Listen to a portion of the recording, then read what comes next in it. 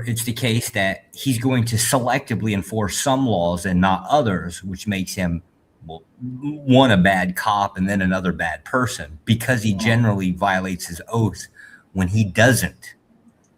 So either way, a cop cannot be a moral person. I can see that. I can see that. But to base everything on feelings and emotions, that's where I get twisted. Well, that's the thing. To be an officer, or to be to complete the oath that they take, they're obligated to remove any emotion from themselves. They can't be a moral person. Here would be an example. So, like, I'm a Fed, or I work in the federal department. Is basically how it works. There are certain concepts that, whether I agree with them or disagree with them personally, I am obligated. In an example, with having large sums of money, I am obligated to seize control of those assets from you, whether I agree with it or not. If I don't do it, I'm in trouble. If I do it, I'm an asshole. So it's a double standard then for police officers, what you're saying with that.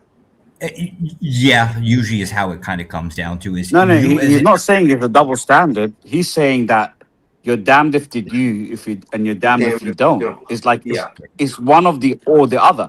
But the fact of the matter is, let's just keep it real. There's compassion that should always lie when making a decision as a human, right? And at the same time, that same police officer, if it was his own niece, for example, that just made a slight error, of course he'll say, listen, you know better, go home and don't do it again. And that's just facts. Yes or no? Even worse, half my friends, if they picked up felonies, which I'd be legally obligated to deal with, no, I would absolutely turn the cheek. But that's my point. That's my point. Yes. And which is why I always believe like communities should police themselves with police officers that were a part of that community so they understand the community. Do you understand what I'm trying to say? So it's not more so I'm going to literally go to the 10th of the law for someone here that has a suspended license that I'm going to take into prison because the letter of the law, and I took an oath because the letter of the law said that I have to take this person to prison. And at that same token, that same woman is crying that her child is going to be alone at home. And she has a child in the back of her car that will go into child protective custody. And those lengths go into a trickled effect of she loses her child, she's in prison. That should never be the case if a police officer just had a little bit of empathy and say, okay, look, I'll just give you a warning right now. Go sort out your shit. And next time I catch you, that will be the case. You hear what I'm saying? Mm-hmm. Yeah, the key word for me when it comes down to police officers and the main phrase is de-escalation. That's exactly. What the go ahead. It wouldn't matter. The claim generally would be is all cops are immoral. Immoral.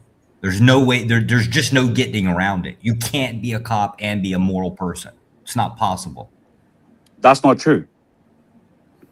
I guess if you were lucky into like go your entire career and not run into a situation that causes you to go against something that you believe to be unjust, immoral, whatever. Yeah.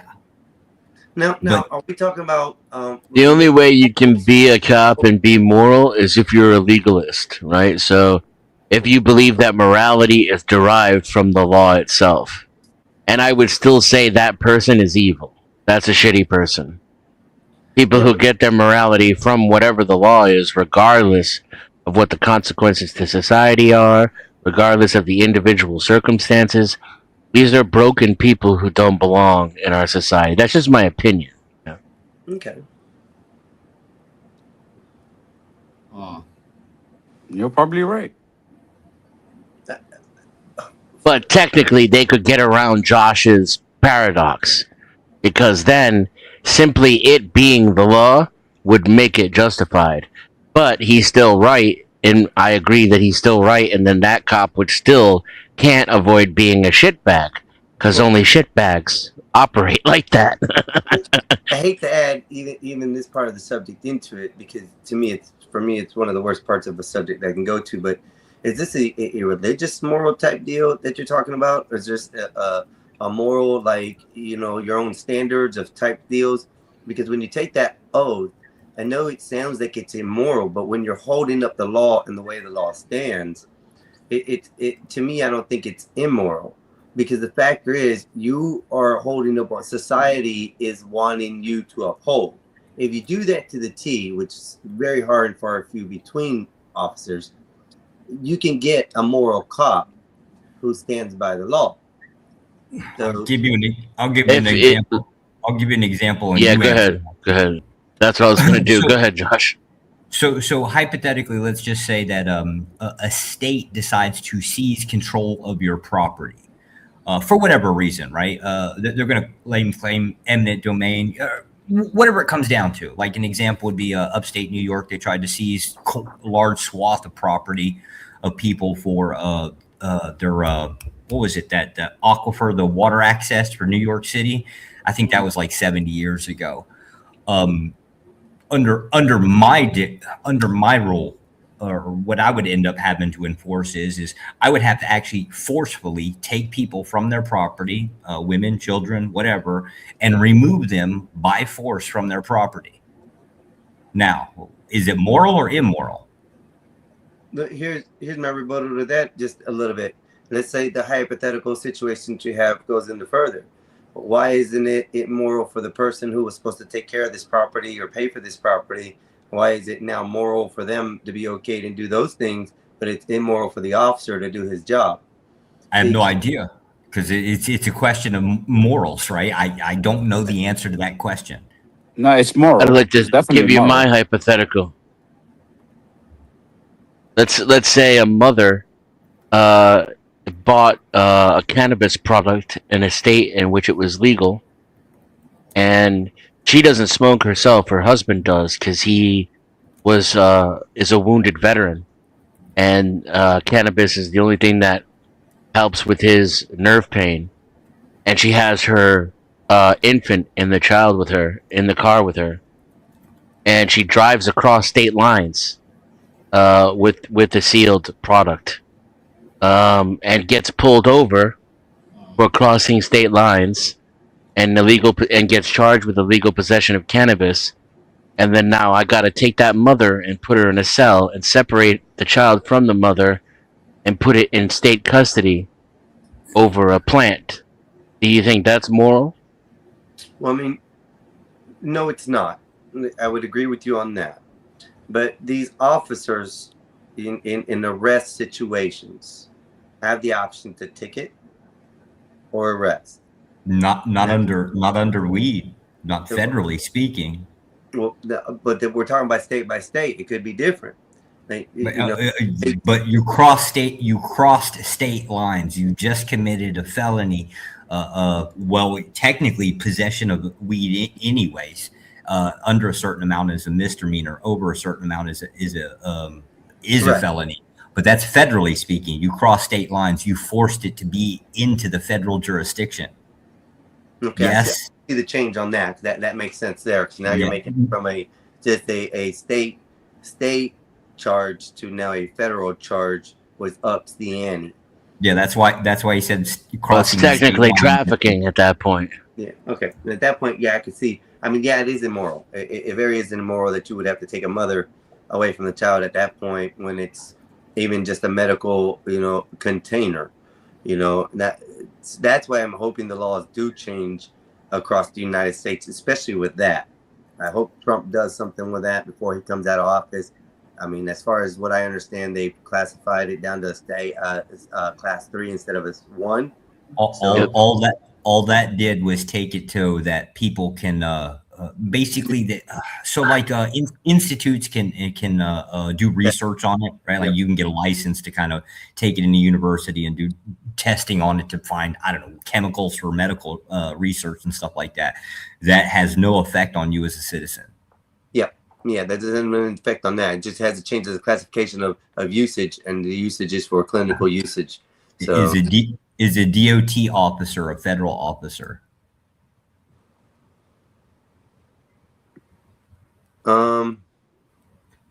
Yes. I always thought yes, because they enforce laws. Yeah, So, but that's the point, right? Like your state, The your answer is city, yes.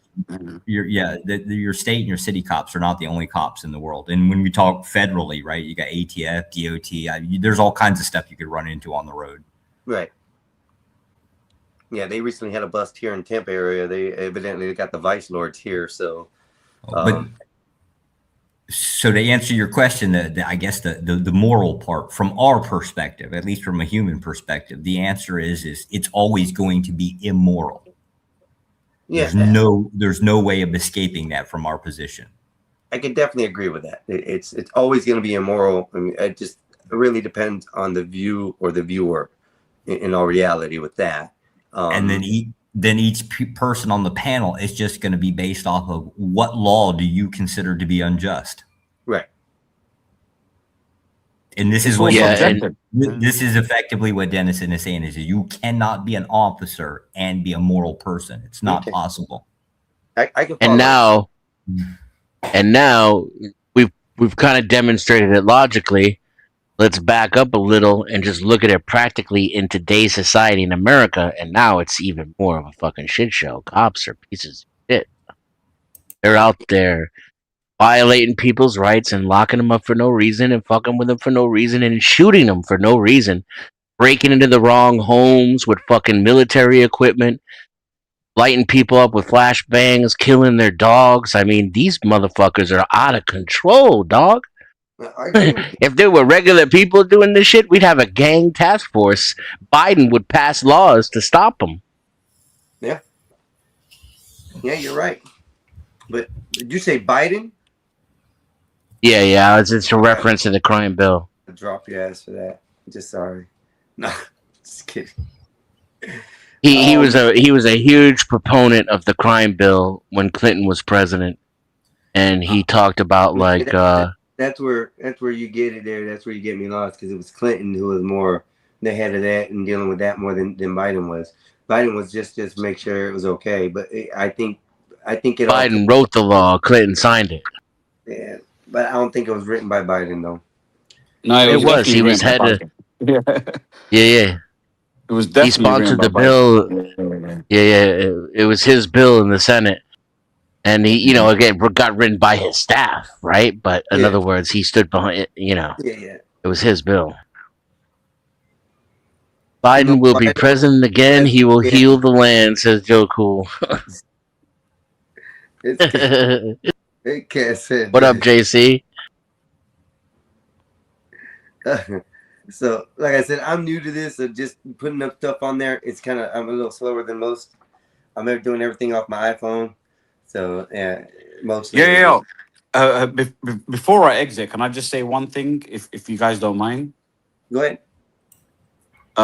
To be honest with you, you just painted a perfect picture. By the way, and I'm from the UK. I'm from London myself, and we have the same exact issues with police versus perpetrators and crime and all that good stuff, right? Fact of the matter is, all I'm saying is, you painted a perfect picture of the viewpoint, to me anyway, to understand how the task force in terms of police could look at it from their perspective going into crime. But at the same time, you have to acknowledge the other side of it where, and you're right, for example, when a mother who's crossing the lines where her husband is a vet who needs the weed, yada, yada, yada. And I agree with that 100%. Where does the morality lie, right? But at the same time, I truly believe it shouldn't be based on just strictly law. It should be based on a case-by-case basis where you see someone who's literally just trying to get home. Oh, wait, it can be. Just not within the officer. That's what the court system is for. Technically speaking, a judge or a jury. Well, I don't know about the UK, but within the US, a judge and a jury, they can do pretty much whatever they want. Jury Yeah, nullification. no. But I'm saying it shouldn't get to a judge or a jury. That's what I'm trying to tell you. You absolutely would not want cops to be in a position to where they're No. Can I just land my plane real quick, and I'll be out of there. I promise you. And I want to hear your feedback towards this, because honestly, what you guys were telling me was very inspirational in terms of seeing it from your lens, right? All I'm trying to tell you is, if I'm driving right now, for example, and I have a taillight busted, right? That shouldn't lead me, as I'm going to my meeting, and a very important meeting, that should lead me into handcuffs and in a prison cell.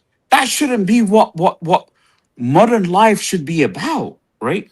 Regardless of what it is, what I'm trying to explain to you is there should be a two-way combat of it. Forget me. I'm outside this equation. Let's say my son, who's 11 years old, he goes and he's a troublesome son. I'm telling you, like, just off the rip. He goes and he throws something on someone, right? And he didn't intentionally throw it on someone. They're playing baseball, for example, and it went through a window, right? It went through a window. As they're playing baseball, I know him. He's calm. He's chilled. He went there and he's like, I apologize. She's like, no, I'm calling the police right now. They call the police. They're like, okay, there's damages here. We need to. All right. By the law, your parents aren't here. We can't disclose your name, but she wants to press charges because you put damages on our house. Correct? Morally, personally, if I was on the other side of I would have said, hey, listen, let's just call his parents or her parents or whatever it may be. Let's work it out, right? And working it out, it don't even involve being in front of a judge. At the same time, you guys in 2025 had I can't speak for 2026 because it hasn't ended. You had the record suings period of all time. I'm talking like past 25. I'm talking like Mike Brown, all of that, and I'm not even talking the other crazy shit, but in terms of like the Italian era of what the cops were being very corrupt. 2025 was the highest level of legal sues against police officers. And why? Because it periodically means, and I'm not even painting you guys with that brush, because the fact is, you guys came up here and you spoke very eloquently, and you actually broadened my horizons. But you're one of so many of them, millions around the world. You're one of a million around the world that are actually that want to go by the law. However, a police officer can come by and have a bad day going up. He just cheated on his wife, woke up. He just wants to make it. He's just having a bad day. So his bad day turns into your bad day. And that bad day means I'm just trying to not wind down my window because I know my rights, right? And he's trying to tell you, no, I don't give a fuck about your rights. You're winding that window down. And that turns from, even forget about a judge or a juror, it turns to my window being smashed and me having a broken arm at the very least, right? And the fact of the matter is, no one holds them responsible for that. The fucked up thing is, you could be held for resisting arrest. You can be held for, I smell marijuana. I've never smoked marijuana in my life. Yet next thing you know, I've been actually tagged with that, right? I've never smoked, and I'm like, take a blood sample, let alone even a piss test. Nothing of that nature. Listen, I was working for tech companies my whole life. Now I live in Dubai, and I left London for that reason of being stopped every single time for no apparent reason, purely because of where I was raised, right? Fact of the matter is, you're very right. Very right. What you said is right, but you're only holding it from the perspective of yourself as a credible police officer or obviously a credible FBI agent, right? Outside of that, you've got another million other people that actually look, we're men at the end of the day. And I know the workforce is split between two, right? It's men and women, right? But at the same time, some men have ego.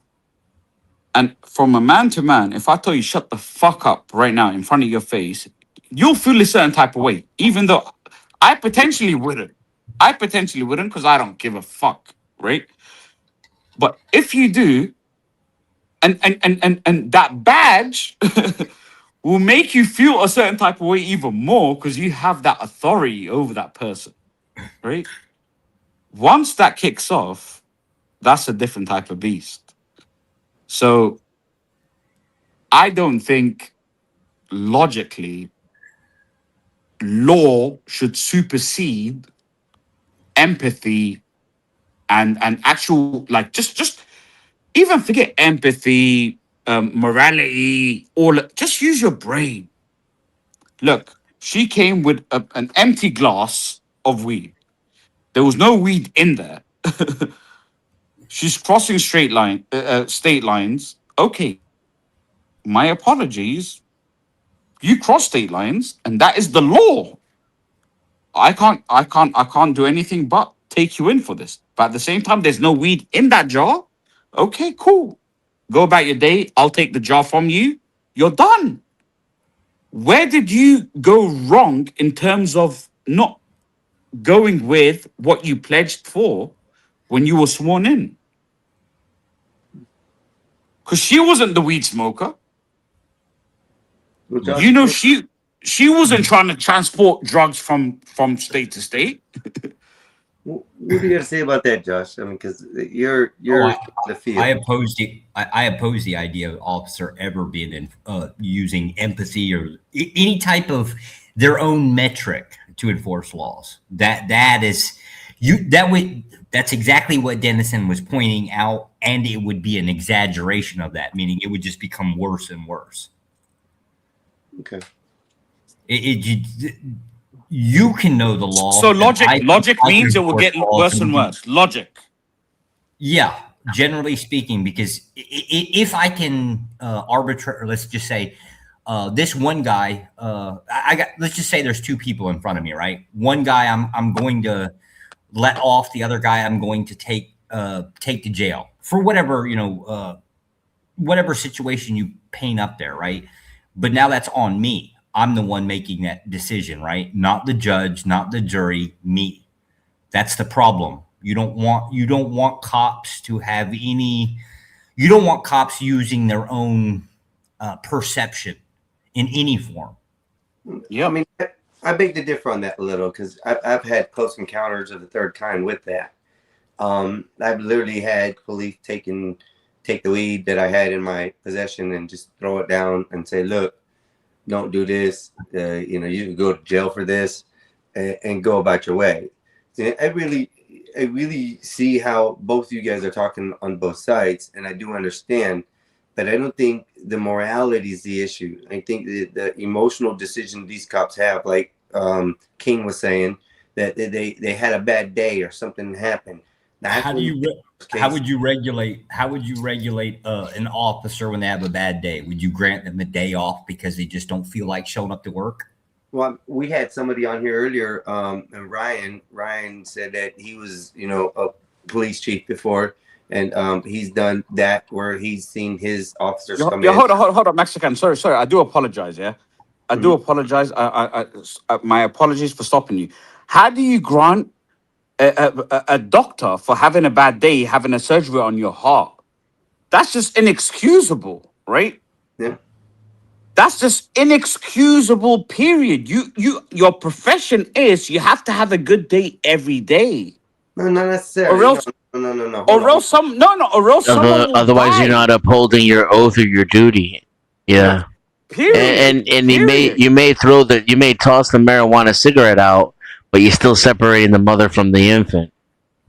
You see what Maybe I'm saying? So so, like but a doctor will make sure you're if he still an has a bad immoral day. shitbag. Even if you're kind of cool with the dude who smokes pot, you're still an immoral shitbag. Yet you turn the blind eye before. Yes or no? yeah, Yes. that's what I was getting at. There's officers out there that do turn that blind eye and be like, look, their morality actually kicks in. Their real human morality kicks in, not the officer's morality. Then they're like, look, I just don't want to cause you this trouble today, man. Look, go home, man. Just go home. There Well, has no, been I, incidents like that. So this, no, this I, it makes it a difficult subject to talk because we have everybody who really likes to get into the feelings about the officers, and I think that's where it leads to. Morality we've already discussed and understand. The moral issue is a cop really cannot be moral. That's facts. From what I've learned tonight, from the people discussing this, that's come to my head in the sense that that's really true. You can't take a job that allows you to take families apart and things for the minors things and say that's moral because you have to follow your job. But in your heart of hearts, know that you shouldn't be doing it. So yes, I do understand those factors. But to me, like King was saying, it's the emotional part. You having a bad day. And as I was saying, Ryan was telling about how if he saw his officers come in and looking like a bad day, he's like, yo, you're not working today. You're going home. We'll put another officer in place for that. I can go after, or I can let all of my friends off the hook, right? Because I have loyalty. I have some type of feelings toward them, and then just anybody with the name Mexican in their name, right? I can just go after them, right? Because that's the society we want. So no, some officers actually do that. That does happen now. You know, I'm openly admitting that's exactly what I do because I do. But if my friends, if I run into somebody that I know, my friends, yeah, I'm mostly going to turn the other cheek. It's going to happen. But let's say that incident with the lady. I mean, with the child, she just crossed straight lines. We know it's a crime. Now she made it a further crime by crossing these state lines.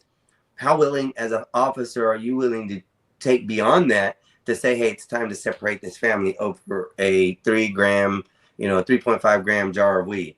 If it's on the road, you're going in, and that's usually because their vehicles have cameras, right? So if I don't, now I'm liable for that felony. Yep. Now my body cam's on. It's tied to the dashboard. It's mic'd, and the mic on the dash cam is so powerful it can hear you at your car. Never mind the one that's on my body cam, and the whole thing is recorded. So I'm basically rolling the dice that no one's gonna hear about this or look at the footage. I'm not risking, and I have to lie about it too when I turn my shit in. Like when I end my shift, I gotta lie about what happened. Yeah. Because now, if I pulled you over, I've already called it in. Yeah. The dispatch already knows there's an incident number. They got the license plate of the person who committed the crime. Yeah, but so there's a whole lot of fucking crime covering up you got to do as a cop to get away with that. Wouldn't a simple ticket on that matter, like, hey, look, you were 10 miles over, we're just gonna give you that, Right, that's a lie. But it's a lie. But why separate the family? When you can solve a simple ticket. I wouldn't separate the family. I'm saying that if the cop doesn't do that, he could get himself in a shit ton of trouble, including criminal charges of his own. I can see that. But see, but Mexican, you know why? And we're talking on a very micro level, right? So it's very on a street level of who should be arrested, who shouldn't, who should get a buy, who should. And the fucked up thing is the police officers are the ones who get the brunt of it. But if you look at it from a macro level, come on, we already know what it is. Like the prisons have to be populated. It's exactly like hotel rooms. They only make money if they're full. Yes or no? Yes. Is that a fact? But they would have an incentive to do that. Yeah.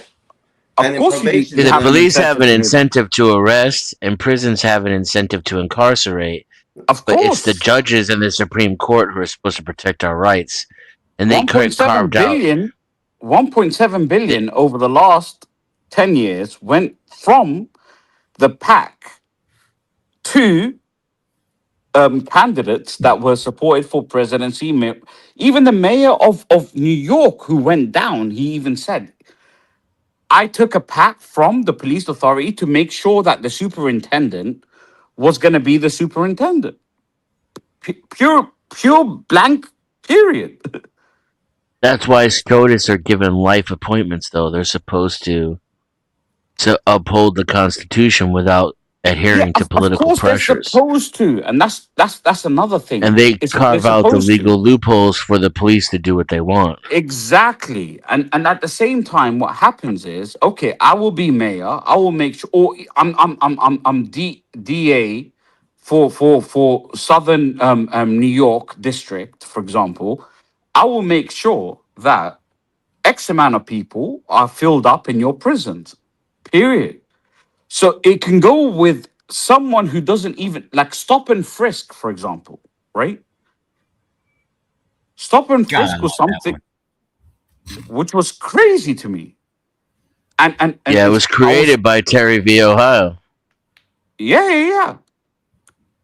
And at the same time, it's made for you're not stopping and frisking anyone in Beverly Hills. You're not stopping and frisking anyone in Lower East Side of Manhattan. No. You're stopping and frisking everyone in the hood. And at that point, someone's gonna say, I don't have anything, let me go. Oh, why you're resisting arrest? It goes back to that whole thing, right? So it's almost conditioning me as a young adult trying to grow up, trying to be something. Like, look, I was very blessed that I never had stop and frisk in my lifetime growing up in London. I grew up to be a tech advocate and an executive right now. But I look down and I say, a lot of my peers growing up, a lot of the friends that I had are in prison purely because they never had a chance to make it, right? And a lot of they knew me by name, police officers. Hey, Kay, get out of that trouble. I'm like, I'm not in trouble right now. I'm just chilling here with my friends trying to kick a ball about. We're trying to play soccer, right? It's like, yo, get out of that. I'm like, hey, we're just chilling. So the fact is, at that moment in time, at least we had police officers in our neighborhood that knew us, right? And they knew who the bad people were. And I'm not even saying we were all good. No, we did bad as well. But at the same time, they knew who the bad people were and who the bad children weren't, right? At the same time, if you go, and this is in London, where they never really had, because in England, by the way, the prison system is governed by the government and not privatized, right? So it's Her Majesty's prisons, right? So there's no incentive to put us in prison. However, when you have privatized prisons in America, where they actually donate towards the cause of a mayor, a senator, or a president, and they spend 1.4 million, 3.6 million. It's recorded, by the way, to make sure that the superintendent becomes the superintendent and the mayor becomes the mayor and the attorney general becomes the attorney general. Guess what they have to do? They have to but I think populate those. They have to populate those prisons. Because I think the motive, Sorry. the motives go the other way, unfortunately. No, Like, but those the people- brunt of that, who they're holds the given- brunt of that? The police officers, and I feel sorry for them. I don't Don't feel feel sorry bad for for us. anybody who kicks in a door for the man. Yeah, don't Yeah, Go get a but real fucking job. They have Stop a quota being at the end of the day. They have a quota, right? Yeah, go get a real job. You can't force you can't have pity on the officer. There's nothing that holds me in this position, right? Like my supervisors aren't holding a gun to my head, making me do this job. I can resign at any given time or not take the job in the first place. No, I agree with you, but at the same So time, then I why just the had a pity? child. I just had a child, and this is all. And then I have my cadet who's with me, or my partner who's with me, and and at that same time, my partner saying, "Yo, this is what it is. Quickly, grab him, grab him." And by the way, don't get me wrong. You're both talking. I'm conditioned through all of this to arrest people. That's all I'm conditioned for, right? Yeah, And it's that's the usually blue, what they're- and you understand the blue line and all of that good stuff. So that's what they're conditioned for, that, right? So they yeah. thinking they're doing the good job. That's what they're thinking. They're thinking I'm doing the good job. I'm doing the service that I've pledged for. So That's what I was if gonna say about the lady in the car too. exactly, He exactly. thinks she's a piece of shit for getting weed for her husband's injuries. He has the moral high ground. It's illegal, and only scumbags and shitbags break the law. So if you're doing something you know is illegal, or you should know is illegal, you're already a bad person, and I have the right to dehumanize you because you're lesser than me. And not only lesser than me, I am the law. I'm not protecting the law, by the way. I am the law, right? Right. And that's where the confusion lies, because I'm conditioned for that. I don't think what I was trying to say earlier, because it has to do with that ego, that badge. I literally call it the badge syndrome, because once they get you guys just tended to agree with it, right? You should let somebody should get let off, and somebody else should get thrown under the bus. Not in the way. I think the law should be followed. The law should be followed, but in some cases where no one should be thrown under the bus.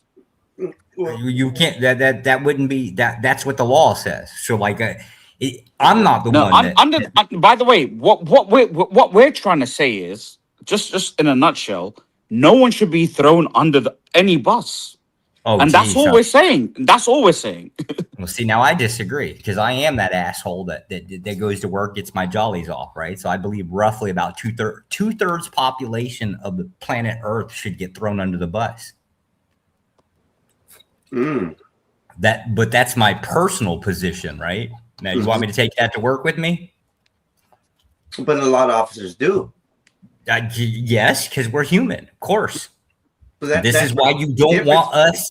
You don't want us the law. making that decision. But Josh, you're willing to uphold the law no matter what, whether it gets your jollies off or whatever it is. No, I just got finished telling you that I would probably let my friends off. I mean, I'm not usually in a position I'm going to run into too many of my friends, but I would most likely let my friends off the hook and just lay waste to anybody else that's a stranger. Right. Also, governors or police officers, chiefs, those will probably also get a pass. You know, in some cases, even though they're not your friends. But I see where you're at. That anybody else is at your point in time, your position, which is supposed to be their game. You know, at this point, anybody else can cross your path that day. Oh, I don't like what he's doing, whatever. Now I feel like I'm gonna take him to jail and make one of my quotas today. You know, that's my pushback, is you don't want these decisions put in our hands. Right. Yeah, I see that because there's a lot of officers who can make bad decisions. Especially, let's take a how do you say it before I say the wrong words? A DV situation. You know, sure. where you have to have a 3-day cool-off period. There has to be something to go away. That's one of the reasons why they don't allow people to go and purchase guns the day after an argument or something like that. You know, and so, you know, with these situations, there's always a cool down period with everything. Officers don't get that. I give that. Well, I hold a different story on the spot. I hold a different story on firearms. I believe that if you're a registered Democrat, you should never be allowed to own a firearm.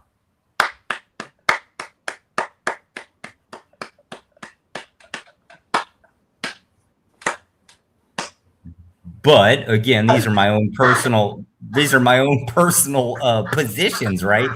You do I not would want. prefer it if like everybody had to ask me on a case by case basis. You know, like I could have firearms, but if you Yeah, want them, you kind of gotta ask me first. Oh yeah, my you. god, that Yeah, was too funny. I'm you gonna clip that. absolutely do not want officers making these decisions. It's the last thing that you want. I see. You might as well just call it a dictatorship, but at a lower level. Yeah. I'll keep it real with you. Yeah, I'm black, right?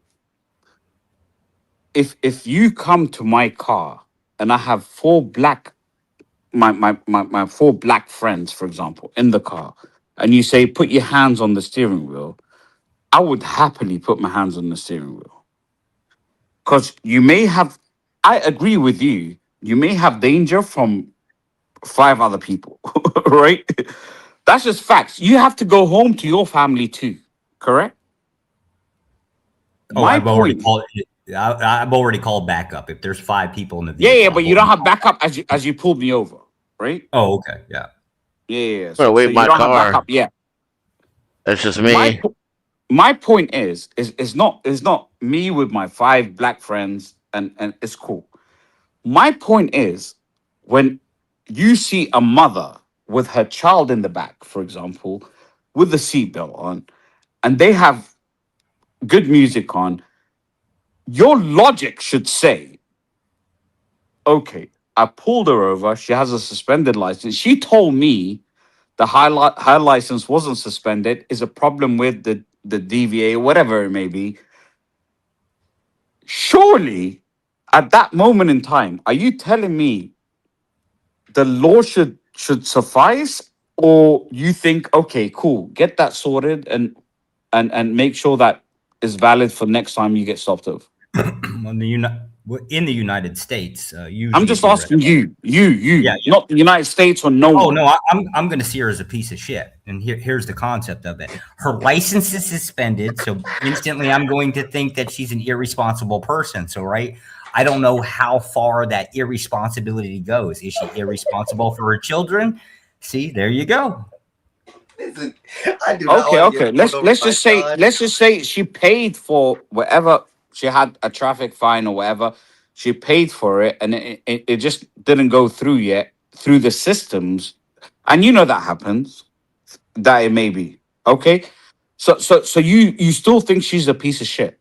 Yes, because her license is suspended. I'm seeing her as an Okay, irresponsible. well then, Josh, listen. As soon as you said yes, you're the problem with society today. No, And you're Yeah, the I don't. problem. hold up. No. You hold up. You hold up. Hold up. That's where I'm gonna disagree. No. with you at. You hold up. You're the problem with society today, and I'll tell you why.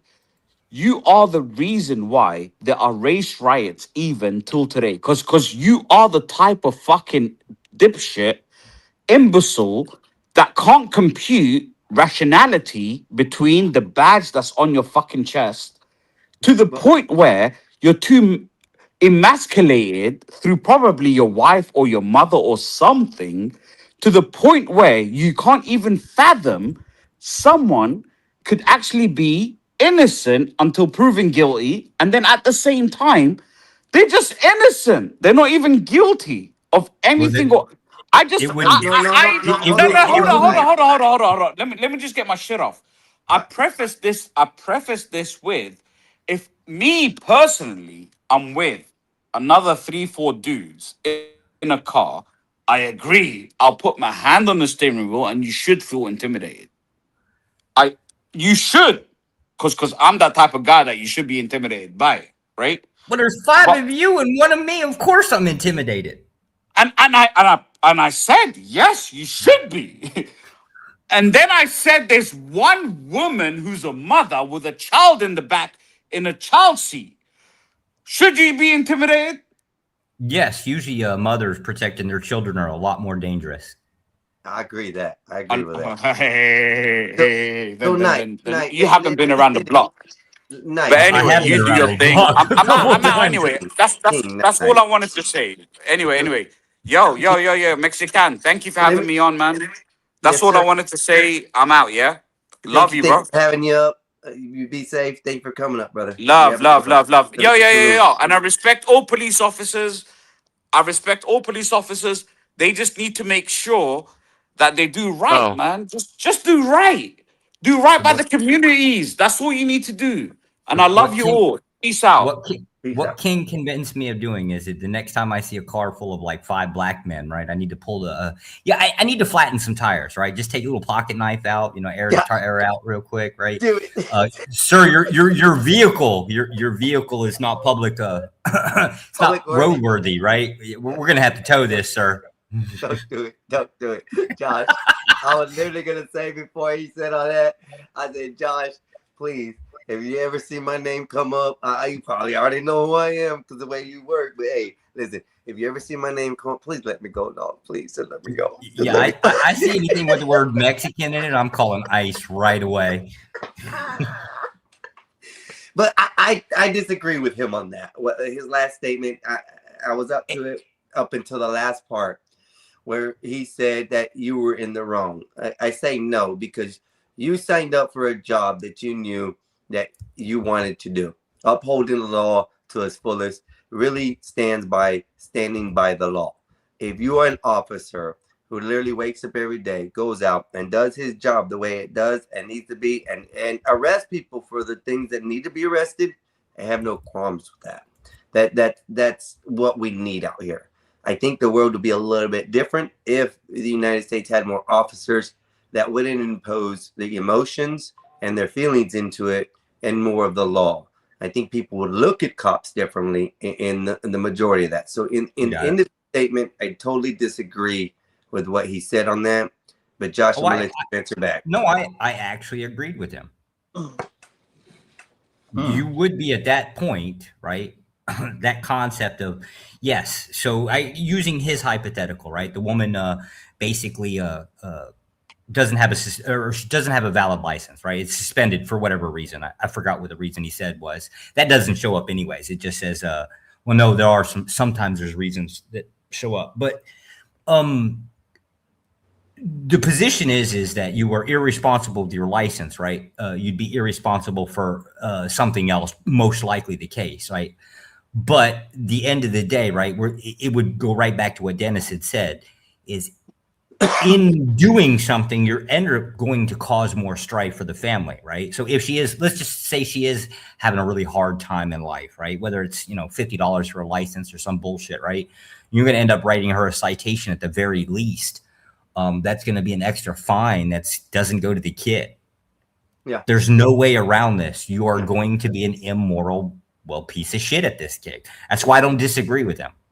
Well, I agree with you with the suspended license thing, because there's been several times that I've been pulled over for license suspended or no insurance and things like that. And ultimately, that was my fault. I was literally the piece of shit that caused my own problem on that day. It wasn't even any of the factor that they pulled me over because I didn't use the blinker, or they pulled me over because I've had situations where my light's out in the state of Florida. If you have 3 lights in the back of your vehicle, 2 of them have to be on. Doesn't matter if it's the bottom 2 or 1 in the top 1. They have to have 2 in the back out of the 3. If not, it's a tickable offense. And so I've been in those situations. So absolutely, I understand. And this all stemmed down from the whole subject and conversation I've been having with Bob about my incident where I got pulled over driving through a stop sign with an elderly white person in front of me doing the same thing. I get pulled over. The officer automatically tells the white gentleman, you need to leave before you get arrested. And that's where I ended up saying, it's over with. I know where I'm going. Why not just play with it, so to say. So, but this is where the conversation ended up, and it's gone good.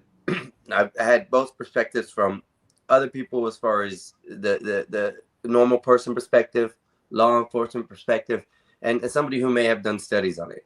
But this has been great because, like I said, it opens my mind to think now, okay, I ought to just go ahead and give the officer the effing license and say, you know what, hopefully I go home, and then make it a lot easier.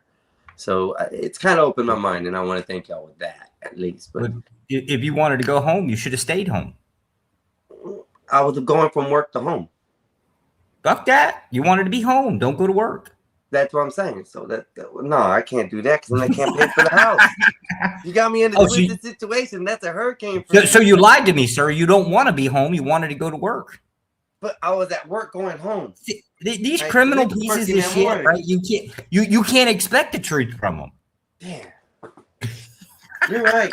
You're right. I concur and I follow. So Bob, I'm just telling you more. So they've been liking me a little more, Bob. All of this is an affirmation of exactly what Dennison said. What kind of pieces of shit? Okay. And there's really nothing that can be done about it. I guess a full reform of the system, I don't even know what that would look like. So now, with that being said, do I treat them like pieces of shit or do I conform?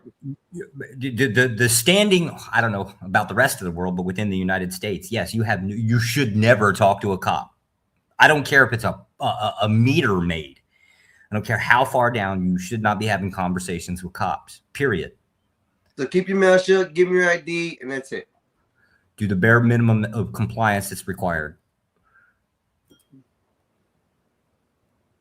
Okay, Bob, I figured out how to stay out of jail. Okay, Bob? Well, that's what lawyers... Stay out of jail, Bob. It's what lawyers tell you all the time. Don't talk to cops. No, I'm just going to give them the ID and say nothing. So what if they make me talk? They can't make me talk, like, forcefully. What if they threaten me with me, you're going to jail if you don't say this? What am I supposed to do? Don't say anything and hope to God there's cameras around. All right, I got that. I record anyways when now I record when I hit the police. When I see the sirens on me, and then that, I pop the camera on real quick. I done figured that button real fast. So. But now, does anybody want to still argue against Den's position of we're pieces of shit? Not anymore. Not me personally. There you go. Up in a very good setting because I didn't really look at it that way because I thought there are some good cops, but in the perspective that you guys giving me tonight, they're all pieces of shit. I'm just gonna not aggravate the piece of shit to get it on my shoe. The reason and the reason this is you're talking about a system, right? But you're adding a person into it. The person is actually irrelevant. The system itself is designed to do the thing that it's designed to do. The person that's like basically pulling the levers and pushing the buttons, they're kind of a little bit irrelevant at this point. Anybody else in the? Go ahead. Basically, like I said earlier in the stream, it's more the concept, the icon, the police officer, not the person behind that icon, sort of type deal. That's what you're saying as well, right? Yeah, and it's also the same concept as Dennis had said, right? He's not making it a personal claim, right? Like he's not saying these are my feelings of the claim. He's just stating the truth of the matter. Gotcha. That's why it's really not offensive when he says it, because that's really what he's talking about. Right. Well, then I understand better, and I feel more like him now. Dennison, they're pieces of shit. Okay. Anybody who wears the blue stripe, right now, we have confirmed it here in the Mexican Einstein Labs. You guys are pieces of shit. And we've heard all sides of the story. So this isn't just my idea or my thought. I think we've had good panelists here expressing what they think. It went from I felt an angry person to now an understanding how he feels person. So that has actually changed me. I greatly appreciate that with you too, because I wouldn't have understood it that way if we weren't able to talk like this. This is amazing. It's good. I learned something tonight. Thank y'all. Wow, that's crazy. Fuck, you're all pieces of shit. I'll wait for my next meme. Wait for my next meme. I gotta ask you. I gotta ask you this, Dan. So we've had this conversation a couple of times. Did you ever come up with a prescription in this? In any of this?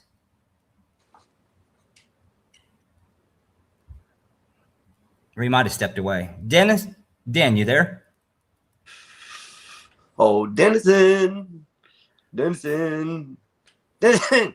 your ass back to the mic, bro. I don't think I've ever heard if Dennison's ever given a prescription, or if he does, I wasn't around. What do you mean by prescription, if you don't mind me asking?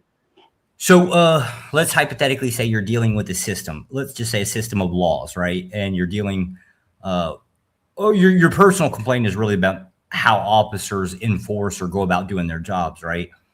Okay. Sometimes I've heard like write your legislator, to have laws changed, things like that.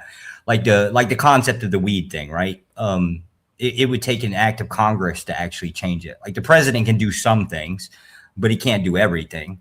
Right. And he can't actually change that. That's actually a congressional. It's a bill that congressionally mandates what the classification is. He can affect changes within the executive branches, sure, but that's about as far as he could probably go with it. But within all of these concepts, right, there's got to be some type of prescription of way of improvement. You got jury nullification, which nobody's ever going to say it. And I think you probably if you even uttered the term, you'd probably get thrown out of court from it. There's all kinds of things. I just don't. I've never thought about it enough, and I kind of think that Denison might have. Okay. That's effectively what I'm asking. Okay. Well, I don't know where Denison went, but he did slide off, it sounds like. But it's been an interesting conversation with you, bro. Like I said, understand your background, knowing what you're saying, and then literally telling me that you guys are pieces of shit. I guess I have to take that in stride because, like I said, if that's the way you think of yourselves. Yeah, but it's only an interesting conversation when people are honest. That's the problem with the conversation, at least like on the YouTube streets, right? Yeah. You get people want to fight and bicker and say, your mama, no yours. So you get in this back and forth bullshit. Having the conversation itself. That's what I've always said in any kind of situation, regardless whether it's YouTube, streets. I guess now with police officers, I have to change the way my conversation and dialogue goes with them, and then even down to relationships. I mean, everything comes down to communication and conversation. If you guys can't carry it, there's no sense of really having a topic about it because nobody's going to get nowhere if you're just yelling and screaming and cussing and fighting. I just never understood that concept, but it happens a lot on YouTube. So, I'm trying to figure it out. Good luck with that. But the conversations usually, again, if if they're actually having the honest conversation, the sincere positions, right? Yeah. Right. Usually the conversations they at least go somewhere. You always look for some type of solution out of there, but I never come up with one. I don't think there is a solution. I don't think there is. Now knowing what I know and how you guys enlighten me as far as what to feel and how to do it. I mean, I don't think there really is going to be a solution for that. I think the way the laws work out. But there is solutions. Laws are dependent on legislation. Like any law that exists can be turned over at any point. Yeah, but how are you going to change these feelings of the immorality and stop protesting cops and start protesting your legislators? Well, see, that's the thing. I'm really I'm not against that as far as what you just said, protesting cops. That's one of the things that I don't understand in the United States here. How, down to anywhere from government, FBI, CIA, all the way down to your city cop and the city helpers who help the cops and stuff. There's a range of different positions that are our police force. And to see people standing out here and voting against ICE and stuff like that, I don't understand how people protest against the officers that are doing the job. And I understand how the morality issue, and I can see why. When I say protest, I'm a little bit more specific, right? So an example would be like, so technically speaking, your legislator they're obligated. They're obligated to read mail, right? Okay. Now they might hire somebody to do it, right? But if you think about it, probably the worst way to annoy the living hell out of those fuckers is to send them monthly thousands and thousands and thousands of letters. If 20 million people wrote a letter, let's just say every week, right? And I don't know what a stamp is now, 53 cents, something like that. They're legally obligated to open it, and they're legally obligated to store that mail someplace until they get to a point where they can open it, right? There's ways you can make their lives living hells. You just have to find that. and that's effectively how you apply some type of force from like a civilian position upwards. Okay, I see what kind of protest you're talking about. Right. It's make their lives it's make their lives as uncomfortable as they make yours, and you can legally do it. There's just ways to do about it where it's completely legal. Huh, interesting. Okay. Like I said, I don't know where Dennison went. I'm gonna drop the link again just in case other people have not seen the link. Just in case somebody wants to come up here and talk about the subject of any kind. I think we covered pretty much a lot of it. And now it kind of makes sense to me. So yeah, it just never looked at it that way because like I said, I've always had personal issues as far as when it comes down to law enforcement. I've always had an anger issue with them because, you know, they like to mess with people's situations. They like to mess them up even further and better. But I guess being a simpleton and going down to the simple things and just shut your mouth, give them the ID, let them do their little thing. Hopefully you go home. I think that sounds a little bit better. So well, no. You still want to fight them, right? You just don't fight them on the street. Right. You fight them in the court. You fight them in the court. Right. Yeah, no sense fighting in the street. Nothing happens there. Just a whole bunch of chaos, I think. So I think you guys are right. And to be fair, right, the least amount of talking kind of look. If you're dealing with the officer, right, the onus is on them. They're the ones that have to come up with probable cause. They're the ones that have to do all of this extra work, right? All you can do is open your mouth and make their job a whole lot easier. I can understand that. Sometimes that's hard, though. I can't keep my mouth shut. Keep my mouth shut, gosh. That's kind of what law enforcement is hoping for, is that you'll get pissed off enough to say something stupid. Okay, so I have to quiet myself down, just hand the police the ID, and hope for the best is the main course. I think I can do that. I'll do that for Bob. Bob's been asking me to behave and not to be. No, with Bob, how you deal with Bob is you just ask him about the facials, right? Just ask him to describe what that process is. That's so wrong. You give me so many ideas for thumbnails, bro. Oh, I'm gonna put Bob. God, I hope Bob's not watching, right? I'm gonna get my ass whooped now. He probably is. He said he peeps in and out. Plus, we're on his restreaming on his side. You know, he's popping in and out. That's all he does. Ever hide in the background. Poor Bob. So, yeah, I mean, this has been interesting, man. It's kind of opened my eyes a little bit to better understand. Like I said, not to take it in a comical concept, but pieces of shit. You shut your mouth when you talk to them, and just give ID and hope for the best. And like you said, fighting the court system is a lot easier. I found out because once you get a lawyer, it's pretty much in the bag if it's something minor.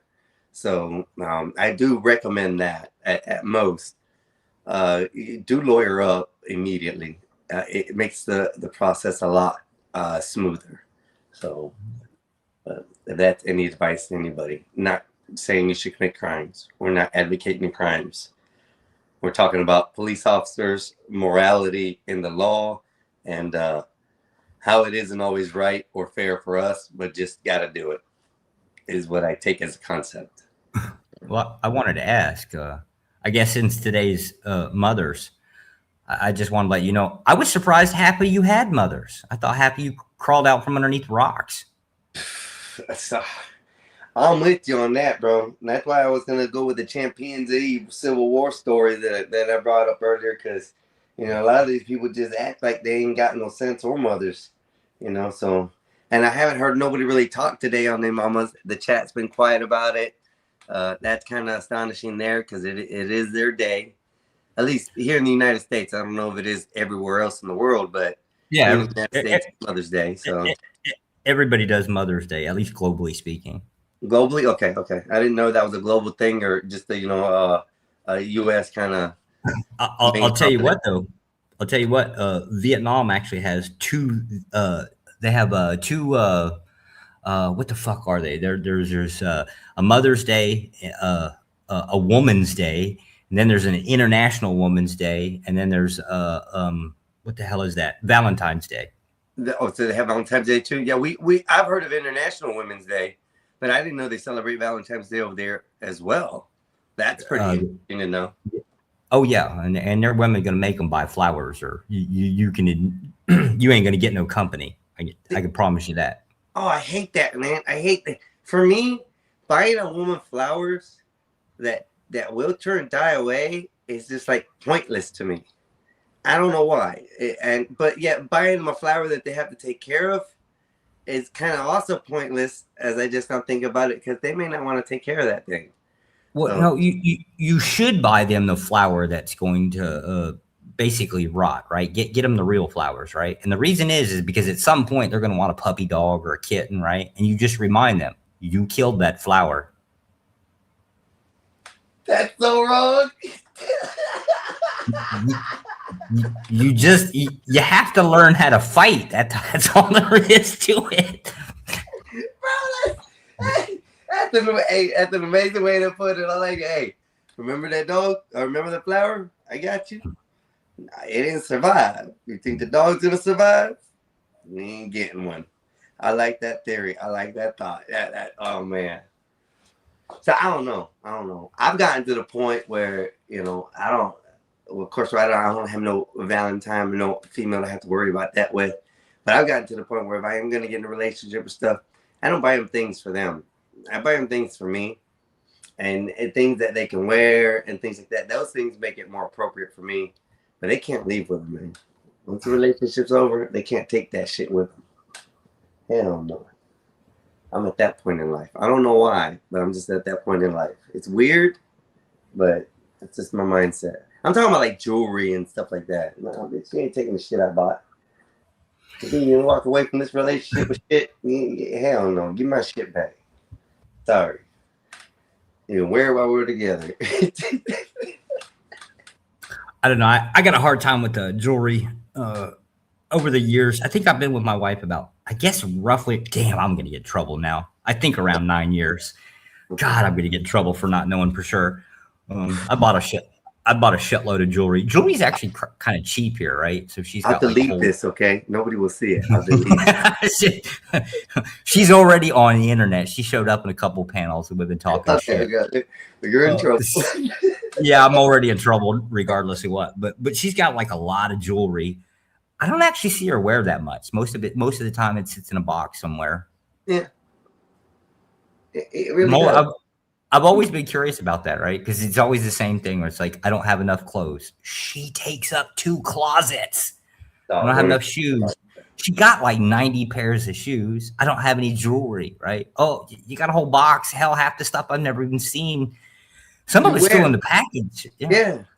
It's like, it's still in the box that I got it in present gifts. It's the only thing it isn't wrapped. You just haven't worn it. And it's strange because they do. They want these things. And the real sad thing about it is, we fathers, we don't get none of this. We get tape measures or rulers or a tool that we already got or something we absolutely don't need. And that's a strange thing. Back to the closets and stuff. I've had girlfriends where, relationships, not girlfriends, relationships where I didn't have no space in the closet, bro. I had to put all my stuff in the dresser. Because it's like, yep. I'm the same. It's daunting, bro. It's very daunting. Why they have to have so much? They can't keep it. I have no idea. I just know if I want to play with some boobies every once in a while, this is the price I have to pay.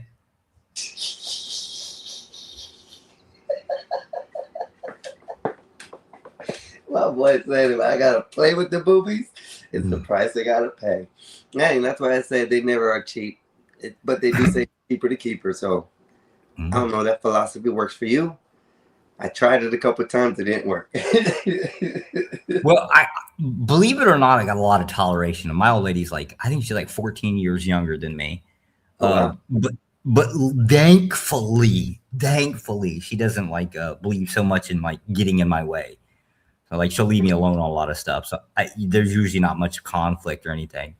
But I guess maybe I'm in a little bit more unique situation. I'm a desk jockey now, so I sit behind a desk most of the time. I got plenty of time. So I guess it kind of benefits the family that way. No, I got like if you can find an even balance like that with a female, I think that's perfect, bro. I mean, one that doesn't, ain't up your ass, and you ain't not have to be up hers, and everything flows good.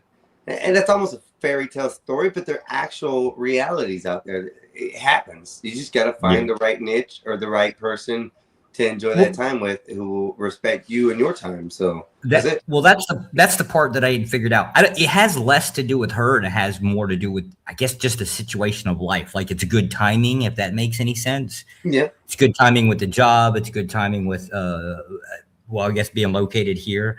Yeah, every once in a while, the old lady be like, "Oh, we gotta go on vacation. You just went last month. Was it not good enough?" Nope. And every time she says the word, right, I instantly know I'm carrying the damn luggage, right? Like, that's gonna suck. And there ain't no. You go 2 days, and that's 4 pieces of luggage instantly. Yeah. I don't know how that works, right? But I think it's kind of a situational thing, and less so on the person, to be honest with you. But I'm not real sure about it. That's just my perception so far.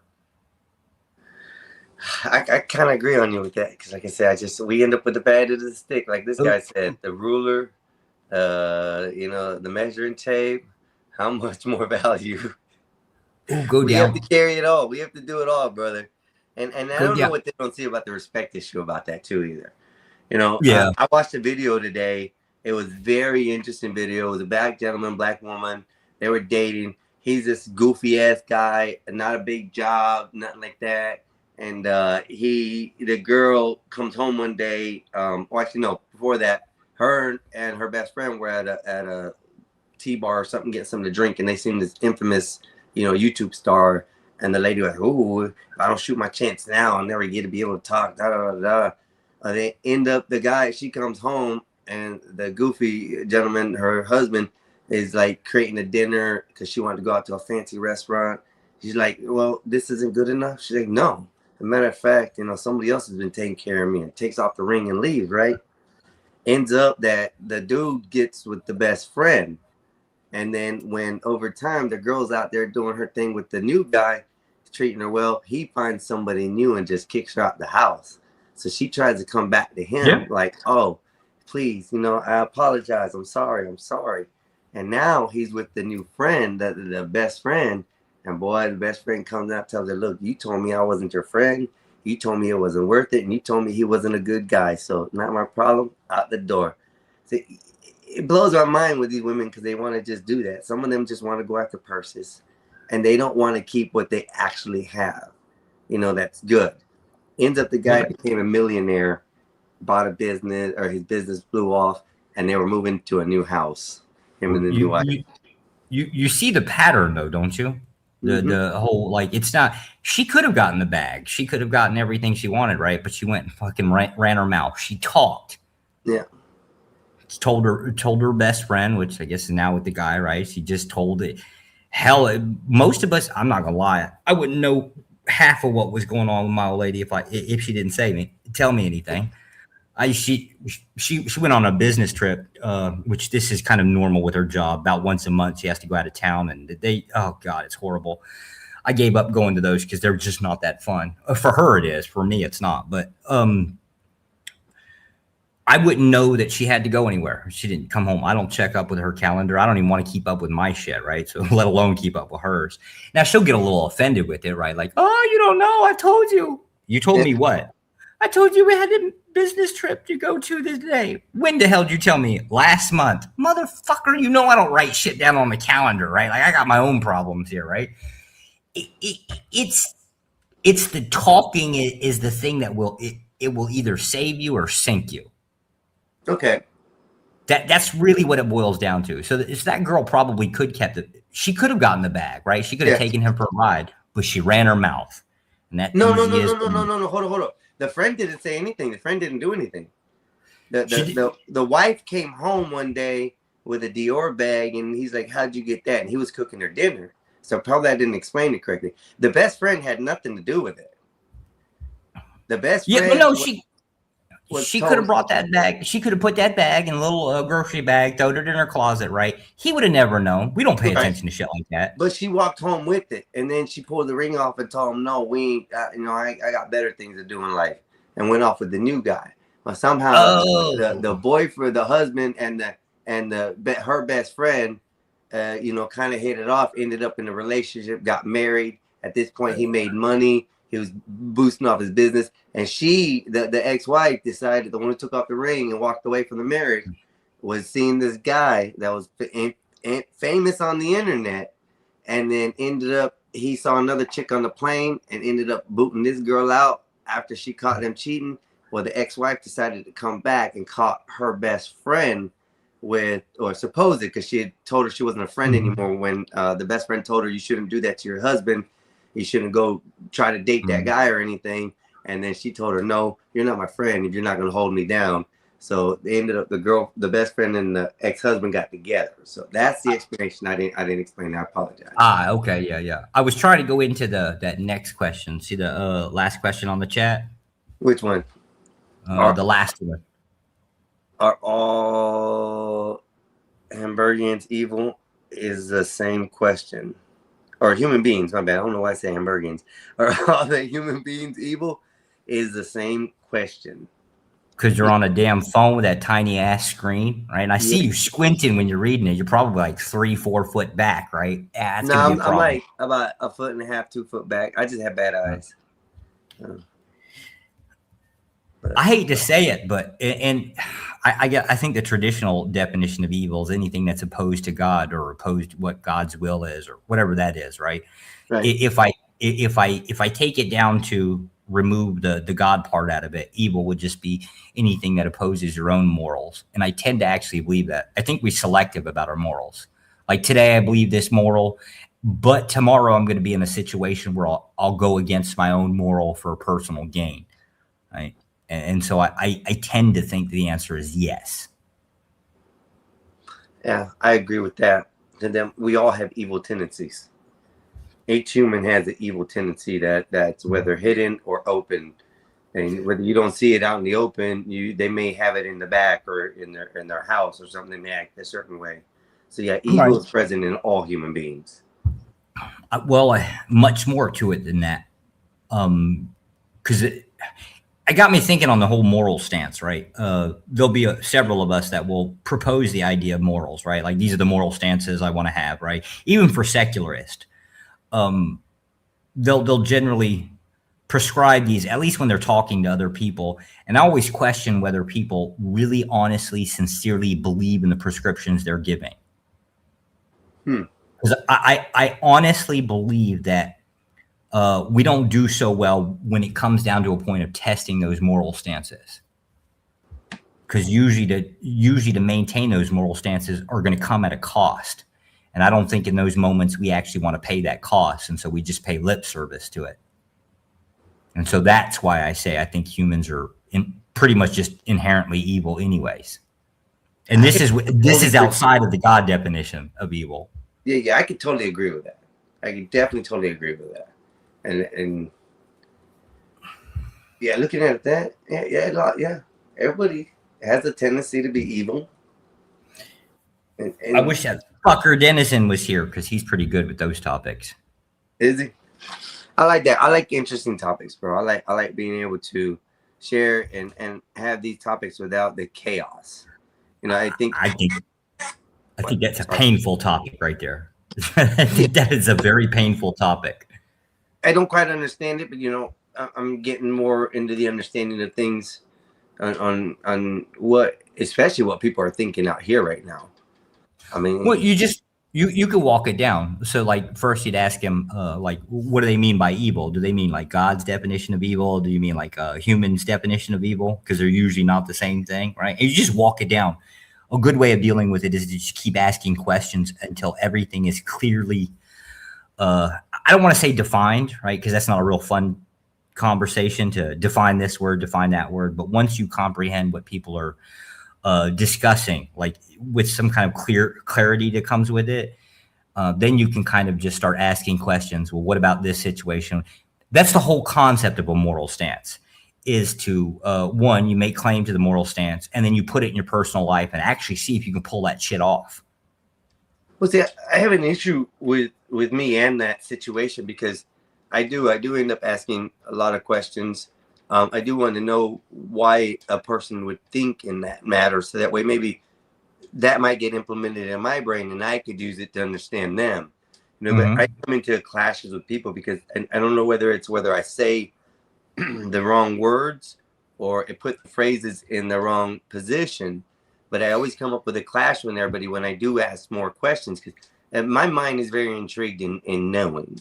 To be able to understand somebody and talk with them on their level is more comprehensive for me to deal with than trying to figure out what code words are and all this stuff people use nowadays. You can't get away from the code words. I'm going to use Denizen as an example. So I'm a far right wing extremist, quite literally. Denizen is kind of you'll hear him talk. He'll sound like a far left. I don't think he is. I actually think he's very centrist. But as you go on and have conversations, you start to realize that people will utilize words that it's either the case that they're using words that match like whatever political agenda is going on, right? And so it becomes hyperbolic. Like Denizen says, evil piece of shit, right?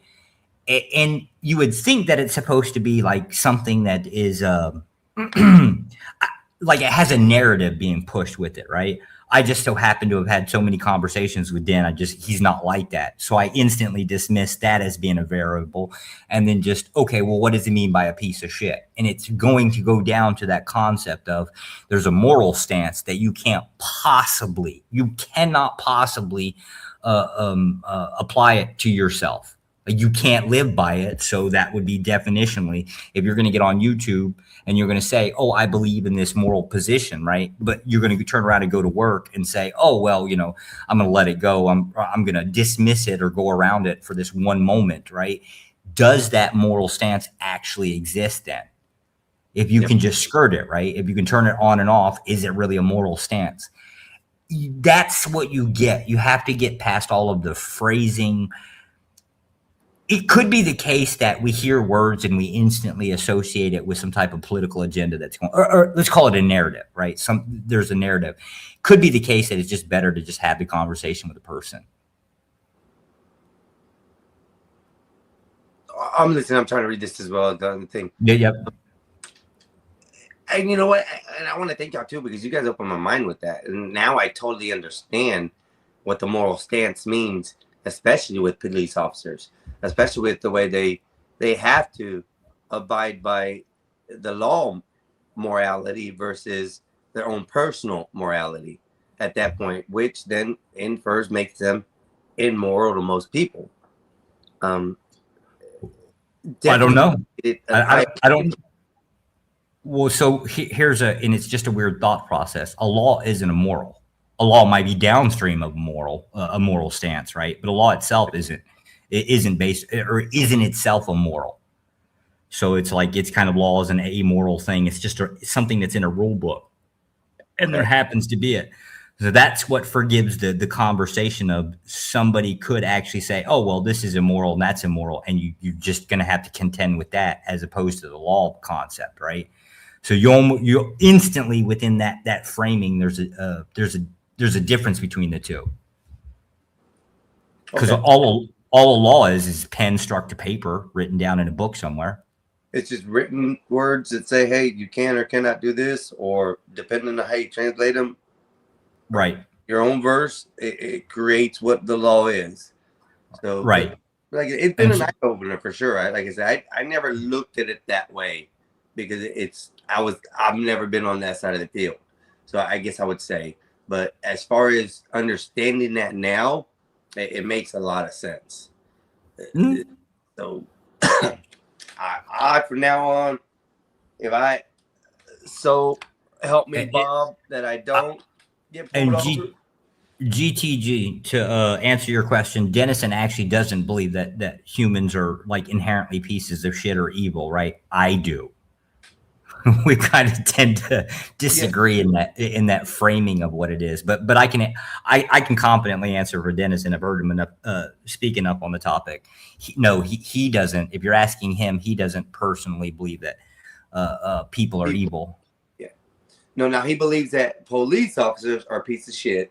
Yes. Because they're immoral. And the way they suggested it and explained it tonight made a lot of sense. So if you have to go back and watch the feed or watch the show for a little bit, it's maybe about 10-15 minutes ago.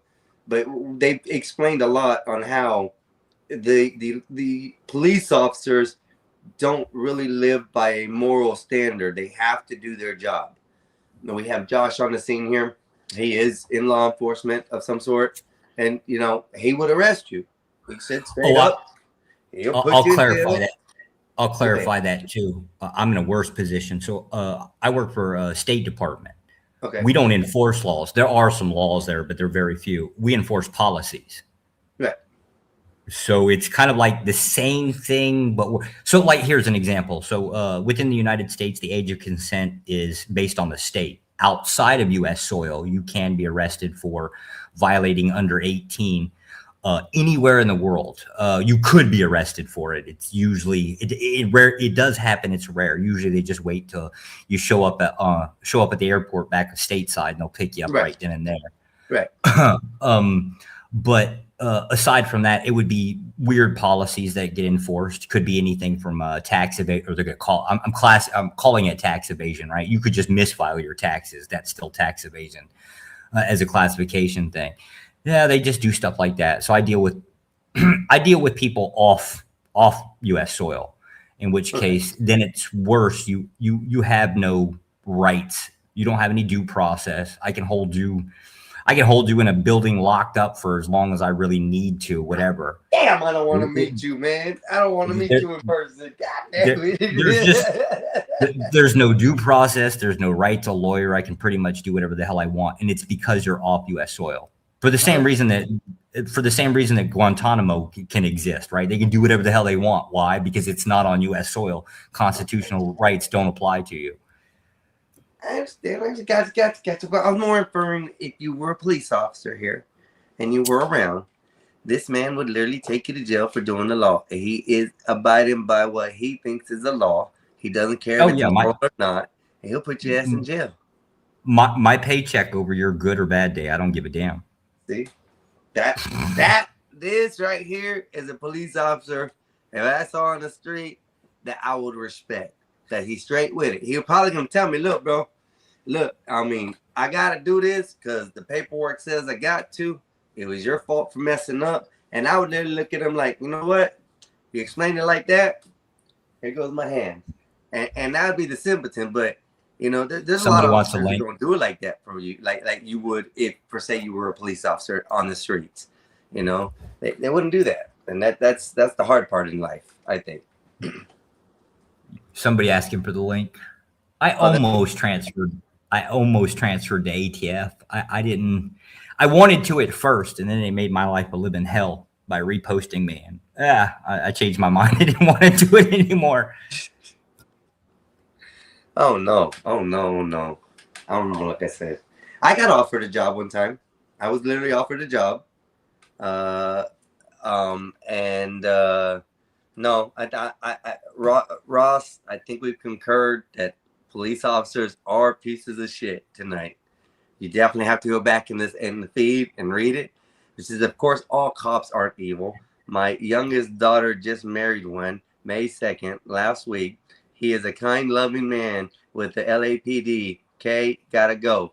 Much love, Dennison X, panel, and chat, and a whole bunch of emojis.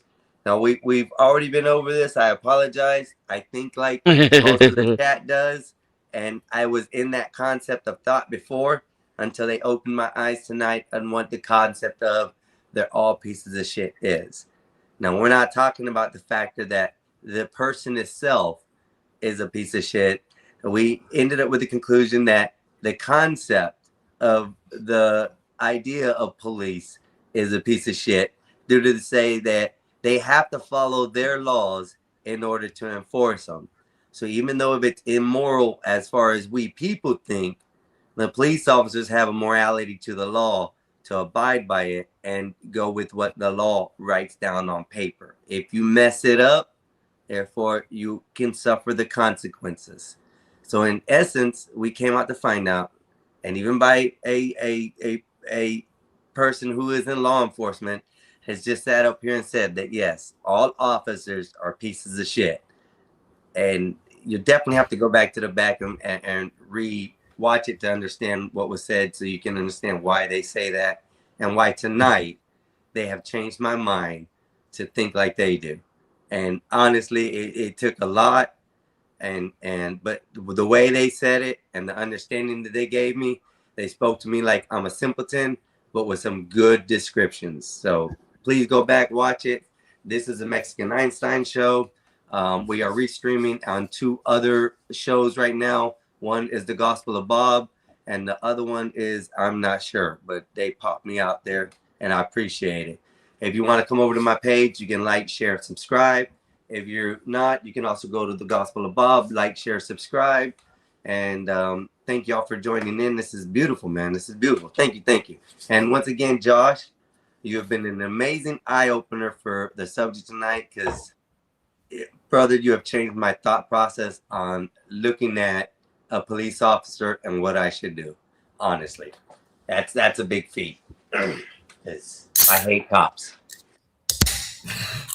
Should be avoiding us at all costs. That includes other things like code enforcement and all of them.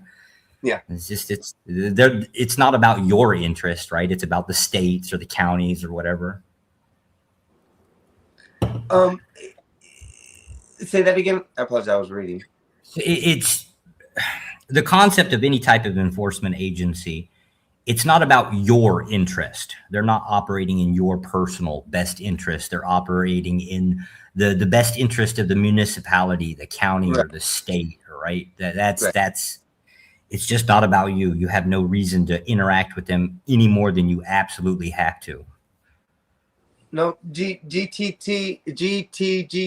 It's more of the factor. We started out with the moral factors and moralities with this, but come to find out that the police officer is obligated when he signs his oath to abide by the law that is written.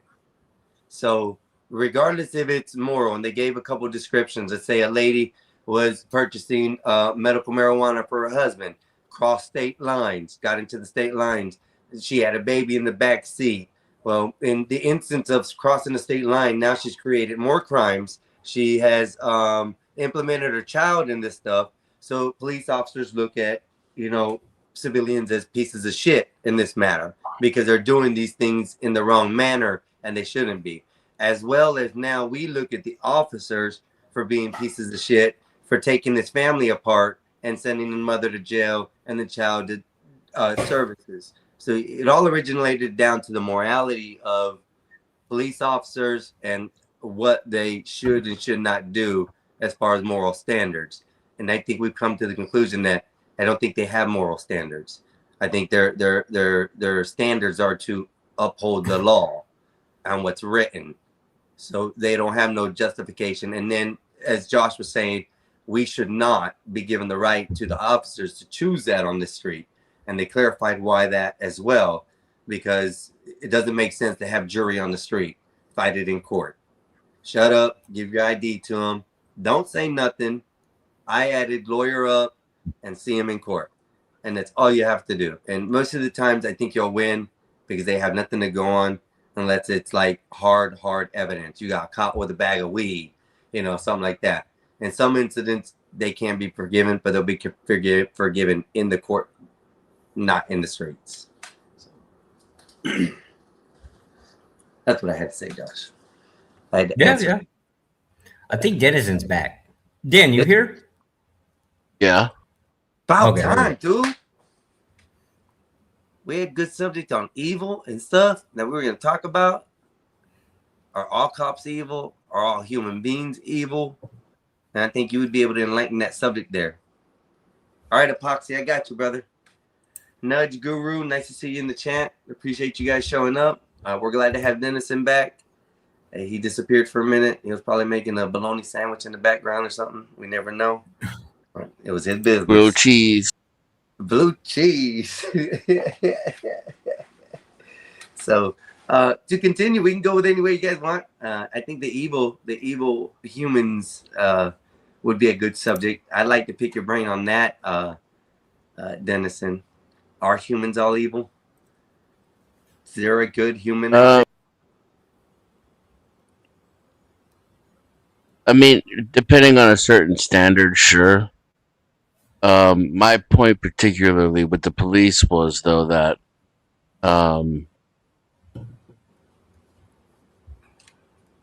if we really think about it, you know, without politics or personal opinion, although morality is subjective, I think we all already agree that the police are in an immoral position, right? Like you Yes. conceded yourself. Yep. That was the point I was making. Now, a lot of people who are under capitalism are forced to be evil under the same conditions, I would argue. There's I'd less coercion to be a police officer, though, than there is to be anything, right? So I would say you are coerced to get a job, right? Right. But the more specific you make that job, the less coerced you are, right? Because there are opportunities out there, despite the job market being bad, the economy being bad. No, It's kind of difficult to become a police officer to arguably the requirements are pretty low, but there are requirements and there's also not that many spots to fill. Denizen, So boot licking, goose stepping, fucking Nazi Yo. wannabe. You love the cops. You back the blue. Hold up, Zatachi. Hold up. No, you don't understand. I know this guy Denizen from way Uh, back. He's a fucking subversive. Yeah, He's yeah, gonna let's- try to let's- make everything go bad around here. Hold up, bro. Hold up. Stop before you start. Just let me tell you this. I'm the host. My name is Mexican Einstein. Hi, I nice to meet you. appreciate that you're up here, but let's take the aggression down just a little, please. No, but you I- don't I- understand how I- dangerous this man is. He is a threat to the modern societal world. And why do you say that, sir? Ask him. Ask him. He'll tell you. About you coming into this panel and just shooting off on the quickness. Not even Denizen introduction to who will you tell are you. or what you're about. Didn't even give me a chance to let me introduce you to the panel. You're just gonna shoot off the lips. Come on, brother. We're having a good conversation here. I'm sorry. We don't sir. need no I'm destruction. sorry, but Denizen will tell you exactly why he's so. Yeah, but it's your deviously position. It's your perception. You describe it. No, Denizen is one of the most evil men that has ever existed in modern society because he has. Denizen under no obligation to demonstrate your perception. You're the one making the claim. You demonstrate it. Describe how Denizen is an evil threat to our society. I'm just fucking around with you. I'm friends with Denizen. I was just joking. Okay, good. Now we know you're trolling. That's good. It's okay. Yeah. I can accept that. My thing was you just came up here shooting guns like it was crazy. No, that was my at least point. introduce yourself a little when you get on the panel, bro. That's Hi, I'm respect there. Zatoichi. I'm Zat. You can call me Zat. All right, Zach. Glad to have you on the panel. Now we know you're trolling Dennison. You can continue. It's okay. So, oh yeah, I was just basically saying that it's easier to get a job, any job, than it is to become a cop. Just, by nature of one being more specific than the other. So whatever coercion you feel, and I'm talking about on a personal level, I felt the coercion. I felt a moral compromise when I got employed for the first time. I felt morally compromised when I was at work. And I thought I could compartmentalize it. I was wrong. I became what I do, and I think that's what happens to most people, including cops. So then there's a lot of cops who might even get into it for the right reasons and become corrupted by the responsibility itself.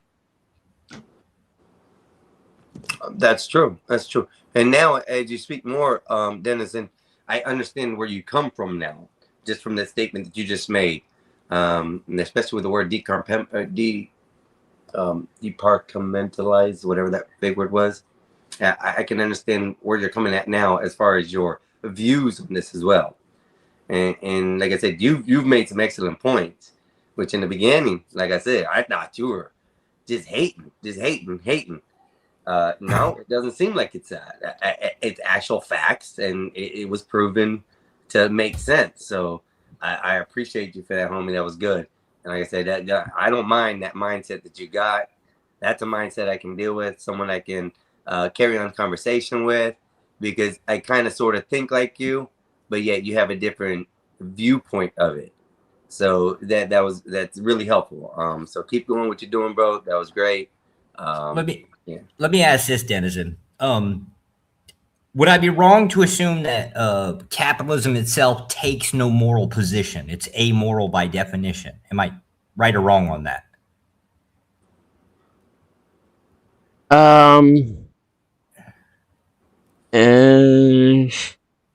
Yes and no. Because let's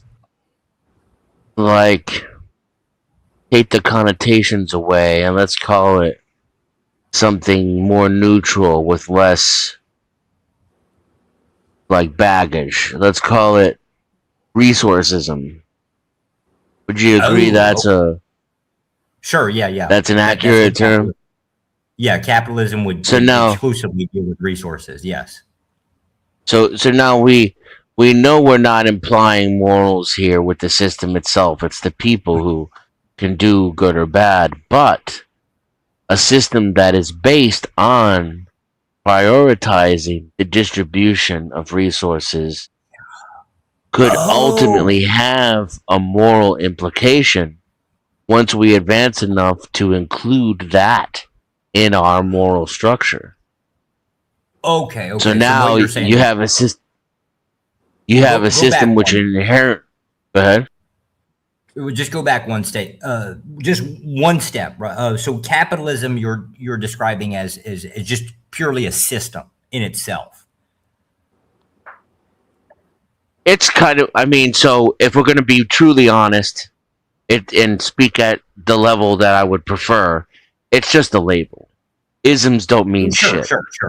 There really isn't that much difference between capitalism or communism, except for who's telling you about what thing, right? Sort of. Yeah. I can follow. Sort of, yeah. Follow. Now we can talk about the definitions of the words, but then we're having a third conversation. You and I are having this conversation. Yeah. Then there's what capitalism and communism actually means, right? To the people listening and the average Joe on the street.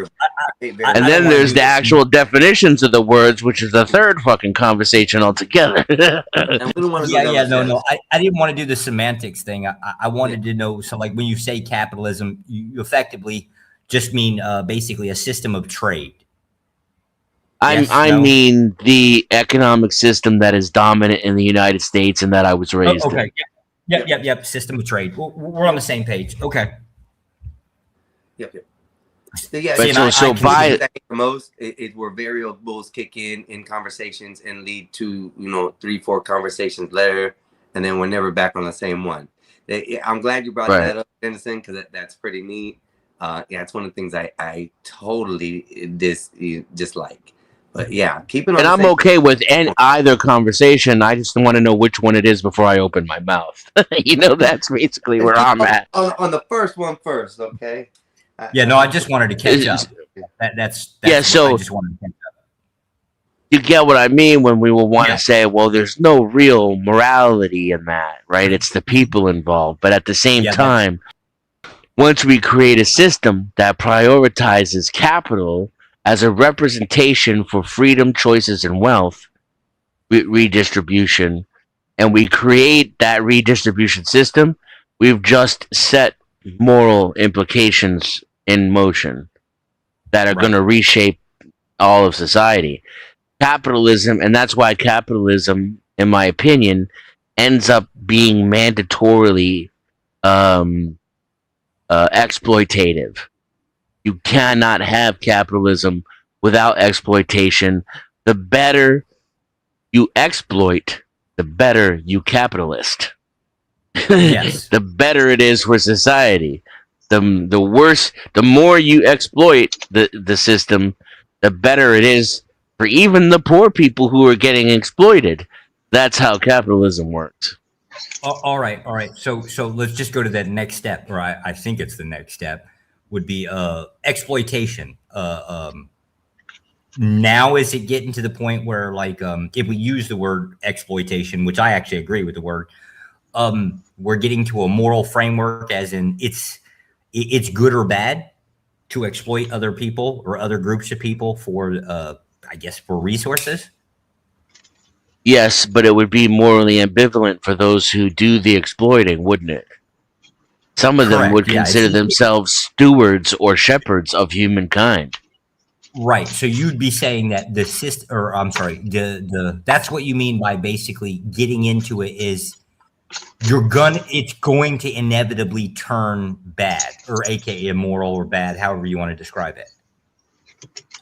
It will eventually lead to a Pareto-like distribution of wealth and resources among a species that is still willing to use coercion, violence, deception, and dishonesty in order to get what it wants. Okay. So in somebody in the chat brought this up. Exploitation would be necessary at this point. Would it, or would it not? For a successful expanding capitalistic system, I would say yes. Okay. No, I don't think we disagree. Sounds like an agreement. My whole thing is, I'm okay with a little bit of population collapse. There's way too many motherfuckers as it is. I don't think GDP needs to go in the positive all the time, and that's always a good thing. I don't like it. I mean, inflation works for me because I'm a day trader, but it doesn't work for the people who are doing the work. It screws them over. Tend to agree still. This is chaotic. This one's for you, Ruckus Bob, right there. That one's for you. That's Bob in general. Bobble right there. Went out. That's him whenever he wants somebody to go live. That's what he does right there. Bear or Sky. Come on, boy. This is him out in the fields. I know he's back there watching somewhere. It's just too hilarious, bro. I'd like to address GTG's comment. What does he do to Sky? Wait. GT's comment is what? Which one? This Starts with show the disagreement. So, not exactly. I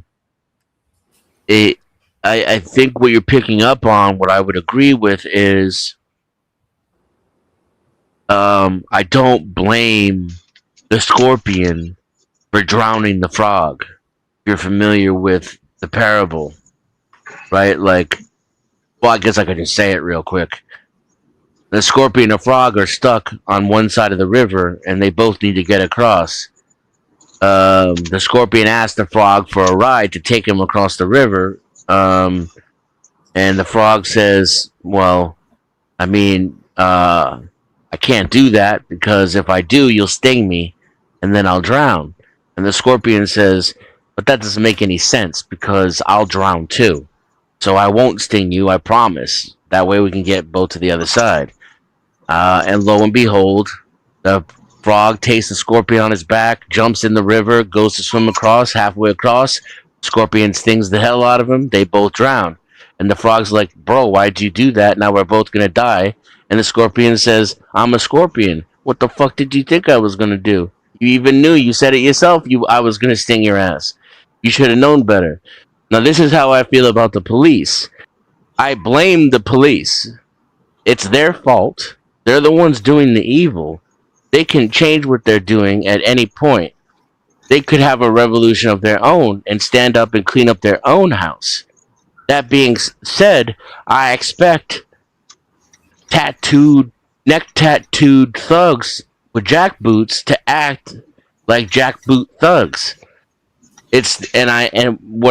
What we should expect, but I know better, is for the Supreme Court, whose job it is to be the opposing side of that force, to be the protector of liberties, freedoms, rights, etc., and to be on the opposite side of what is obviously we need police, right? So they're supposed to protect our rights and close the gap on violating rights and freedoms instead of literally creating the loopholes that justified the police doing so. So in that way, what the police are being given carte blanche to do, I agree with you. That's where there's some kind of problem in the system. But I wouldn't say that I alleviate the cop of his responsibility, and certainly not my resentment, because he's simply told to be a brutal piece of crap is okay. He should still be a man and quit his job and go work at McDonald's or a farm or something. Yeah, I'm not gonna do it. Fuck that. It's just not working at McDonald's. I'm not gonna do it. This is the part that makes me evil. Is I like the authority. More specifically, I actually like the contacts that come within the employment. That actually helps me in my personal life, so I get to excel there. It's kind of like you just get to rub shoulders with all the right people that can advance in other areas, and so I wouldn't want to give that up. So your freedoms versus my benefits. Fuck you. Yeah. It's really that simple. Yeah, I mean, and I wouldn't pretend that's ultimately true for me too. I'm in a.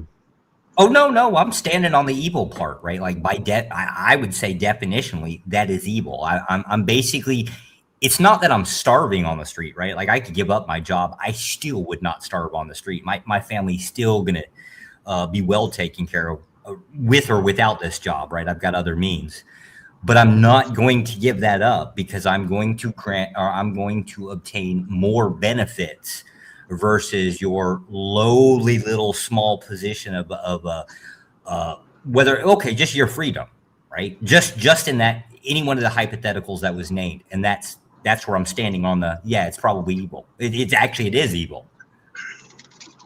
Right. And that's, I already have enough. I want more. And to get that more, I'm going to have to step on somebody's freedom. That's right. And that's why I'm chaotic neutral and you're lawful evil. Because even though at the end of the day, I'm always going to pick myself over some other person, I will live a more humble and less powerful and more, what's the word I'm looking for? Meek type of lifestyle, so that I don't have to violate the rights of or exploit others, right? I'll have a lesser lifestyle for myself until you crowd me to where now my boundaries are at, and now I pick myself over any moral principle because to do otherwise defeats the purpose of having principles to begin with, which is self-preservation and the preservation of society. So I'm not gonna hero my way off this planet or into a jail cell or out under a bridge. But that being said, you take it the step further, which is how much can I advance my sword forward until it's at the point of until it's at your throat, essentially. Yeah. Y'all give me just a second. We're gonna welcome Ruckus Bob.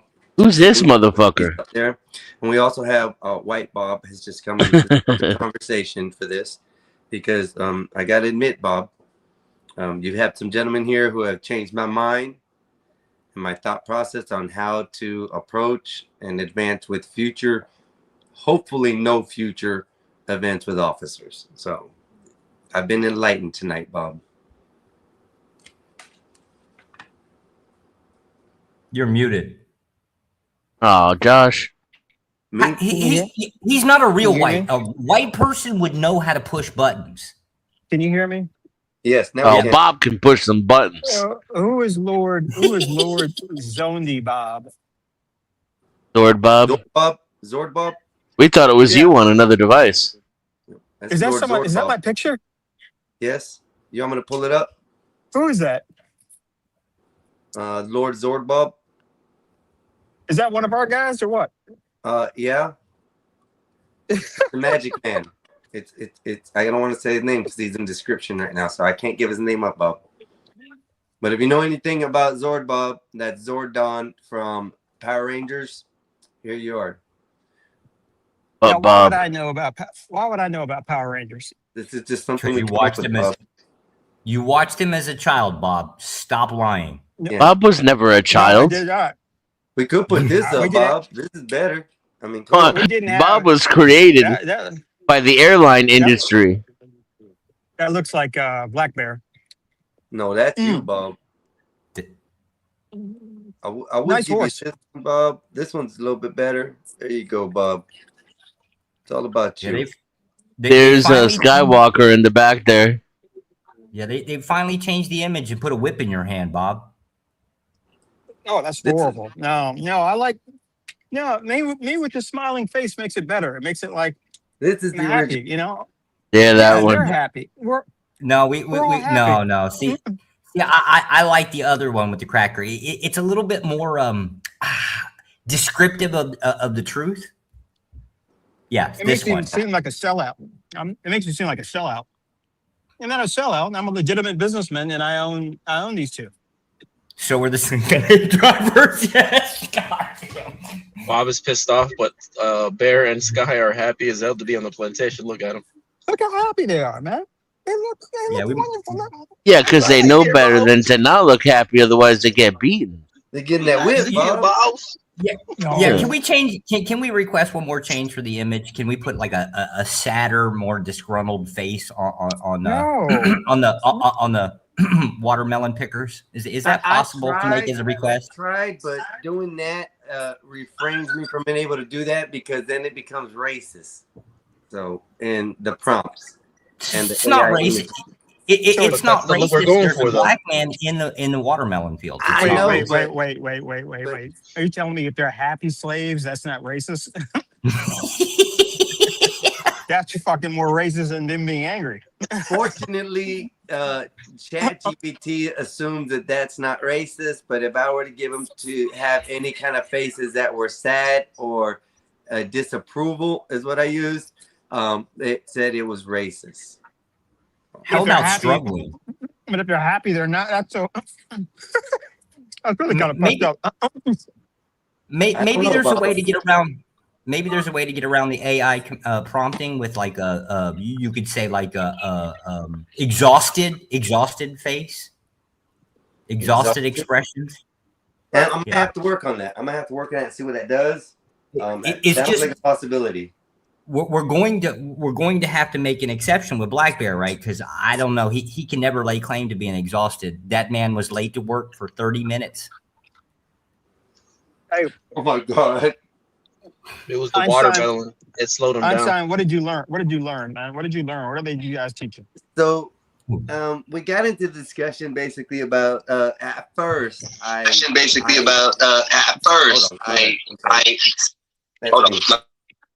That's me. Hold on. The hell was that? Why did I do that? Okay, I think I'm there. Just hold on one second. I gotta put myself in the bag. Then I can do some stuff. Oh man, do we allow Brandon up? Okay. Listen, you Brandon, do that. right now we're having a real discussion, buddy. If you- I hate to if you- say no, Yes. we're Yeah. having a real discussion. So right now, Smart. at this moment, you can stay in Smart. the chat. After we're done with this discussion, I'll bring you up.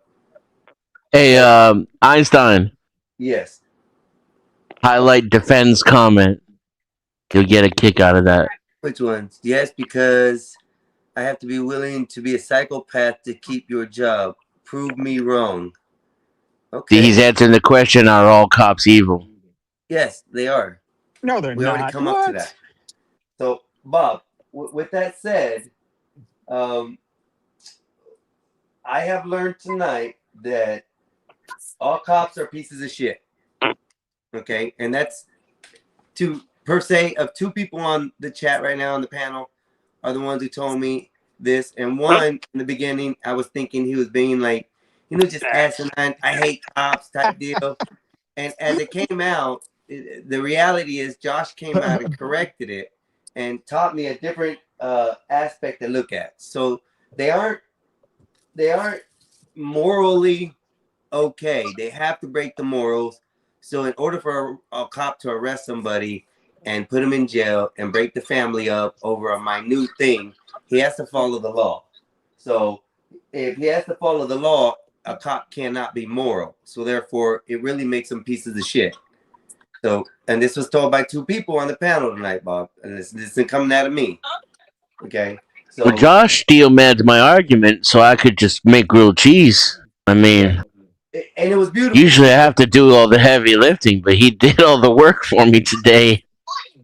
And it was beautiful because I learned something new. I learned that, I guess, no matter what I'm going to do when I get pulled over or having encounters with the police, there's going to be a situation where I'm going to have to deal with it. And the best way to deal with it is just hand over the police the badge and just leave it at that. My ID, Comply, yeah. I have nothing to worry about. And, then at that point, I may or may not go home. But, Right, you just want to increase your odds knowing that it's an emotional situation where ego is the decider, not the law, not what's right or wrong. Right. You're dealing with an overgrown child with a mental problem, a mental disorder, and he thinks he owns you. Now there are situations where the calculus gets so complicated, the more you comply, the less you serve yourself. But those are few or far in between, and you really got to know what you're dealing with and know your rights, the laws, the situation. And usually you're not in that situation when you're dealing with the police. Usually they know more than you do.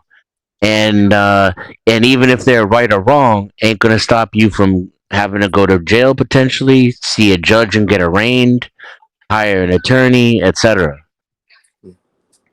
And this is why the whole thing up here is because, we had to create, me, in my mind, I had to create things. So this was done just within a few minutes. So, Bob, this is your tribute to the piece of the shit cops that I have to now thoroughly think in my brain and abide by. Hand the ID over and wish for the best that I go home is the easiest way. Then if I have to fight it, I will take it to court and beat it there. You don't have to. I mean, you can. No, you know what? Whole court right now. I mean, just fuck them. You don't have to do anything. What the fuck, Bob? That goes against what you've been trying to teach. But you know what he's going to say next, though. I can go cuss him out again.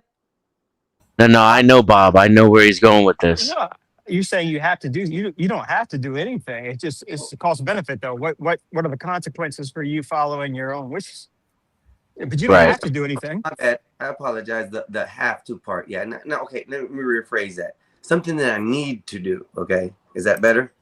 It's more than likely, more often than not, going to be in your best interest because your rights are already gone. It'd be different if we could stick up for principles, but everybody would have to be with you, and they're not. Your fellow American is a cucked slave. They'll hand over their ID without even thinking about it. They don't even know their fucking rights. So that's out the window. So at this point, it's just about what's better for Einstein.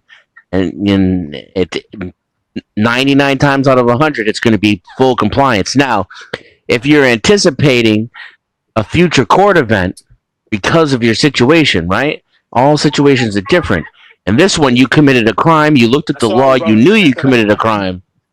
So now you know you could potentially be in court. You want to handle things slightly different. You want to comply, but you want to do so in a way which leaves the framework for your rights to be reinforced at trial or on appeal. So you want to be able to attempt to peel away qualified immunity and make sure you get the cop on record that he's violating your rights. And if you're clever, you can do that by asking questions and by complying simultaneously, right? And then depending on how clever the cop is, he may or may not hang himself. Some of them are clever enough to know better than to say shit because they've been caught up with people like me and Joe before. What's up, Joe? It was good, man. Yeah, we got What's this. up, everybody? We got this thing in aviation that says, "Don't be right, wrong. Don't be right, wrong." Yeah, If I'm taxiing yeah. and if I'm taxiing an airplane and I see a baggage guy that's not going to stop, I could continue to taxi and run into him, and he would be in the wrong. But at what cost? At what cost to the airplane? At what cost to my sanity? At what cost? At what cost? I think one of the things that's being missed here, it doesn't have to get that deep in terms of the psychology of all that stuff. It's just simply shut up, get through it, and then, whatever, man. I wouldn't even question. I wouldn't even talk to the police officer. I wouldn't question him or anything. Hey, And hey, if he, Well, that's already unnatural for someone like Einstein. He thinks he's a free man. Joe, I got a question for you. Do you think that if I'm riding around I don't know a Whitesville, right? Like I should pick up Bob, put him in the passenger seat, right?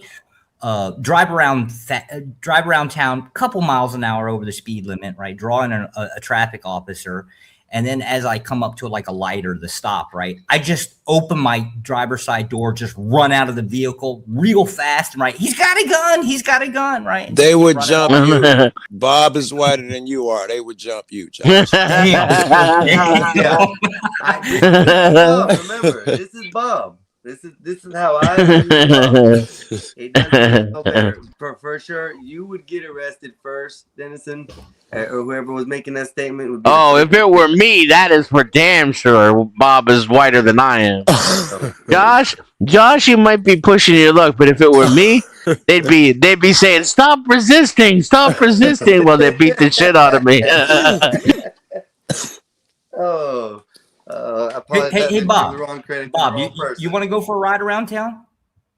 No, I mean, I see it, and I mean the explanation that we're given tonight. Like I said, I can only take into consideration if I want to be home, and I guess the way they put it tonight has made a lot more sense than Bob telling me just be nice to the white cop. Just be nice. Is Bob up here? Because I want to ask him a question. It's I'm one of them lines. I'm not saying you even have to be nice. I'm just saying just be normal. Just be like, just.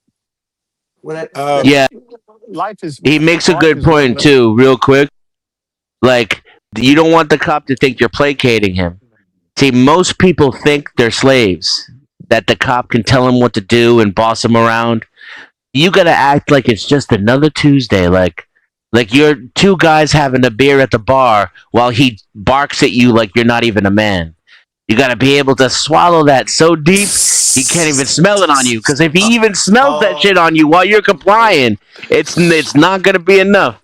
He will smell that shit on you, dude. Trust me, I can tell you from personal experience, compliance is not enough. That's happened. That has happened. Now, Yeah. the officer, when I got pulled over and he smelled the weed in my car before he even got out of his car completely, he smelled the weed in my car. That's the time that I put my hand out the window with 2 bags of weed and opened the door for him, and he pulled my pistol off of me. So that's what I did. That time I was sitting there just chilling, kicking it, talking to the cop like it was nothing. It was a different mindset that I had. Because you were wrong. You were in the wrong. That's And right. you got to be able to channel that. You got to be able to pretend like you're in the wrong, even when you're not in the wrong. Right. And that's exactly the kind of energy he wants out of you, you piece of shit. Because I own you and you're a criminal. Fuck you. Hey, But I gotta Bob. say though, like I said, I give it. There has been decent cops up there who have given me breaks that I probably should have never had. I don't know about that decent cop shit. Bob, can I ask Bob? Bob, you got a couple different camps like Dennison. He believes in following rules and orders and staying out of trouble, but he also believes that the cops are a piece of shit. Is that a belief that you hold, Bob? I believe the police force is a necessary evil. I do believe there are some cops that are pieces of shit. I would not think all cops are. If a cop takes my money because I didn't put my seatbelt on, isn't he a lousy piece of shit in that moment? If he takes your money, like he physically takes your money? Well, you know, he writes me a ticket or tows my car or something because I didn't have a seatbelt on. What do you think? Isn't he a lousy piece of crap at that moment? I'd say yes. Yeah, I agree. I don't know why. I don't know if I would go that far with it, but I think what he did was bullshit. I don't know about him personally. I mean, Yeah, that That's moment, interesting. right. That moment be- is all I'm asking. Is that moment? He's definitely a piece of shit taking my money in that moment. Yeah. Yeah. All right. for purposes of Well, argument, fair. yes. But here's something I say about this. You know, Derek Chauvin. Okay, Derek Chauvin did what he did, right? Let's say 5 minutes before we saw the video, George Floyd was, I don't know, he was fixing to molest a little girl. And 5 minutes before Derek Chauvin did what he did, he opened up the door for an old lady. Now, I ask you, who's more of a piece of shit? It's only the Derek. moment, which is why I asked about the moment. So Yeah, it's still Derek. okay, well, He's still kneeling on someone who's crying. Like, here's a grown man crying like a baby for his mama. I You don't think, you lean into that with the face that he was making when he did that shit, man. I cried the first 10 times I saw that video. Chauvin was fucking smirking. Even the other guys was like asking to get off. He wouldn't let them. Let me ask the question here. Hey Bob, this question's for you. If it's the case that I pull an old lady out of a burning vehicle, right? In one moment, and the next, time out. I'll listen. I'm at the airport. The train is like late, so I'm like underneath, so I may lose signal a little bit. But go ahead. Okay, so my question is if in one moment I pull a little old lady out of a burning vehicle, and in the next moment, let's just say 20 minutes later, I pull your vehicle over, find you have just $10,000 in cash in your vehicle, and then I seize those assets from you. What a great example. Yeah, am I a piece of shit or am I not a piece of shit? That's a good one. I'm looking at a movie. You're looking You at broke what? up, Bob. Yeah, it was that thing you.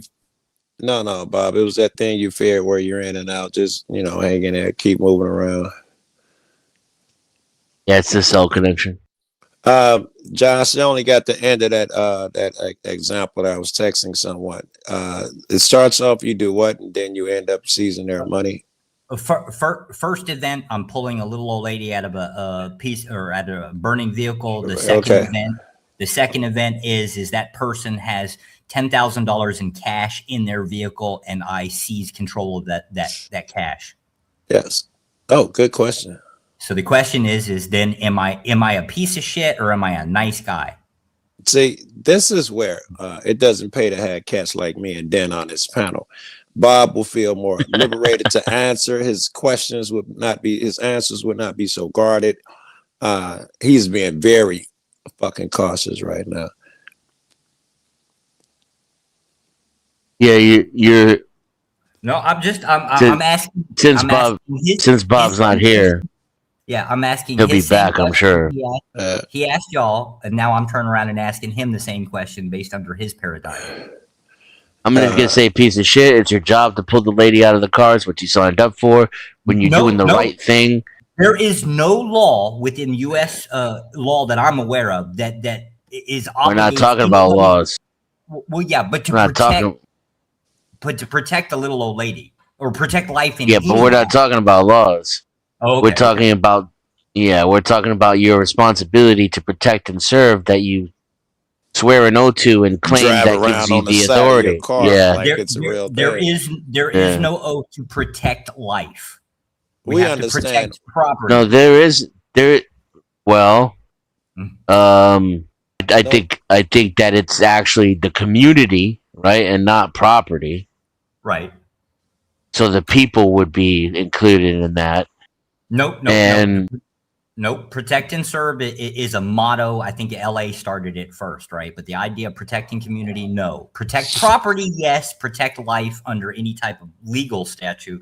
Okay, let's try this one. But you're What if, talking actual versus proposed. I'm talking proposed. I'm giving legal. I think I got proposed, legal yeah. here. I think I got legal here. If a cop sees a felony committed in his act, he must intervene. If some dude is beating up a lady, he must protect her there. Actually, it could just be going after the crime. He's not protecting her. He's acting in the commission of a felony. He's obligated to. I was wondering if one could see it as he's obligated to protect I mean her. that's truly what it is. He's obligated to follow the law by what's Yeah, but you're on paper. And you're changing Josh's hypothetical though, because he's claiming the officer isn't obligated in the other situation, which leans more towards a moral act. Yeah, I'm just trying to. All I did was ask him the same question that he asked y'all. Now I just asked him under the same paradigm. Is he a hero when he pulls the lady out? We'll give him yes with our legal argument withstanding. Okay. I'll give him yes. He's an absolute hero. Him or relinquish- anyone else who pulls that shit out. Yeah. Does he relinquish that heroship and become a piece of shit when he takes that cash from that person? Absolutely.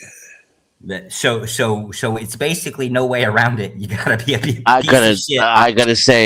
gotta say no if we're gonna give him hero status.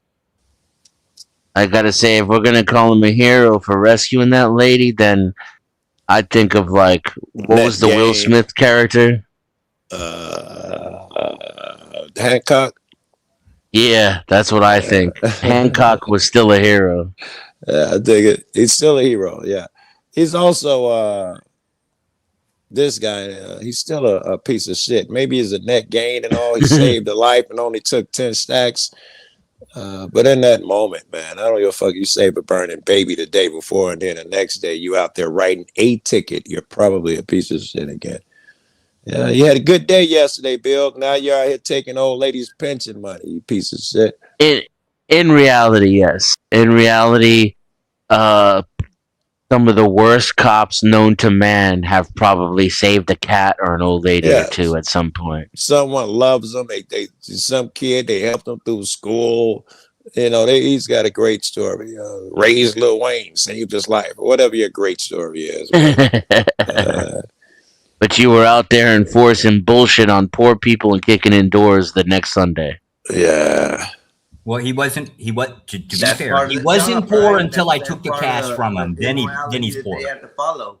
They have to be able to sustain it or divide themselves from morality or morals versus the law. That's why it pays to make men gods in your eyes, or worship money, worship Trump or whatever the Obama, whoever the leader is at the moment, and not worship the other guy. Because if you worship man, and then now you suddenly worship his writings, and now it's not so hard going along with this. You're happy with your crumbs and shit, and that's what you're supposed to do. You know, that keeps the world together, whatever crazy shit they believe. But if you don't buy the man as a god or money or all of that shit as a god, it seems like the illusions are tenable. A highlight defense comment. Whose room are we in? We're in Einstein's. I couldn't find you. Yeah, no, we're some do right and restreaming from my channel to other people's. One is the Gospel of Bob, and I'm not sure who the other one is. I found it on Dan and Bob. I didn't, and I would look for dude's channel. We got Dennison. I apologize. So it's Dennison and the Gospel of Bob are both restreaming for me, and I appreciate both y'all for that. Thank you very much, guys. So far, we got 14 viewing. Y'all can get the likes up on any one of the channels. Some do right as the opportunity Like, share, presents subscribe, heads their and enjoy the show. sins. Word. Go ahead. That is continue. cold. That was defend. He said some people. I'll read it verbatim. Some do right as the opportunity presents to hedge their sins.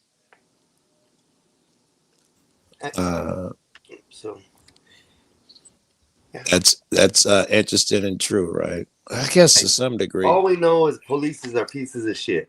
And that's what we've gathered tonight, and I like that topic. I like it. I like, and it's been confirmed by not just officers tonight. It's been confirmed by people who have knowledge in the stuff. So, like I said, it's just interesting. I never thought to look at it this way, and I guess morals don't stand nowhere. What's dude named Einstein? Is that your name? What do I call you, man? You call me Mexican Einstein or Mexican Einstein. Mexican. I don't think it is. Okay. Just call him Wall Jumper and be done with it. Yeah. Einstein. Last week. Mojado. I think you hit on something more interesting, at least more interesting than me. You was talking about how they have to disassociate themselves from morals. What type of magic do you have to speak in a motherfucker's ear to get them to let go of their morals? Well, that's the thing. There isn't. That's what we came to the conclusion is. The conclusion is that they can't get rid of these. They have to abide by what the written law is. So the written law says, hey, look, you crossed state lines. You carried an illegal substance into our state across from that state. Now, not only did you just commit a crime, but now you committed a federal crime. We're going to take your child and place it over here, and you have to go over here. That's what we were talking about. The straightforward why cops don't have morals and why there were pieces of shit with it. Now, but I'm saying, what type of my question? Go ahead. My question was, what type of magic words did they tell that cop, assuming he's a regular human with a good heart? What did he hear through his life where suddenly he believes that I must do all these things because they're a law, even if it means tasing an old lady? The fact is that he got the badge and he pled an oath. Oh, there's and lots the of oath things. Is to withhold the law. No, there's lots of things that would incentivize us to do so. One would be, if it's the case that you allow another felon to get away with a felony, we're going to hold you, sir, liable, or I'm sorry, the officer, we're going to hold them liable for that felony. That would be one incentivization. The other one would be, if you don't follow our policies and procedures, we are going to stop providing you food on your table. Yeah, and because of those coercive pressures, most humans will become total relativists, right? And in this case, that could equate to legalist and legalism, which is deriving the moral authority from the law itself. So while they may not be naturally or organically or authentically legalists, when they're in the position of employment, they de facto become legalists, and they use the existence of the law itself as justification for their actions. Yes. Again, any void of any real morals or any calls for morals, you just follow what the law is. In fact, it would behoove you not to be so moral, because then the laws are more flexible and you don't have to mention that this law protects a person. You can use it to your advantage. So, right.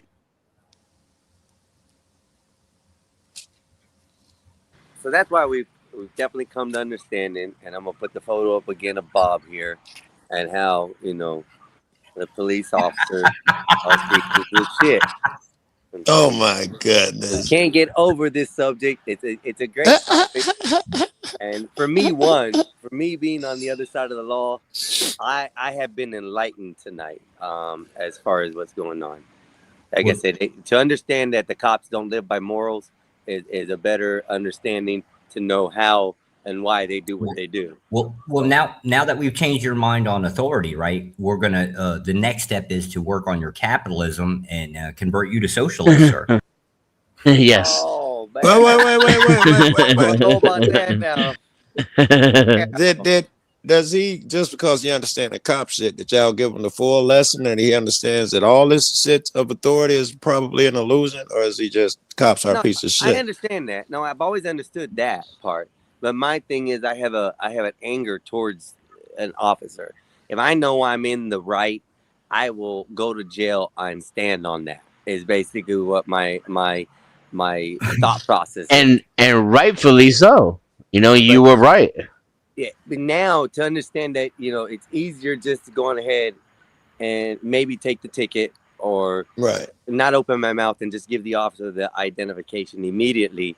I mean, of course, I'm giving up on my rights. I'm giving up everything immediately when I do that. But the concept is that the hopes is I now think that I'll go home. And of course, Bob, you have to weigh that. Right. So, you have to weigh that. There's been times when I let a cop back me down and shit because once because I had to see a chick later that night. I got thrown out of a building and normally I didn't accept that shit, but I was going to see a chick later, or your car's parked in a 7-Up. Or it's Friday. Or it's Friday. You might be stuck in there till Monday afternoon. Yes, and I'm out of town somewhere. They don't see you. They don't see you on the weekends, man. So especially on the weekends, man, I try never to get, you know, involvement with police anywhere close to Thursday. and where the argument started was he was in a situation where he knew, and he was right, that the cop was already going to try to arrest him no matter what. And that he was already looking to put him in jail, not only because he could read the situation, but because the cop said to another guy, hey, get out of here or you're going to jail too. So now he really knows, right? Verbally, right. My argument was, though, if you had complied and made it seem like he was in the right and you were in the wrong, you had a chance not to go to jail. I was going to ask you what's your prescription. What do you think of prescription in that situation? I was going to ask you your prescription. So I would have had a little bit of a leg up on Einstein because he didn't know that going through a stop sign on a bicycle was illegal, and I do. So as soon as the cop pulled me over, I would have been like, I just committed a fucking crime right in front of a pig. I'm not in any position to stick up for myself or to tell him this, that, or the other. He's got me by the balls. True. I would do the same. I've done the same. Yeah. Guy gave me he didn't give me a ticket. I was on California and I threw my cigar out the window. Police right fucking behind me. My cigar. I just pull over and grab my papers and shit. I was like, my bad. But the wind took it, which is a lie. I didn't even try to throw it out. And I had an ashtray in my so-and-so. And he was like, yeah, I thought you was just doing it in front of him. Like, no, man, I wasn't even finished smoking it. You see, I got an ashtray here. I normally do it. It just sucked it out. And I got my papers in his hand. He was like, no, man. You know, as long as I see you got that, and he let me go. But you're right. I immediately was like, I'm in the wrong. Here are my papers, sir. That's a really good bitch thing to do there, yes. Joe. Thank you. I wonder if I don't think I got to record it, but it was an impressive performance.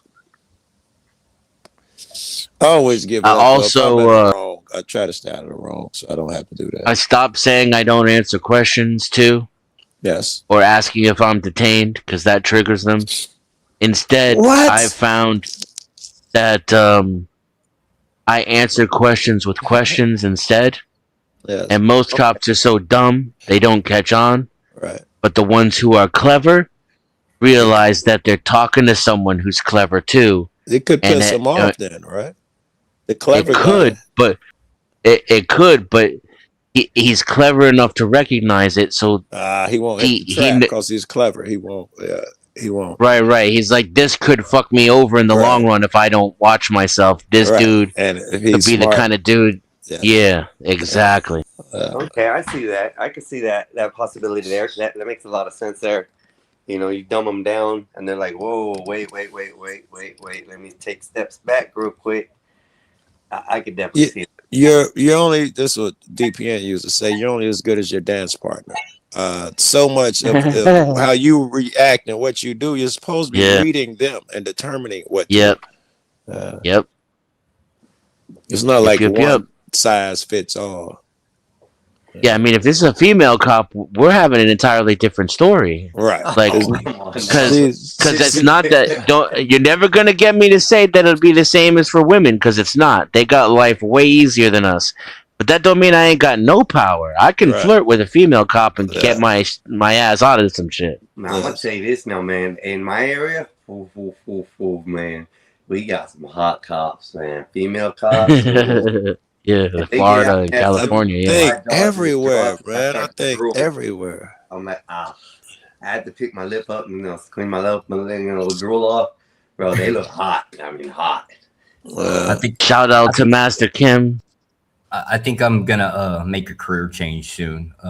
I think I'm gonna start. I want to stay in federal, but I want to specifically go to start hanging around golf courses because I know Joe is there, right? So I wonder where he was going with this, right?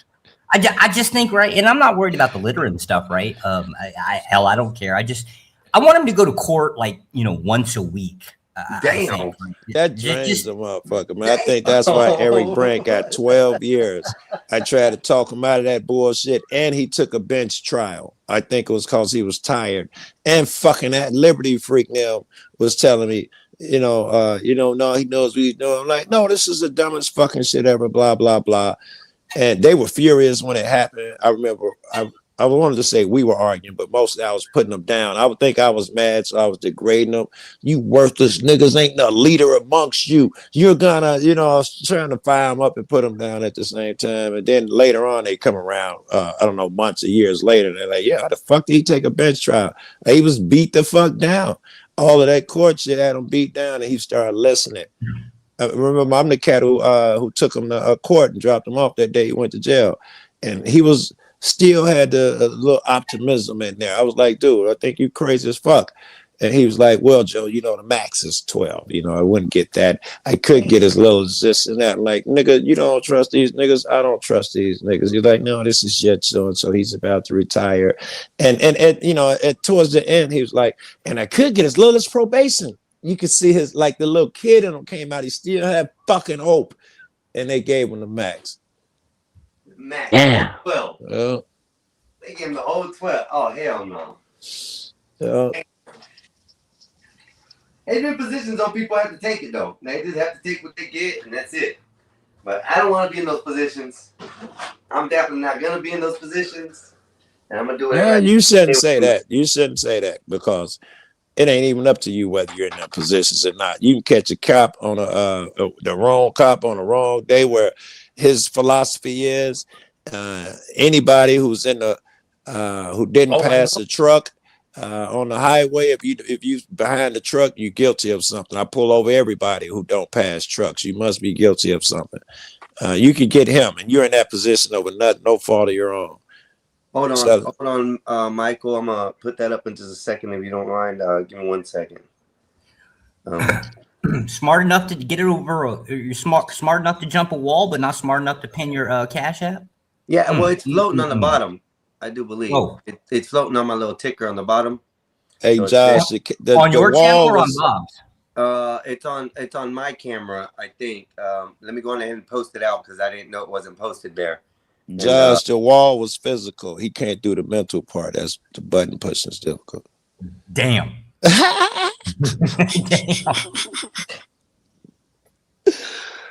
It's pretty long. Oh man, yeah, that's crazy.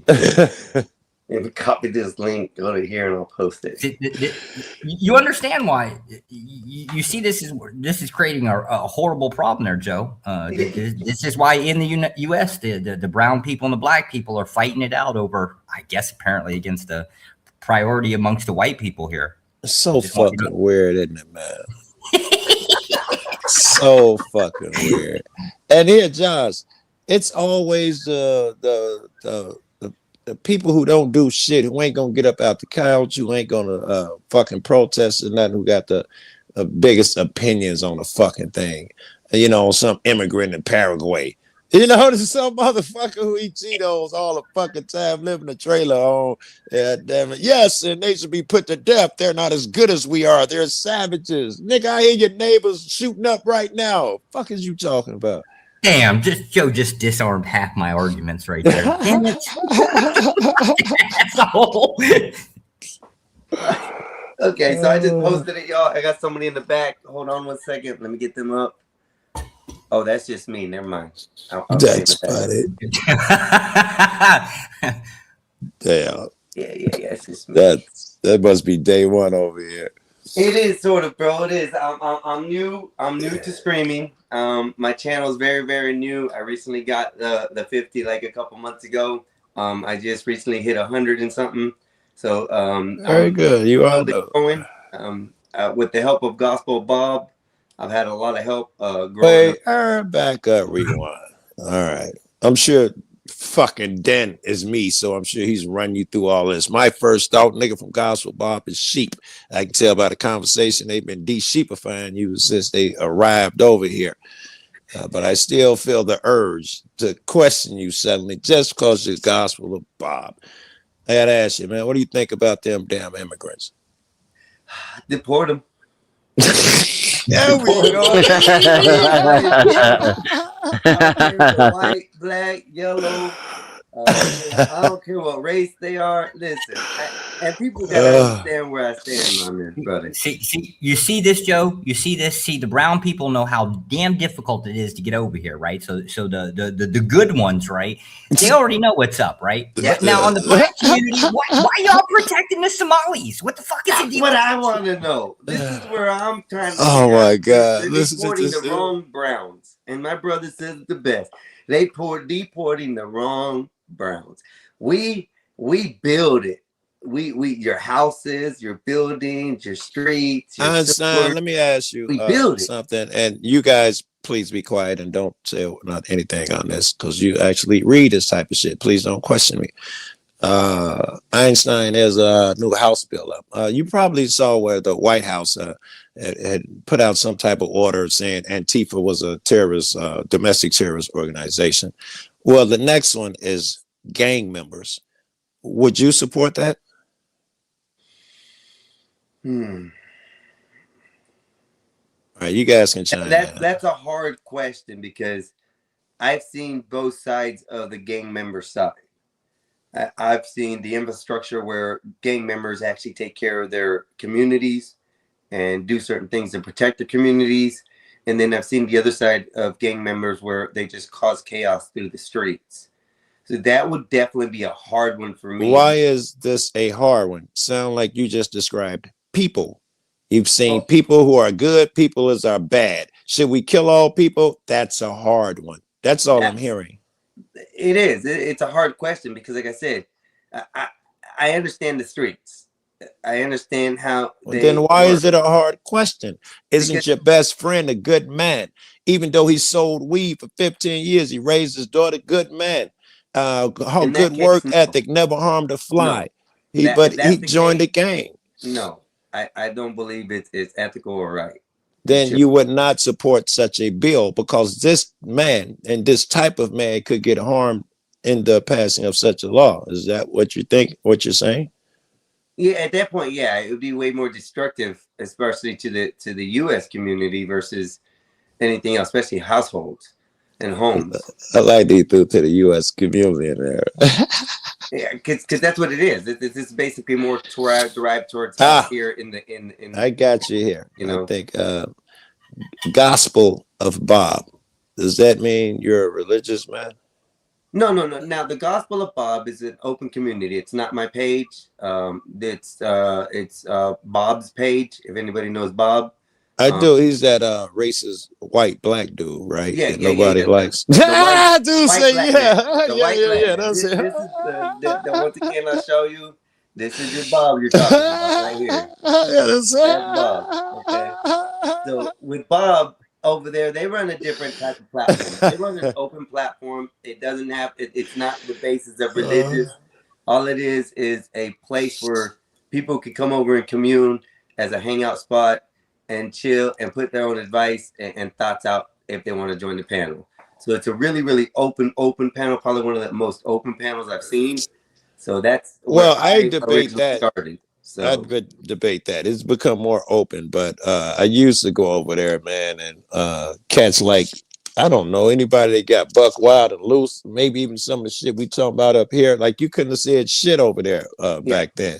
You know, a lot of shit they didn't, you know, they wouldn't too welcoming. They just wanted fucking I went over there and said Trump was a piece of shit or something. I got jumped. Fuck Joe Cool. I hope he dies. He just hates the police. You know, like, jeez, that's how they were. That's what they thrive for. The fun community reaction type that you're more than welcome there. It's not that, you know, they're against your thoughts and stuff. They just like to black out a lot on there about these subjects. They do. And now, I dig it. Now they're calmed down. They still black out when them subjects come up, though. Oh yeah, they black out every day, bro. Every day. Yeah. Like a good hour or two show, and then from there, the conversation will start almost like what we did. We kept it a good level on the topic because we started off with my arrest. We went through the processes of why, when, and where, and it ended up as far as where we're at now. In a good, that's what, like 3-4 hours we've been talking about this. So over there, it started with that. It started, then went to religion, then went to racism, then went to gematria, and then right back to the original subject, and then bounced back. And in the meantime, it's fun to watch, bro. So chaotic, so fun. I love the changing up the topics personally. Sometimes being a stickler for one topic can stifle a show, in my opinion. Oh, yeah. But the crash out, when niggas get to talking over each other, I got a certain appetite. It can be fun and funny for a minute, but if it's monotonous and you can't understand shit, niggas just won't stop dick measuring, I'll be ready to leave the panel. Man. Yeah, I do too. Even for me being a panelist up there, sometimes I don't even say nothing right in the middle of them blacking out. I just click by. I'll talk to y'all later. No more right now because it's too much for me to handle. One, I can't hear it. Two, I understand it because I've caught on so far. I've caught on to how they overtalk and do everything. Yeah. But there's some characters over there. Dave. I love it. Oh my God, Dave. Dave is the politician of the hood. Okay. Well, I got a question. So I guess it was yesterday, right? So Joe Cool pops in, right? And I guess apparently he got labeled a leftist, which he's not. He's just anti-authoritarian is effectively what it is. But I gotta ask this question. What the hell is it with black people all ganging up on each other? Y'all even doing it to your own. What's the deal there? Explain that. Oh man, I thought he was gonna give an explanation. He like, yeah, I want to know too. I want to know from you. Explain that. I don't understand it. And they can all be talking about the same subject and agreeing with the same thing, but they still got to fight with each other. It's the same thing that had you coming in here thinking that cops have authority. It's the same training and all of that bullshit. Basically, we've been trained to think if a nigga step on your shoe, you don't disrespect. You can't disrespect me, and that's been allowed to flourish because that's kind of currency here. It's like being in jail. If you get punked, it's over with. Those streets, what's up, Guru? Those rules apply in the streets to a higher degree than they would elsewhere. I'm sure you can understand. You know, fucking biker gangs or what? I don't know. You'd have your equivalent somewhere.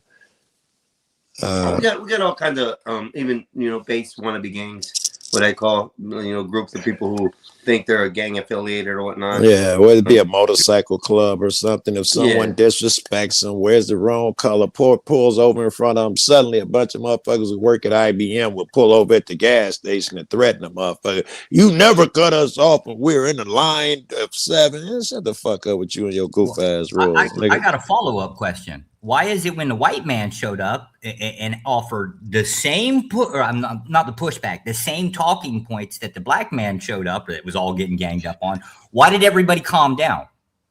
I don't know what you. Oh, over there. Okay, took me. Yeah, over there. Not over here. It's the same thing, Josh. It is the shit that I was trying to explain right now. Is that the the same magic that you can make think a policeman has authority, the same or similar magic words can be spoken and make you think that the white man is better than you.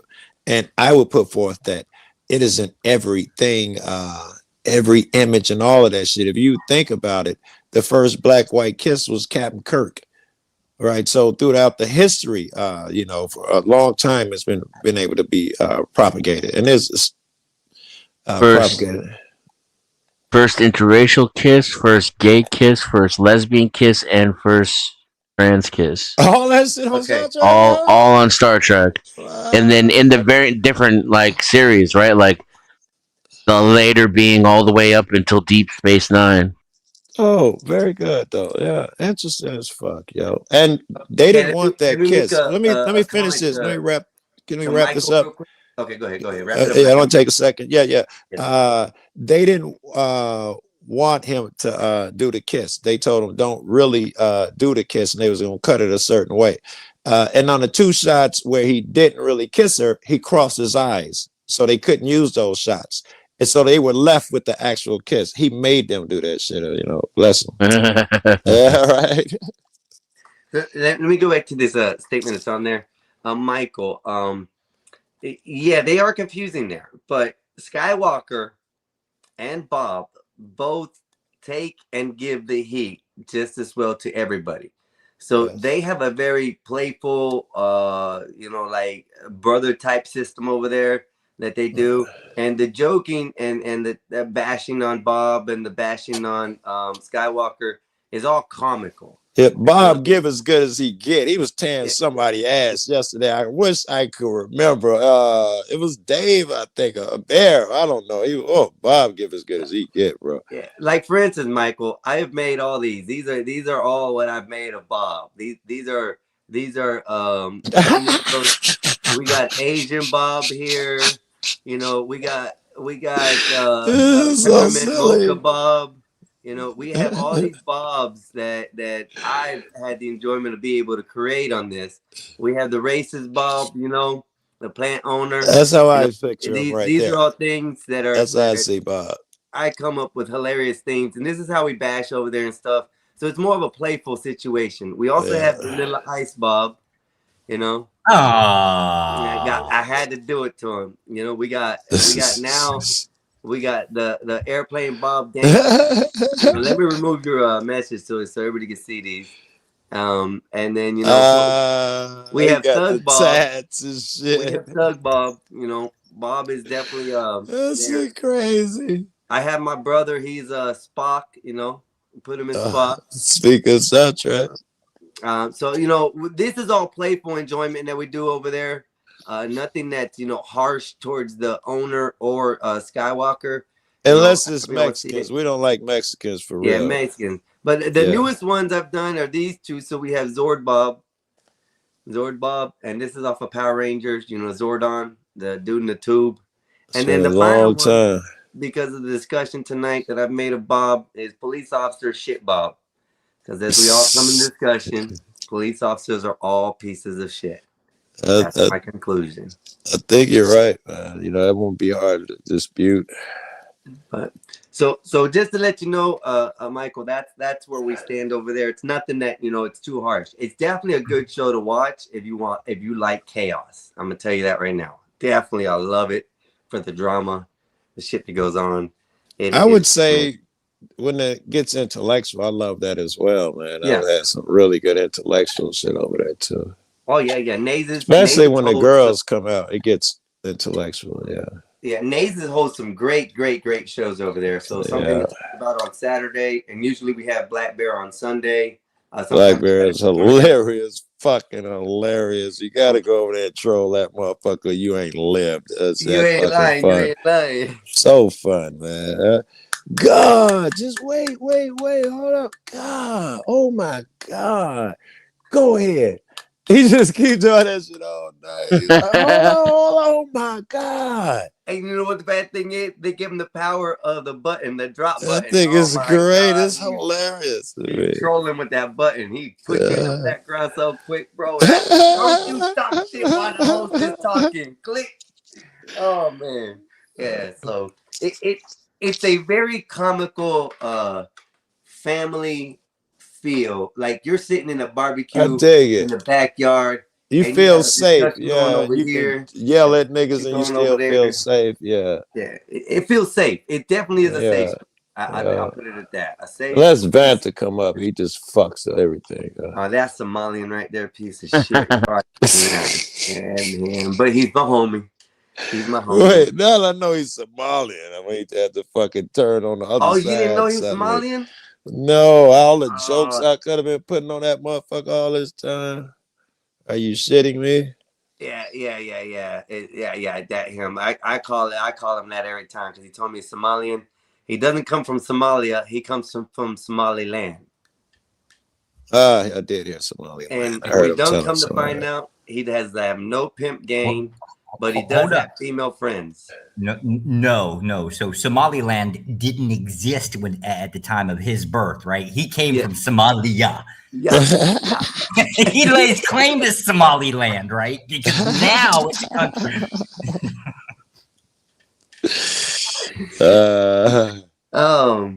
Man, like I said, that whole show over there is a great stage, and they've knitted a great community of people together, which is something the internet needs to have, I think.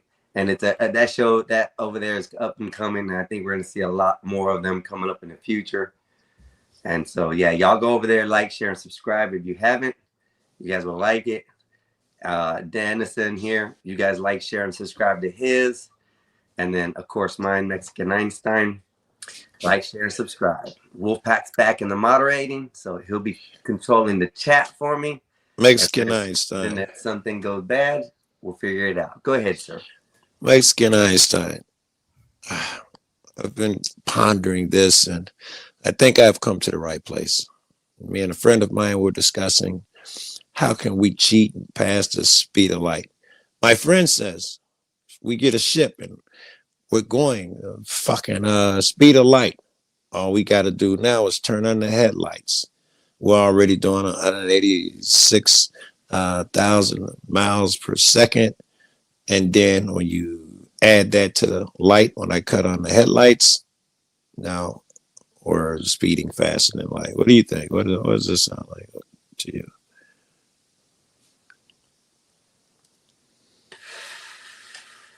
You're not going to crash. That's for sure. That was the greatest answer ever. Fuck, at least you can see. Fuck, had nothing to do with nothing, but I don't know how that really works. Traveling faster than the speed of the light, man. You're not supposed to crash. I mean, at the other end. So. Here, let me ask you another question. Okay. Did you see the Artemis voyage recently? Yes. All right. Do you believe that we went to the moon in the 60s and there's still debris up there? Oh man, that's a big subject for me, and I'm kind of glad you asked. I bet you are. The Artemis mission, I do believe it didn't go beyond the atmosphere as far as outside. How do I know this shit, y'all? How do I know this shit? I don't believe it did. I still don't believe we went to the moon, because if we went to the moon and they showed it, we would have had enough information, and with the cameras and the equipment we have nowadays, electronics, there should have been no reason why we didn't get no pictures of the backside of the moon. Thus, we have not received that. Are you sure? Where are they? I've seen them. I don't know what you've been doing. Evidently, I haven't seen them then. Yes, they have them though. Yeah. It also depends on what you mean by the backside of the moon. God dog it, I need a lighter. So The total backside. We have pictures now. We flew on the other side of the moon. I thought the moon rotates. I thought the moon turns, just like the sun does and the Earth does. Yeah, but it turns in a tidal lock with the Earth. So the back is always the back. The back is always. Yeah, imagine you're walking around a lake, right? And there's a duck in the middle of the lake. And as you're walking around the lake, you start to turn counterclockwise. The duck is always going to be able to see the same side of you as you walk around the lake. Left my lighter in the car. I'm trying to imagine that, but yeah, I can see the concept. But and that would be As the long as you're problem. turning in the opposite direction. If you rotate in the opposite direction, that you revolve around the lake, that you walk around the lake, and you do it at the same exact timing, then the duck is always going to see the same part of you. so if y'all have seen these photos, what is on the backside of the moon? Looks a same. lot like the front, if you The- ask me. It looks almost similar to the side that you see. How you demonstrate this? Just one night you go out and you look at the moon. Take a picture of it, right? Then travel to the other side of the planet, and you'll get to see the other side. Yeah, you'll see more because it's like looking at the left side and the right side of it. I didn't realize that. Okay, so But when you basically, my line of vision stays with one portion of the moon as we rotate. Right. Yes, If your geographical location does not change, yes. Yeah. To see anything else, you would have to change your position on Earth. So is the world round or we went through this earlier, but is the world round or flat then? I was about The to world? Uh, take it there. Yeah, I mean the world is rock shaped. Planet or however you want to do it. Is it flat or is Well, it Yeah. round? Let's try this. It's rock. It's rock shaped. Let's Rocks try can be this. different shapes. Let's try this. If you look up at night, right? Generally speaking, you're going to look at like stars and maybe if you get a telescope out, right, you might be able to see some other planets, right? Do they appear All round? right, Rick. Thanks, man. Well, Aside at from- distance, from what I see, yeah, they're just like a little sparkle. You know, 'cause I Right, can't so- really see planets. If everything you see, everybody or almost everybody, I think asteroids and stuff like that get a little weird, right? But Right. if everything you see out there is generally round, disc shape, or whatever, what makes you believe that planet Earth You're would be the different? only different. That is the best shit. Well, see, that's why I've always wondered because I mean, they say Saturn's round, Mars is round. They say all these planets, and they got real nice, clean, crisp pictures of all this, and thus they've also got clean, crisp pictures of the Earth from outer space to us. But still, a lot of people misbelieve that the Earth is round. All right, That's here a we lot of get. theories Wait. about it. Here we just get to the meat of it, and let's just cut to the quick of it. Do you believe that those satellites are in orbit and that we're using phones that work off a satellite? I mean, there's a network out there. Them, yes. No, none of that balloon shitting. Do you believe shit? Do you believe that they were launched from rockets and satellites into the sky? From my Pause. knowledge says yes. From what I've Okay. been told and I read and I seen, yes. I'm down with that. So, what would keep you from making that leap that we can make launch a rocket as high enough to take a satellite, but not those few extra miles to the moon? Why won't your mind make that leap? Because they lied to us. I don't know what that means. They lied to us about the original moon landing. So how do I believe a liar? Oh, well, okay. Do you believe a government's position, and this wouldn't just be the U.S. government, it'd be all governments. Do you believe that it's a government's position to openly state and provide any and all information to its citizens? No, I don't believe they should. I don't. All right, I so- honestly don't. So the deceptive marker, let's just call it deception, right? It would be in their natural interest. Why would you base if it's the standard that you believe that a government is supposed to keep secrets? Right. Why would you rely on them for, oh, well, they lied about this, right? And I get the concept of they lied, right? And if you can justify that lie, why would you base anything of your existence on that lie? I think meaning all government lie. That means that the satellites can't work because that's the same government would have lied to you, and the military. Everything you believe cannot be true because all government lies. So Sure, Right. except for And now that's the satellites. Well, hold Right. up. Satellites become commercial, right? So now we're talking about wait. business. Don't confuse it. Don't confuse it. All right, don't twist it up. I mean, just for the sake of argument, he's already agreed that satellites are a real thing. If he agrees the government has launched satellites, then but we can't believe they could go to the moon because they lied. Well, let's They take the lied. fuel. The same ones who launched the satellites lied as well. Let's take the fuel. Let's take fuel. How much fuel does it actually take to go around these Earth, or around the moon, and things like that they can take in orbit? They The take same astronomical amount of fuel it amount. takes to launch a satellite down there. Right, but what I'm saying though, it's easier to get the satellite just into space versus travel into space with the fuels that we have.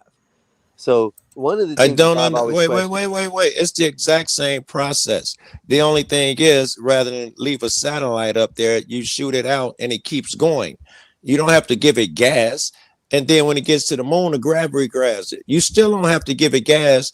And then you just edge out on the edge and it throws you back to Earth. You still don't need fuel. You don't need fuel for none of that shit. Just a few adjustments. It's nothing.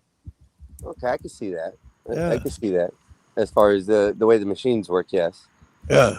But back to the original concept question was, I believe that no, and the reason why is because if they would have lied to us about actually landing on the moon and hiding that from us, that would be different than finding out that they lied they ever went to the moon. That's where the lie or the deception changes the look of it for me. Because if we actually landed and they kept that a secret and then it finally came out, yeah, we hit the moon already. This is what we got up there, that would be more believable to me to be able to say, okay, they possibly did it. We'll try this. What would convince you? What would convince you that we landed on the moon? If somebody put moon rocks in your hand, would that? Yeah. What would it take? Nope. Yeah. The moon rock Video. What does it take? I don't know. I don't know because. Isn't that interesting? Question. Isn't that interesting? Anything else that we could name, you could come up with a proof that we could give. But because you don't want to believe the outer space shit, you can't come up. If I told you you'd never seen an aardvark or something, and or alien, a Bigfoot, you would say, I asked you what proof, you would know. You'd be like, just give me a video of Bigfoot, or shoot the alien in the leg on the camera. But suddenly, if it's the moon, there's no such way you can prove it to me. But I'm with you on that. And to kind of connect some of that, I do believe in alien life. I do believe in outer space. I do believe in all these things. But the conception of being lied to about actually landing it the first time, the way they did. All right. We gotta ask, man, how do you know it was lied to? You're the guy who there is no proof available, and you're the guy who's about to tell me they lied. It can never be proven to you to exist. So I could never offer you any proof, but tell me, how do you know they lied about it? Well, I mean, they got videos out there that have surfaced that have shown that, even the desert portion of the picture where they've taken is the exact same thing here on Earth. No. Einstein. Yes. If you guys are telling like I'm on the middle. If you're telling me that those videos were recorded in the studio, so those videos that you're just mentioning now, that there was videos, how do we know that on this side that those videos are made up just to get, the attention and the hype on that? The one he's talking about was found out to be made by a flat earther. Your timing is perfect. You see what I'm saying? The one It's you're like, talking about was made by, they even know the guy name who did it now. Okay. So, but those are they actual factual videos or are they not? No, the guy. Well, think about it this way, Einstein. Think about it this way. If the government could fake the video of the moon landing, then any other government could fake the fake moon landing, right? Right. Like the Russian government could create fake videos that look just enough like the real ones to debunk it, to cause, but let's go with you to question the original. The most infamous video of the first steps. Okay, this moon lander was on the moon, and there was a camera adjusted on the moon so they can see him coming out of the pod. Nobody has been able to explain that, and why there's a camera X amount of feet away from the pod that's landing so they can see him step out. He put it there. So he stepped out, put it there, got back in, stepped out again. Yeah, by definition, it was a staged event. The same way that somebody takes a selfie at a park, right? It's a staged event. It has to be. Which I could see that as a plausible idea. I mean, that couldn't. You know, these are the things, Einstein, that it's going to be left and right. It's going to be a camera. It was real. I thought in the back of your head, bit, but I don't know how You're breaking up a real. little, boss. You may have to do that again. You broke Oh, up. can you hear me now? Yeah, I can hear you now. Can y'all hear me now? Yep. So, see, it's like with me. Like with aliens, the moon landing, I want to believe. But then that thought in the back of the head, like, this could be all like psyops, you know? And at the same time, when I see Joe Rogan, like these guys that work for the government and they're leaking out the information, but then somewhere in that conversation, they say, it's all in my book. Just buy the book. It's like, like I lose credibility. Like, damn, it's like I got. I want to believe because it's one of those things. It's like this. Like, think about it. We're a floating rock. Is it better just to be out there, like in the middle of nowhere? Like if you get lost in the middle of nowhere in the ocean or in the desert, you nobody's there to hear you scream, cry out for help. Like we're one big piece of rock with a bunch of people just kind of floating out there alone. So it's like, I want to believe. I believe that 100%. Because like I said, I don't believe we're the only entities out in space. I truly don't ever believe that. There's too much evidence out there to show that there's extraterrestrial and things like that. Right. I don't believe that. But the thing is, ultimately the lies is what makes me not want. That's why I like being in the middle. I'll take all the information and then just take my own. He's got so far, which is amazing. He's got one picture that he saw that said it was filmed on a set, against all the other evidence and video and astronauts and testimonies. So far, the lie, you've based that off of one picture. Well, you got more, Einstein? Even Neil Armstrong has come out to say that we never landed on the moon. Show me the video. He's never said that. I wish. Let me pull it up because there was a video out showing that, and then there was another one where the old man was talking to the young little girl and told her that we never made it there. Why tell her? Have you guys ever had like a deja vu or saw something weird that if you explain it to somebody, they're gonna think you're damn crazy? Yeah, sometimes. Go ahead anyway. Yeah, it's a black cat. It means they changed something. So the refusal for the refusal of Armstrong or the claim that Armstrong made that claim. No, he refused to put his hand on a Bible when somebody basically confronted him. I think his last name was Bark or something. Confronted Armstrong and instructed him that he must put his hand on a Bible and say that he went to the moon. And Armstrong declined that offer. Yep. And that's effectively what started.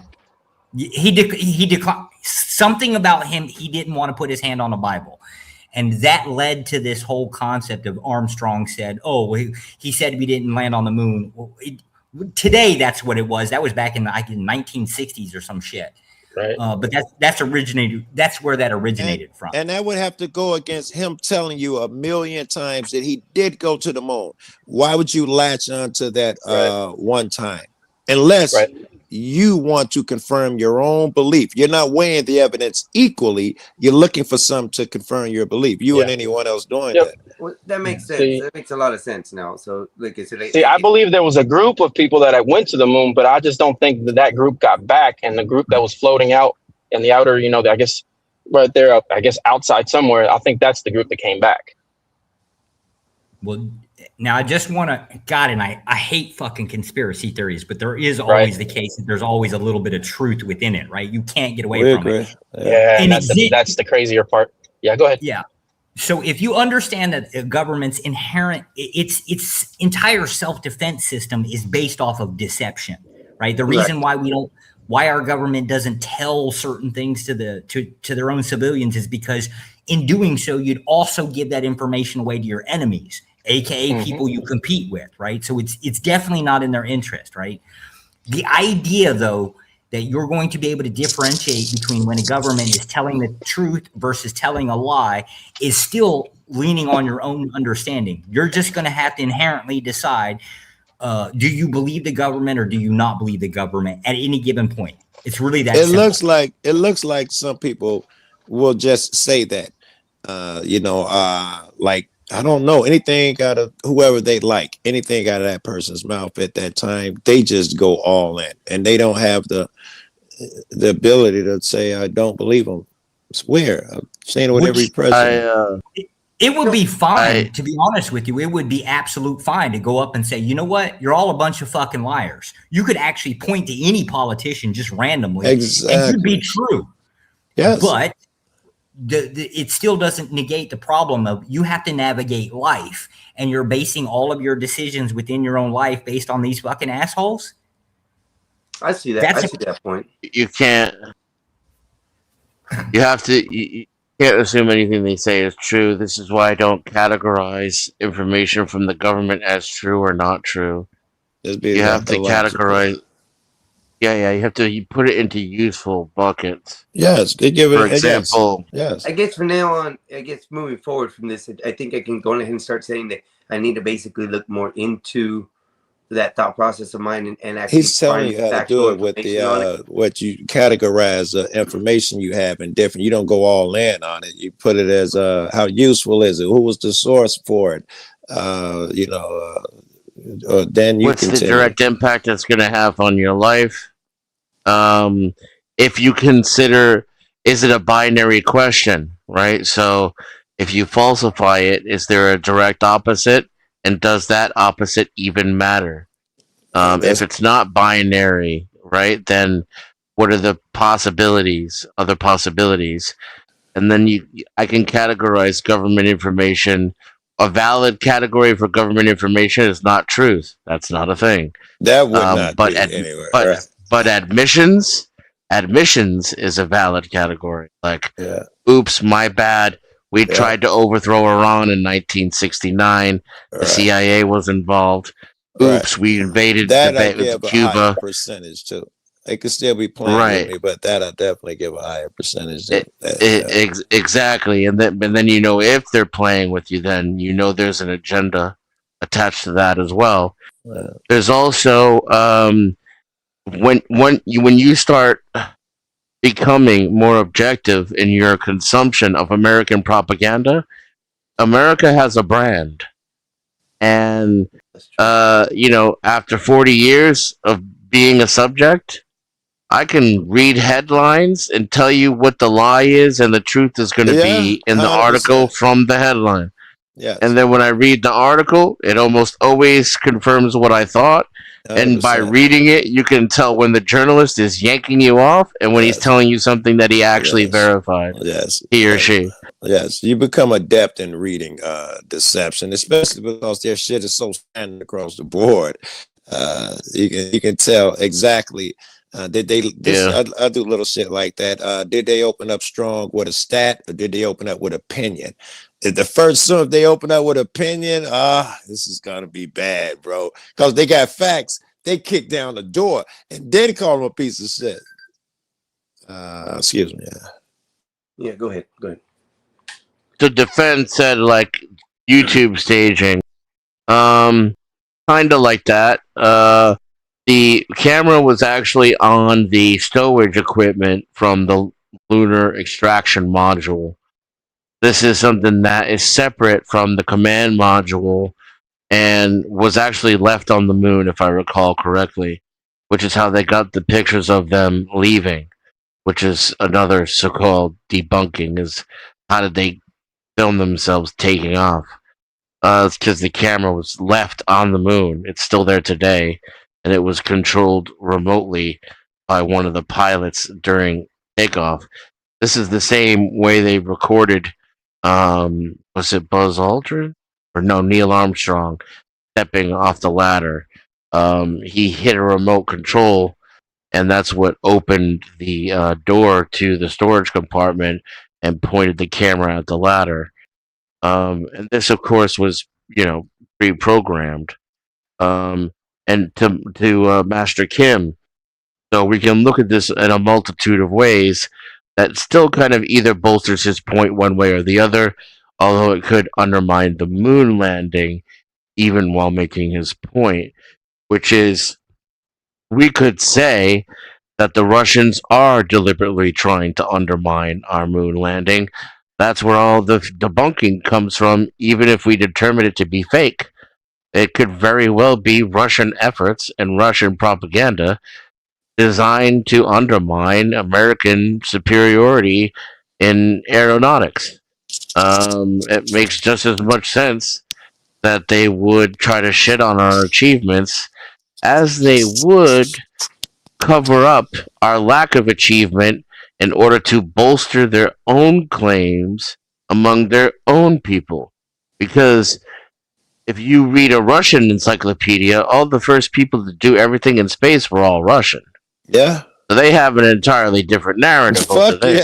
yes. I think they and still so in some places teach that Alaska is still theirs. Some of them still believe that, and we broke the deal over here. Some of them still believe that. Yes, so they can't shit on the idea entirely, and at the same time, they very well could be trying to undermine the U.S. by spreading propaganda out there that we faked it.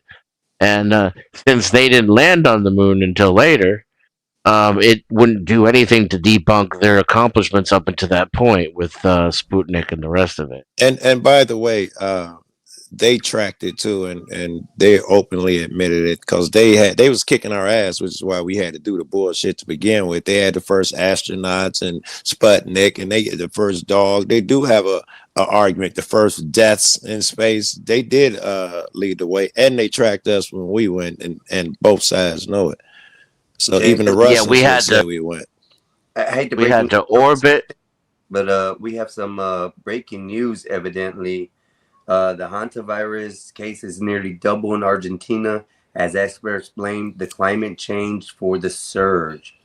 The hantavirus cases in Argentina have nearly doubled and over the past year, making the country's highest infection rate since 2018. According to the Argentina Health Ministry, the current season has seen 101 confirmed cases and 32 deaths already. I smell a lockdown coming in the U.S. Get you ready for your mask. Make sure Get you your mask and your real ID ready. Last time it was just a trial run. Oh my I hope God. they hand out like free EBT and shit again. That was dope. Shout out to Skywalker. I appreciate it. He just sent me that. I just seen it on my phone popping up. So I guess it's going on. It's gonna start to spread, everybody, and they already let 2 people in the United States. So I don't know how well they're tracking them or what they're doing, but that's kind of a concern. What do you? Is Josh still up here? Yeah. Why would you automatically? Yeah, this is Josh. What do you think? Oh, let me ask you a question, Josh. The hantavirus motherfuckers.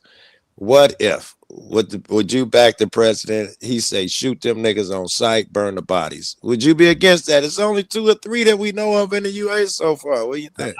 I would fully support euthanizing anybody on boats, specifically cruise ships. It is the case that travel at your own risk, and if you become a threat as a contagion within the United States, you got to go. Just the threat of a contagion. I'm curious as to why you would automatically go to like a lockdown as opposed to something more fruitful for the U.S. in our control measure as to so we have like the FAA. Like the FAA, obviously it's a U.S. authority that has precedence throughout the vast majority of the planet. What would you say if there was a case that we could generate or create some type of other administration specifically for shipping? Why wouldn't you go that direction, since it's the case that we're already using our Navy to basically secure transport, logistic systems for ships? Why would they be separate? Why wouldn't you do both? It sounds like the last time they told you what stores you can use, Walmart and their people, and you couldn't go anywhere but what they told you. They'd use their line of shipping, and you still just by the nature. Yeah, just by the nature of how the U.S. creates executive branches of authority, right? I think it's brilliant. It's another $7 trillion for the next president. Correct. Fucking Trump did it. He got elected twice. Fuck. Why not try it? Them niggas loved it last time, apparently. From on the, I know from, so I'm a right leaner, obviously Republican, right? We scream up and down about smaller government or, you know, stuff like that, right? But we never go in that direction, ever. We just use it as a talking point politically. The smaller government thing.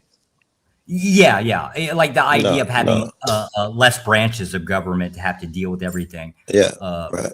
Like Trump was don't- talking about getting rid of the IRS and all these different places. Yeah. I think if it's the case that the Vantavirus can be used specifically because cruise ships are the direct threat to the United States, we're all over the fucking place. Right. But it would seem like to me that it would be a very useful tool to start having a separate branch of government to control logistics shipping, which would also include cruise ships. And we don't want to control just.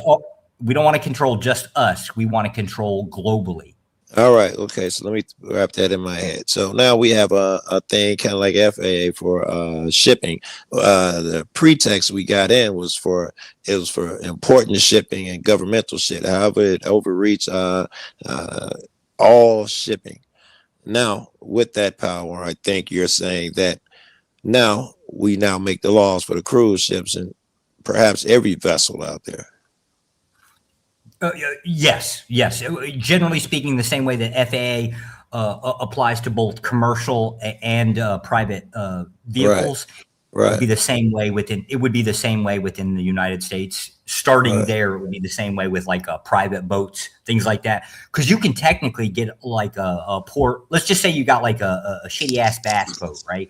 You could, in theory, and some people do, larger charter boats will take off from Florida, go down to the Bahamas, right? Just for vacation, for whatever. Yeah, I was saying but do that on TV, not real life. Right. And those are short vacations too. Those are just like a week or you go down for the weekend, right? Do your fishing trip, right? You've also got villas that you can rent down there. They've got a huge ass fucking economy on there. But think about that in the concept of a scale. Just scale it up. We would have a larger control base to institute some type of control mechanism. Well, what would be the control mechanism there as far as controlling the people that come back to the United States from those areas? Not just there. So like the Bahamas, right? Like you can go down there, buy some shit and bring it back into the US. Probably can avoid customs that way. Okay. There's nothing to force you other than you just shitty luck of the draw that you managed to avoid Coast Guard or something like that. But you could just walk right into the United States. You being a US citizen, take off, go down there, get some shit, bring it back to the People US. do it all the time. Drug runners do it all Correct. the time. Planes, boats, all that. Remember Trump blew up a few of them. Yeah. We did it for like 20, 30 years with Canada, where you could just take your van, go up to Canada, buy a whole bunch of their medication. Now it's illegal for them to sell you stuff, right? But if they've got stockpiles of shit, you could go up there, buy it cheaper, bring it back down here, and now you've got a business, and you're avoiding the customs for it. So like there's plenty of reasons to bypass or have these loopholes of things you can do, right? It would also seem like that it's in the government's best interest to assert more and more control over a time period. Okay, I think I'm still missing something here. Assuming the government gets control, what the fuck does that got to do with me sneaking some fucking marijuana across? Well, now if it's the case that you have an authority like something like the FAA, already got an authority for boats. It's called the Coast Guard and fucking customs and shit. They're ill-effective simply because they're spread too thin. How much coastline does the United States have? Not to mention, we also outsource our Coast Guard to other countries. There's a Coast Guard here in Vietnam that belongs to the United States.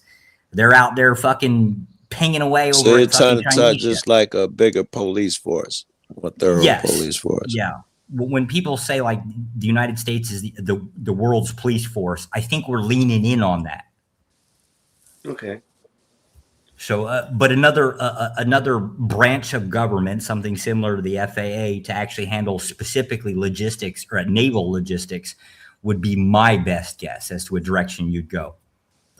The FAA is spread thin. Not to mention they're in a big crisis of getting more money, but they're already spread thin, right? You would want it would seem that the government would want an additional branch of government.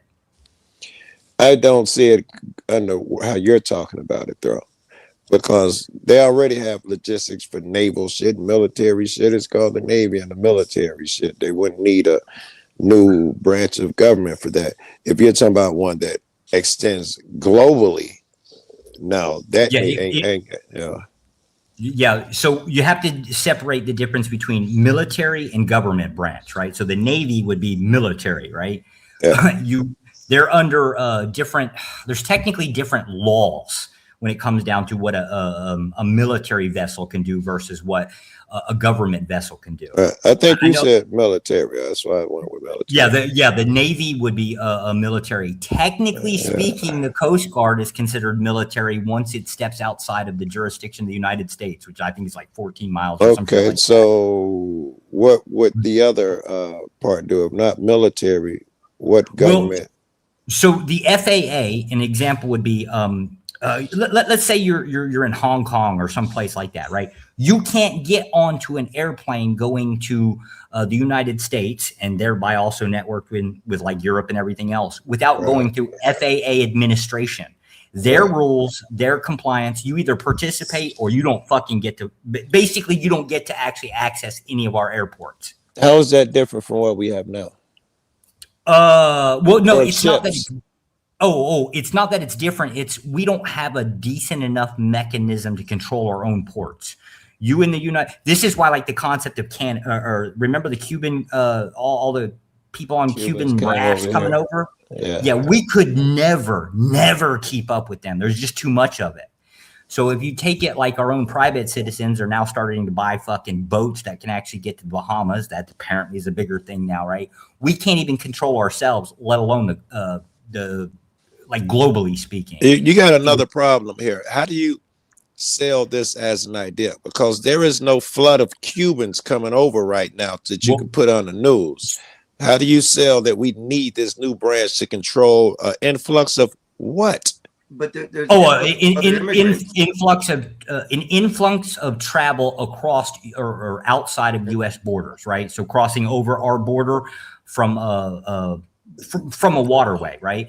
But I'm saying, where is that now? Why do I need this big organization? Because right now, you want the convincing mechanism. Yes. So COVID, people are coming in with COVID. People are coming in with Hanta, right? Like, take your list. People are going down to fucking Bahamas. They're buying shit, bypassing. That'll do it. That'll open up some money immediately. Well, not only will it up some money, but I think it's what Josh is talking about is more control of what comes back into the United States. If I gather what's going on. So Josh is talking about how you can go to the Bahamas right now, go through, buy you something. It could be contaminated. You don't know. You got it from the island. You can easily sneak it right across into the United States borders without having any problems. It could just be something that you're getting around import tax on. Okay. But I think okay, I follow. Go ahead. It doesn't have to be anything specific. It just has to be something that skirts our existing laws. So you're looking at anything that bypasses coming into the United States, whether it's financially, digitally, intangible, or something like that. You're looking at it as a whole totality at that point, then, correct? Yeah. That's what I'm saying is you can't pin any one thing down because the government's going to be governmenting. That's the thing they do, and they're generally trying to assert more control. Well, yeah, in essence, that's what I was saying. It's more of what's coming into the United States. Therefore, like, the items that are being brought in, it'll be a lot harder for somebody to be able to sneak something into the United States, regardless of what it is. Now the United States knows, hey, this is a substance here. Maybe we got to decontaminate it before we get it here. Or, hey, look, these funds are coming in irregularly. Let's check on this and see what's going on. Is that kind of a policing that you're talking about? Yes. Okay. And then once you have some type of body for it, like let's call it like the naval version of the FAA, right? Then you would want to expand it globally speaking, because that is in effect what we do. Right. So anyone who wants to come to America, they'd have to call in and file a boating plan. Yeah. Well, yes. And it's weird if you look at some of our laws, you as anybody that's a non-citizen can almost come up to any port and report themselves. However, you as a U.S. citizen, you can only enter the United States via naval through specific ports. I don't know that to be true. I assume if I just come across through the Mexican border with no papers. No, not by land, by water. No, by water. Yeah. Yeah, you are legally obligated to report to specific ports. This is why the U.S. flagging system is a little weird on our boating systems. It's most of our boats or most of our U.S. shipping containers are actually flagged to other countries. Why don't you sell me on this or no? Because right now this is just a circular conversation about. You want me to sell it on you? I don't know where you're going. I want you to tell me if there's a direction you're going. Why don't you get there? Well, no. My point is it would be in the. I guess my point was why would you assume that it's based on the concept of like the government is trying to I don't know. It had something to do with Hanta, right? And my point was, I said lockdowns. Yeah, the lockdown. Why wouldn't you automatically just assume it's a way to obtain more policing bodies in expansion of the executive branches? I would have assumed that. Nothing would have popped in, but the first shit that would have popped in my head is the authority shit. They finna lock you down, and then behind that, if you ask what now. My first shit, where they're going to control the air shit. They're going to do it 4 times stronger than they would have. I'd probably got to where you are at some point.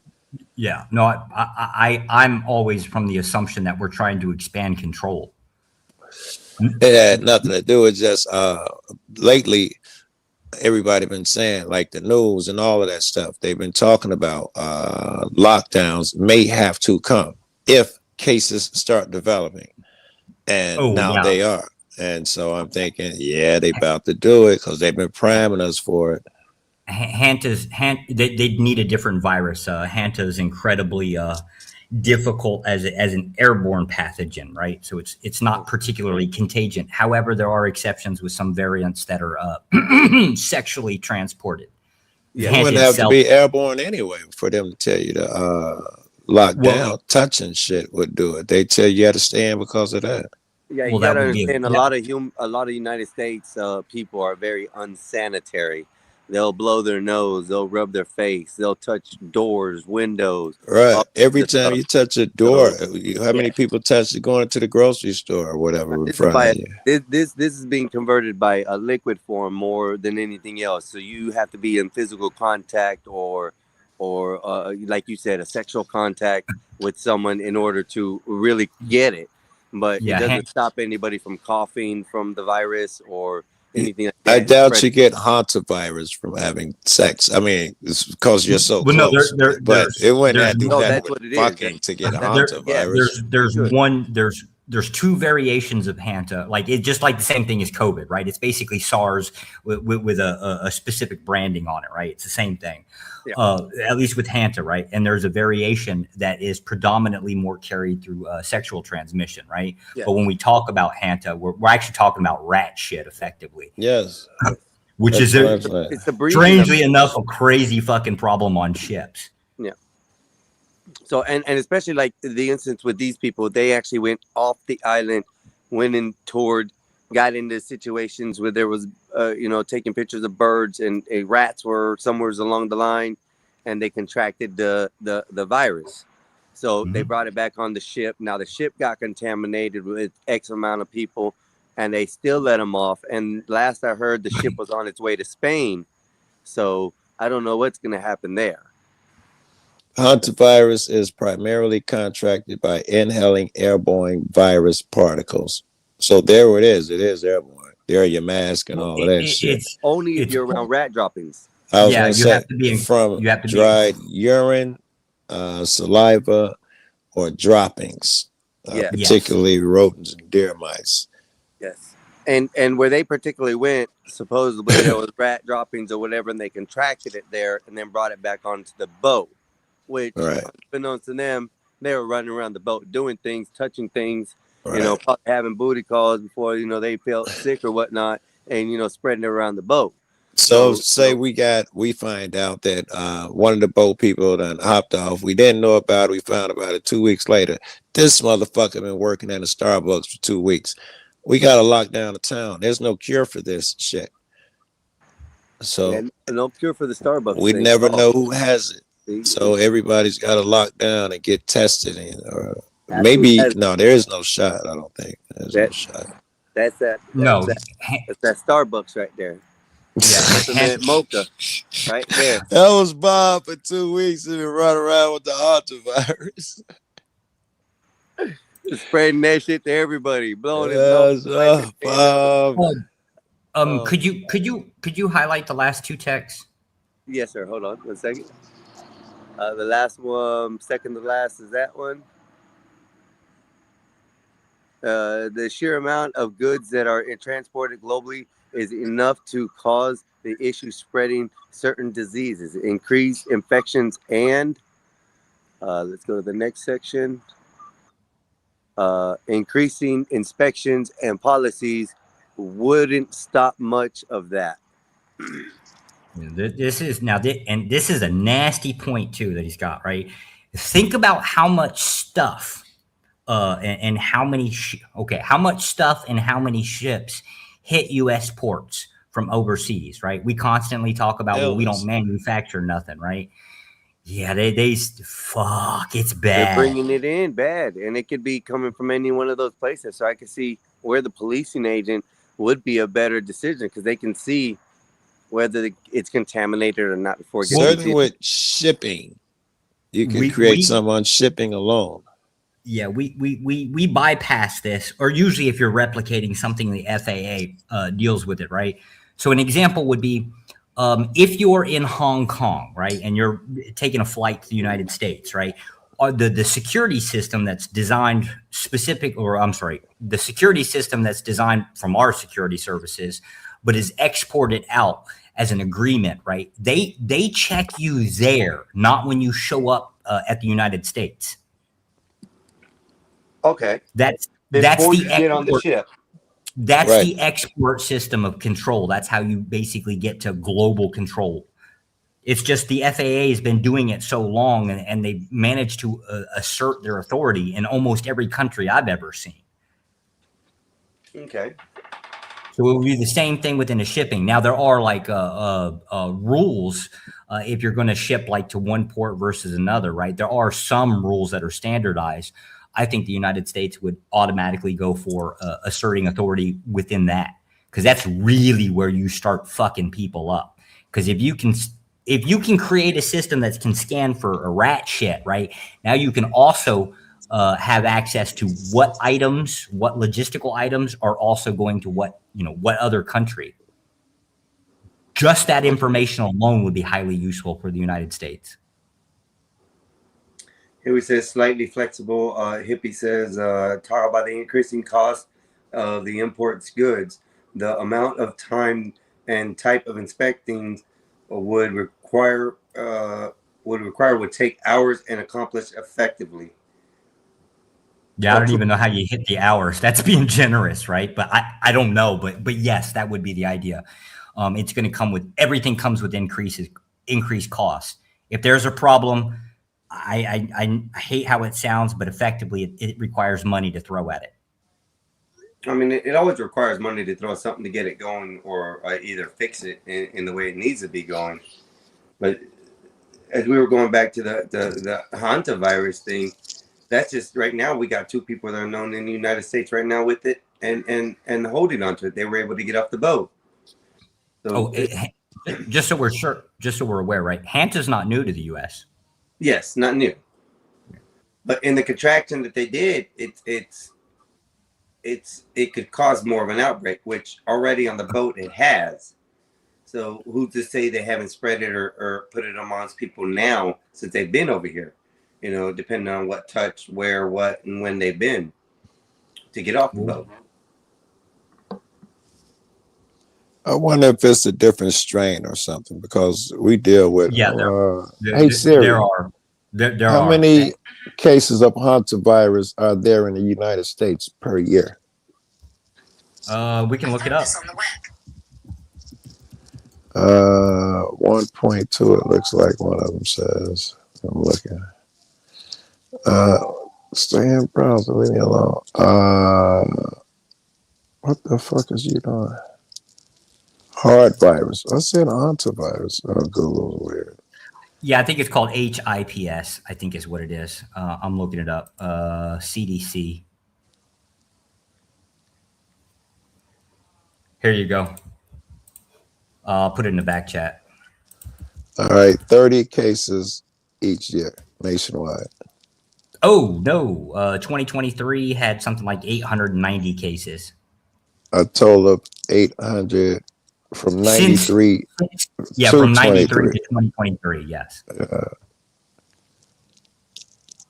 So, I mean, I don't know why they amping it up the way it is. It must be a different strain, or they're gonna sell it as a different strain because. Hey, Josh, I can't pull up things. I don't have a computer to pull them up with. I somehow doesn't allow me to pull up screens for my phone, so I can't pull it up. But we can talk about it though. Okay. So I was wrong. It's HPS cases. I thought it was HIP. What do I know, right? But it'll give you, so 75, hey, you're going to like this one, fucking Joe. 75% of those cases, white people, apparently you black people don't fucking travel enough. Get your fucking passport, get out there and travel, you asshole. Wait. You see, you underestimate us. We designed it to attack white motherfuckers. What do you mean we don't travel enough? Ain't nothing to do with us. I'm getting tired of fucking black people not traveling enough, right? There's a problem here. They ain't spreading it out, and they ain't spreading it at all. That's not fair. Shit. Yeah. So your medium age of contraction is from 5 to 88 years of age. Or I'm sorry, the medium age is 38, but your About to say that's everybody. Okay, yeah, 38. but your median age is like 38. So you think your middle class is fucking hitting cruise ships is generally going to be it, minus some port workers. It doesn't seem like, I don't give a fuck if there's double a number per year. I don't know. It's not a fucking even newsworthy to me. Well, so that's the thing. Generally speaking, anything that starts off little becomes big. Now, is this going to be a big thing? No, you could probably fix most of this with fumigation, which we are obligated to do. When a cruise ship hits a port, right, it has to get cleaned, which also includes a fumigation. This is what they talked about, the enforcement mechanism of it. We kind of don't do a lot of stuff that we're supposed to do. I'm not sure that's. You think about it. Even if they get over here, what's the harm? Even if the motherfuckers start popping up over here with hantavirus, an extra 30 cases a year. Yeah, the harm part is there's no cure for hanta. There's treatment. I think there's a couple medications that they treat it with, but there is no cure for it. So instead of having 30 dead motherfuckers, we got 60. How is that newsworthy? You wouldn't. So effectively, you wouldn't. If you're looking for like the spread of hanta, like it being a problem, you wouldn't look at humans. Fuck them, right? You need the animals. So you need the rats to basically get on the cruise ships, which they do technically do. And you need them to. But they're not going with that angle, right? They're talking about we're looking for the people who are on the ships. Ain't nobody talking about mice and rats. They're talking about the people on the ships. Oh, it's so dangerous that these motherfuckers, somebody got off and we didn't know about it. Because what the fuck is the big scare for? What, they gonna affect 30 motherfuckers with a sneeze? Apparently not, because I would imagine that this is just like a starting point, whether it can be newsworthy later on. We already have 30 cases a year, so we have 30 starting points a year, and it's never but those developed. are a different strain. Hold on, that's a different strain than what's out right now than what they contracted. Are we sure? And you got to look at that. Are you sure? Yeah, and it's also. I didn't see nothing about it so far. What we've been looking up, that it said it's a different strain. Yeah. The strains are, well, so like the strains are is once it enters the human body, it in itself converts. Whether it's contagion after that, I don't think there's much argument for it outside of sexual transmission. Like you're not coughing in somebody else's face and getting it. However, I don't think the threat would be based on human interaction. I actually think it would be animal species. No one's talking about stopping the animals from getting off the boats. They're talking about the humans. Well, here you go. There's a long history of this for hundreds of years. You notice how, like, if you ever look at boats that are ported, they've got those ropes that are tied down, and you got these little You're rings not that gonna go around tell the me that I should worry about some mice getting off a boat with hantavirus. I'm not. That existed the day That before was yesterday. It'll that was exist tomorrow. effectively Today is that not was special. effectively, but that was the same argument for the bubonic plague. It was Okay, but rats and nothing fleas. changed from last week. We had mice running off of boats. Next month, nothing now has changed. Just because, you know what? It That's why would depends. I even thing- want to The waste thing that has conversation? changed, Joe Cool, is the contraction of the virus that they got, the couple that got it, okay? That's what's changed. It's entered the human body now, and now it takes effect as far as the humans. So what? We got 30 of them a year running around into the human body. Even before these niggas get off the boat, whether they come or not. We got human bodies running around with hantavirus. Apparently, it's not a big thing. Well, that would be the argument. Is it could be a big thing, sir? You should Why would be I think feared. it could be? No. Hold on, Why Joe. would I be Hold on, fearing Joe and even Cool. talk about a mouse? Let- And we got let other him shit to respond. talk about. Joe. I'd rather talk about the flat earth shit. Damn. No. I think, you know what I think? I think I think we should move we should move Joe down to the nearest port, right? And we need to import a lot of rats. I don't care. What are the odds of me? I'd eat the motherfuckers with breakfast. What are the odds of me catching hantavirus? That shit's so rare. But what? Let's say hypothetical, Joe Cool. Let's say hypothetically this does spread, and hypothetically it does get out there to where people are contracting it and giving it to other people. What then?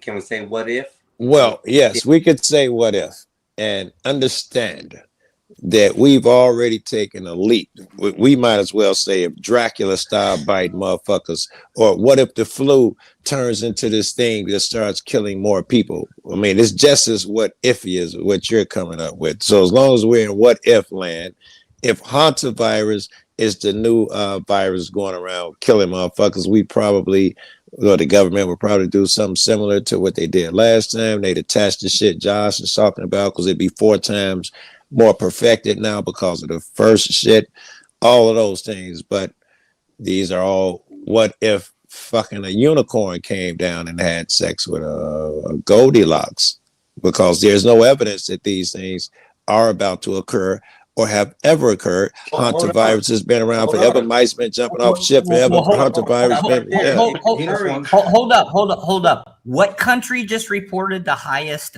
rates of Hanta? You guys just mentioned it on the news. I just had that. Hold up. Let me see. It was Argentina. So Argentina just had a what they consider to be a large outbreak. There. So the what if part. The what if part is starting to sound a little bit more like a reality as to what if here, nah, right? really, unless they're gonna start selling mice by the billions from But Argentina. It's not having to do with that, Joe. There's no chance it's gonna get over here. People are infected. People do travel over there. Unbeknownst to them, they get the contraction, not knowing, and bring it back. You How many? absolutely. Okay, so let's give it infected hantavirus motherfuckers. Let's say, because now they're freaking out about 2 and 3. Let's give it fucking 30, 40, 50. So what? You got 50 motherfuckers with the hantavirus. Apparently they die off, just like the other people who the 30 here already get it and they die off. They don't spread it wildly. Yeah, no, my claim wouldn't be on the human infectious diseases. I think care there's about rats and right. I don't. Yeah. That's how hold up. crazy a bunch of wait, rats might come off a boat with hantavirus is even more fucking shit that's Because unlikely to happen. So here's the reason. Here's the reason. No. I'm actually throwing human infectious off the table, right? Because to me, that's it. Really, you're right. It's not going to much matter, and it's contagion from human to humans, just irrelevant almost, right? However, the concept of the rats is a problem, and it has been for hundreds of years. And an example would be look at bubonic plague. Specifically, look at San Francisco. Wait, can I rephrase what you just said? Because I think you're saying it was a problem hundreds of years ago. We haven't had bubonic for hundreds of years. You said it's been a problem for 100. You're saying it was a problem hundreds of years ago. No, that because one it ain't been a specific- problem in my lifetime. Yeah, that was one specific case. We can go down a case or a different viruses over the last, I don't know, 100 years that do have outbreaks. That bubonic rat shit ain't happened though in my Well, lifetime. no, with Joe, let him bubonic, talk. it was the Joe. fleas. Damn, In Joe, my you just angry. lifetime. Jerry, But they you were angry? transported. They were all transported via boat into the United States. That's where the I know outbreaks how they came got over here. Rats came on the mice. I understand how all these things occur. You're not gonna fearmonger me on some shit that happened, No, we're not 200 fearmonger. years ago, though. That's the thing. We're not trying to fearmonger you. We're talking about the discussion of what is plausible to happen here. I'm Not saying that you it's a haven't what if. offered nothing plausible yet. Not even come close to Well, plausible, likely. None of I your arguments did. so far. I absolutely did. I said it's going to be a replication of the same thing that happened before, aka Why? the rats. Okay. In this case, Oh, no. I know what bubonic plague is. I know how it occurred. Why would I think it's about to occur now? What makes it likely now? I don't know, but this would be based on the concept of my assumption here is going to be that it's going to go away from the whole human case outbreaks, and it's going to go down to the whole fumigation, testing, and regulation of logistics This shipping. conversation just getting more and more boring, man. I'm not interested in fucking the fumigation Okay. products of Joe, fucking what the fuck, policies man? of shipping, man. Ask yourself this. Hey. How many port ships are inspected? And this also includes cruise ships. How many are actually inspected when they hit the U.S.? 10%, is it? So 10%, let's just say the 10%, all 10% show up clean, like we can fumigate or whatever the hell that is, right? What about the other 90%? They're no longer a threat to the United States? Or we don't have the manpower? Yeah, we don't The have money. government, the government needs your money, sir. We need to increase your taxes so we can defend the United States against all of these biological warfare that's being conducted on us by these fucking rats. Hey, let's welcome Bob back to the stage.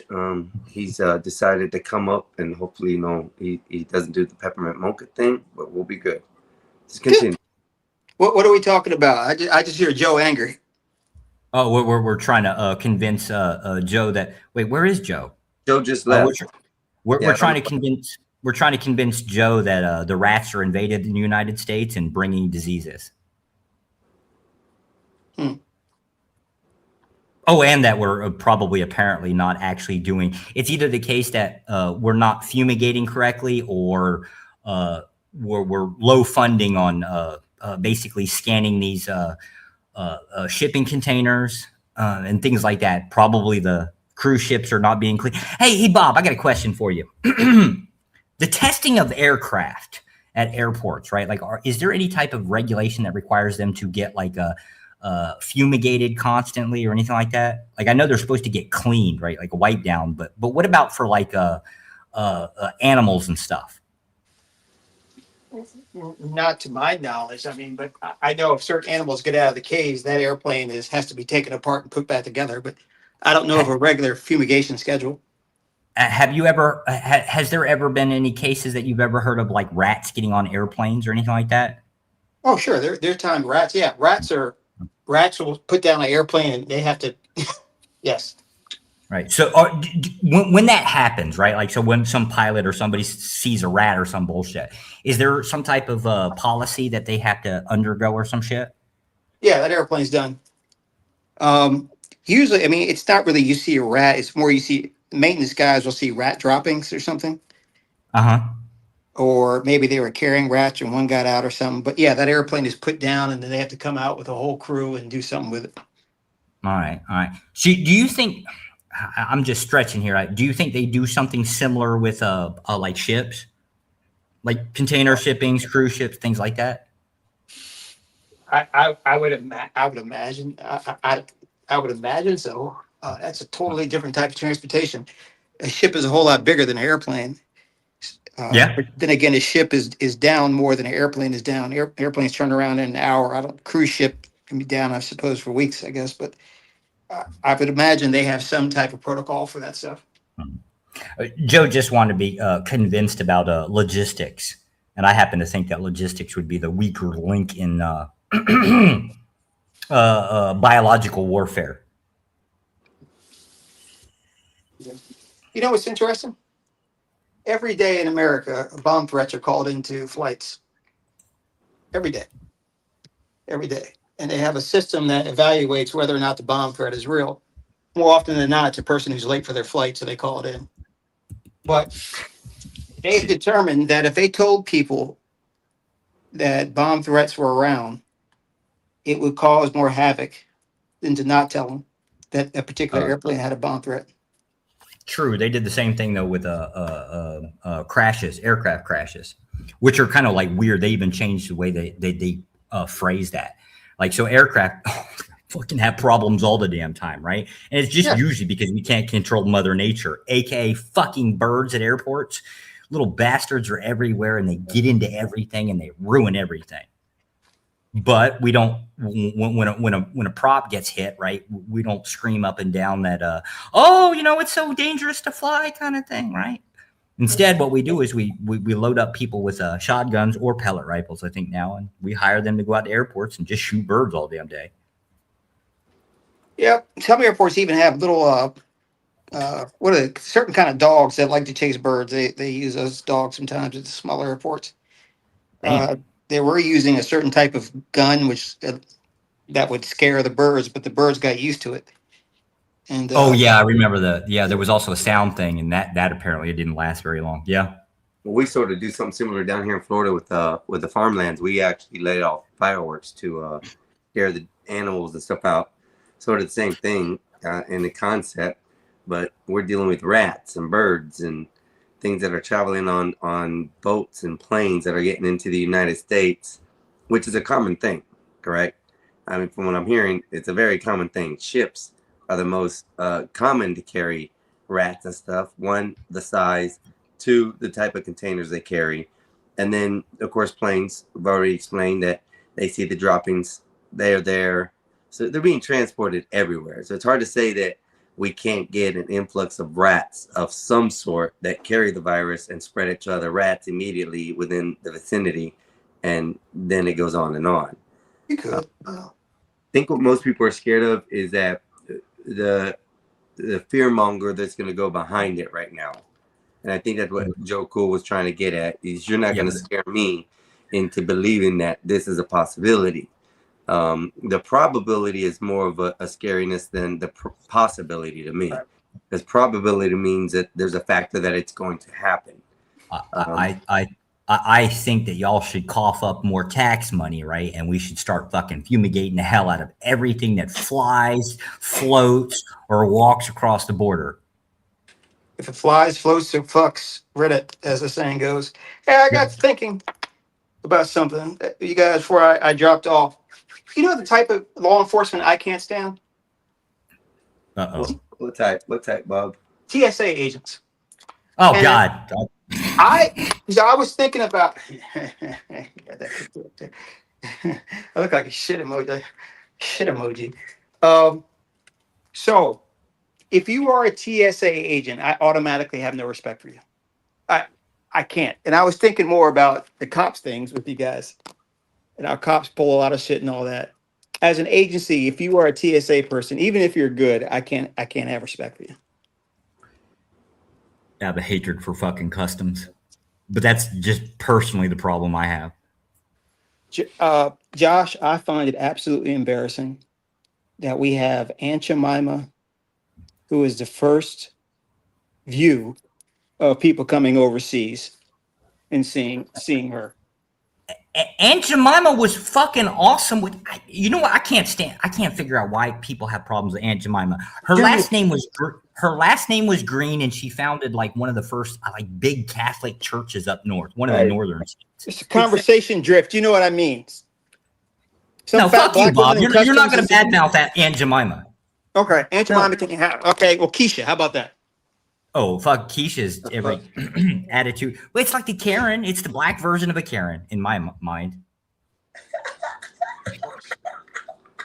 So you guys have a problem. We have a problem too. It's just our Karen is usually some 70-year-old mouthy pain in the ass that we can't deal with, right? But we have to be polite because, you know, uncouth people, we have to tolerate it. I consider Karen to be a lot more dangerous than Keisha. Keisha's just going to run her mouth, right? And you just might be in the vicinity of somebody has to be put down or tased, right? Karen, on the other hand, right? When grandma goes out there and starts bitching, you're doing 3 miles an hour speed limit in the neighborhood, right? She goes out there mouthing off, running her mouth and shit. You have no choice. You have to fucking defend grandma, even if she's wrong. Yeah. So now I'm going to tote an ass whooping because grandma couldn't keep her mouth shut over some 3 miles an hour over in the neighborhood. Damn. 3 miles an hour. You know what, Bob? Keep your black problems. I'll take Keisha over Karen any day of the week. Damn, Bob. No, I won't. At least Karen serves some. They can inadvertently serve some purpose. Like you know, if there is a bad employee or something like that, yeah, they may go overboard, but they can look at that employee and say, "Well, you are a motherfucker." But Keisha has no purpose other than to make your life miserable. So, Bob, are you what are you saying that you are you sure you don't want a Keisha? I know a couple. I can hook you up. I'm allergic to Keishas. Sir, you sound lonely to me, right? And I care about you, Bob. Well, I want you to be just as fucking miserable as me, sir. So can I send you some Keishas? No. I don't take them. They're a hazard. I don't even know if you can ship them anymore. Well, you can ship them. I just, you know, I have to make sure there's no return address on there because right, I don't want you sending it back. Fuck that. You know, it's part of the reason why I think maybe slavery was a little bit false because you have what, 30 black women on a ship for a week and a half? That ship is going to sink. We're talking about the Disney cruise ships now? No, I'm talking about slave ships. Oh, whoa, the slave ships. Oh no, I fully support slavery. You too. We don't call it slavery anymore. We call it the penal system. Okay, all right. I saw a funny T-shirt that has pyramids on it and it says "Slavery gets shit done." It does get shit done. If you go out to other countries, you will find that our roads are a hell of a lot cleaner than most other countries. I say 2/3, right? And that all comes about mostly, the vast majority of it comes about by chain gangs. Oh, what's wrong? Disgusting. What the chain gangs? What is wrong with putting chains? Yeah, well, I still don't understand what is wrong with putting chains and shackles around people's legs and putting them on the side of the road and make them fucking pick up some damn garbage. If they've done something wrong, yes, but not as enslaving people. I can't go with that, man. They are enslaved. Do they have the freedom to leave? What are you talking about, Bob? This is you. Your farm. The watermelon. But my boys are happy though. Look at them. They're so happy. Don't worry. By tomorrow, we will have the AI fix that we can change the expressions on their faces. Yeah, we're working on that. They've given me. Look how big Black Bear is. I mean, you know, I'm not like starving them and whatnot. How do you know he's not starving? Look at him. Well, so he's just eating pork and beans and rice and shit. Yeah, you can get fat off of that. Okay, so he's not starving. Yeah, I'm not saying he has a well-balanced diet. Yeah, well, after seeing you on top of a horse doing that, now I understand why the Diet Coke and French fries, sir.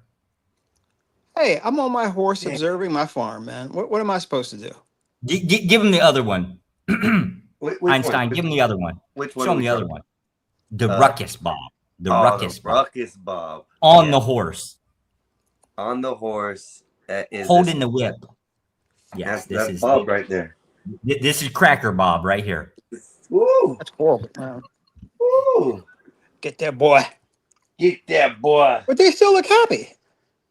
I know we kind of AI's not working. Well, Einstein said AI is not working with them. Einstein's a fucking devil. Einstein says that AI says it's racist. Okay, I'm trying to work around the racist part of the exhausted. AI portion. Use the word exhausted. Yeah, that's where I gotta go. Hey, you remember when they first came out with AI? AI was like anti-Semitic and racist. and like Oh, yeah. sexist. Yeah, we are slowly learning the word phrase. You know. Oh, speaking of which, Bob, I've got to get you that spreadsheet for YouTube flag words. There's one for you, AJ. YouTube flag works. Fumigating the planes and the boats. So the demonetizing words that get like spoken kind of thing. Oh, okay. There's a spreadsheet. Technically, it's every word in the dictionary plus a lot of other stuff in there, and it gets scanned about and updated, I guess, about every 6 months. I got to get you that spreadsheet. Thank you. There isn't. It's useless as a spreadsheet itself, but there is a way to because YouTube automatically does the whole like the closed caption. It does it automatically. But there's a way to actually scan the closed caption versus that spreadsheet, kind of help you out. It gives you a way to kind of know what videos might be problematic at some point. Thank you. Thank you very much. Thank you very much. How did you find this channel, Josh? Just the usual talk? Well, we already fucking discussed this the other day. I'll own up. You're right. It was one of your members specifically had come to me. They know me and said there was a problem, and I said, Bob's still around. I hadn't seen him in a while. How's he doing? Right. And then when he pointed your channel, I was like, well, fuck that. I got to go catch up with Bob. Oh shit. Okay. Yeah. I think I narrowed it down. I think I narrowed it down to who it is. We're not going to name any names, but I didn't know people were looking out for that. But people are very much looking out for you. I just happen to bring in another group of people that are that are looking out for you. What? Yeah, you have an army, Bob. You have a big following, Bob. I didn't know that. Yeah. You're famous, Bob. I will work on getting traffic over this way too. I appreciate it too. Thank you, sir. Josh, thank you. Well, but I mean, what do I owe you, man? I mean, shit, thank you. Just like you said, you ain't in it. But there are people that just generally, as you as a person, they tend to like, right? So it is what it is. Damn, Bob. Damn. Maybe they don't like me. They just dislike the people that dislike me. No, I can honestly say I've never really had a conversation with anybody that actually had like truly a negative thing to say about you. The rest of it was all shit talk, right? But it's kind of what we like to do. But I've never had, I don't think I've ever heard of anybody that had anything negative to say about you. And if it was the case, it was negative. It was like you wouldn't put up with their bullshit because it just went too far. But I mean, so that's TOS anyway. Yeah. Okay, most kind. Thank you. But yeah, we got it. Go ahead, Stan. No, go ahead, Stan. Just so I know, what's the time limit cuts for these? Because we're at 9 hours, just about 12 hours, exactly 12 hours. If you're using StreamYard, do not go over that. And that's not anything to do that causes a problem. It's just the saving the video. And you bastards need to start saving hard copies of the videos on hard drives outside of YouTube. So download a copy. Okay. Why do you say that? Because if it is the case that you ever have a problem with your channel, the hardest thing to do is if you have to recreate a channel is to repopulate it with videos. And the easiest way, you're going to eat your bandwidth uploading all those videos all at once, but that would be the shortcut. So save copies of your videos, start getting spreadsheets and save membership ID numbers and things like that. Start by creating your own spreadsheet, keeping track of people's names, who they are, keep notes, what their likes, things like that. Make your life less problematic in the future. Okay. Collect emails on people's phone numbers if they want to. Those super chats, if you can get like phone numbers off of them, get them. So that way you can build up your base back up when you restart a channel, correct? Yep. Okay. Not only that, the user base, right? You want to know, look, if a person comes along and they drop a super chat, let's just say once a week, right? And they disappear, right? Go hunt them bastards down. Hey, where you been, man? What's going on? We hadn't seen you around. We're kind of worried about you. Yeah. Okay. Never ever forget someone that's helped you. Yeah. Bob was pretty good about. I think he just remembers people in his own head, right? But generally speaking, if there's going to be 3 or 4 or 5 of y'all running these shows, right, get a user list, right? You especially want to take care of people, or at least show some type of interest, especially if they disappear, right? What's going on? Where you been? Okay. Yeah. No, definitely. That's definitely useful information right there, because I never would have thought about it that way. Do yourself a favor, use a Google spreadsheet. That way you can just add people's email, like basically whoever creates it, and I say you should do it, Bob, create a spreadsheet and then just assign your people, like whoever you want, just add their email address to be able to edit to it, and that they can go in and add stuff as you need. You know, I got an aviation. Thank you, John. I got an aviation Facebook page. It's got about 500 guys in there. You know what I found out is, at some point the customer base begins to see the show as their own, and then they start doing things for the show. Yes. And then you don't have to do anything. The guys on my Facebook page, I mean, they made a logo. They have meetups. Yep. And I feel like the incontinent CEO has no idea what's going on. I'm like, wait, you guys met up? Wait, you guys know each other? So it's the case. I'm getting ready to get involved with your Discord so you can have like some automated systems. I'm a lazy fucker. I don't like I don't like pushing buttons, right? If software will do the work for you, do that, right? It's the same thing with the super chats that can automatically get injected into a spreadsheet. It's just simple functions. There's nothing complicated. It's just getting started. Josh, how do I know you're not an op? I am an op. I openly admit I am an op. Go and get.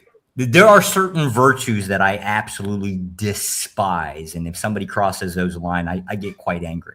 I know what you mean. I know. There's a certain brand of human being that I find absolutely despicable. Who to that brand?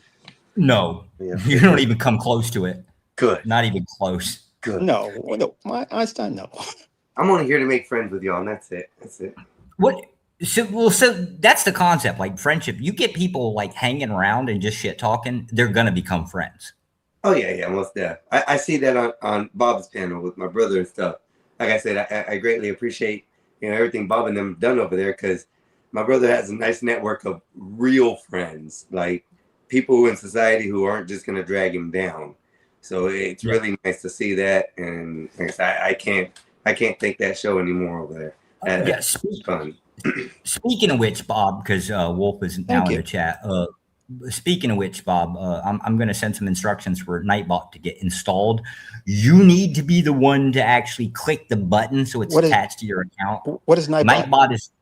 Nightbot is like Nightbot is like let's just say you want to send a super chat, right? Like you want to have your affiliates links, you want to have your Cash App, you want to have all of that information posted. Let's just say every 15 minutes within YouTube. You want to put that in there. Nightbot does that. It can do other things, right? But that's one example. That way people don't have to remember to post a Cash App and shit like that, right?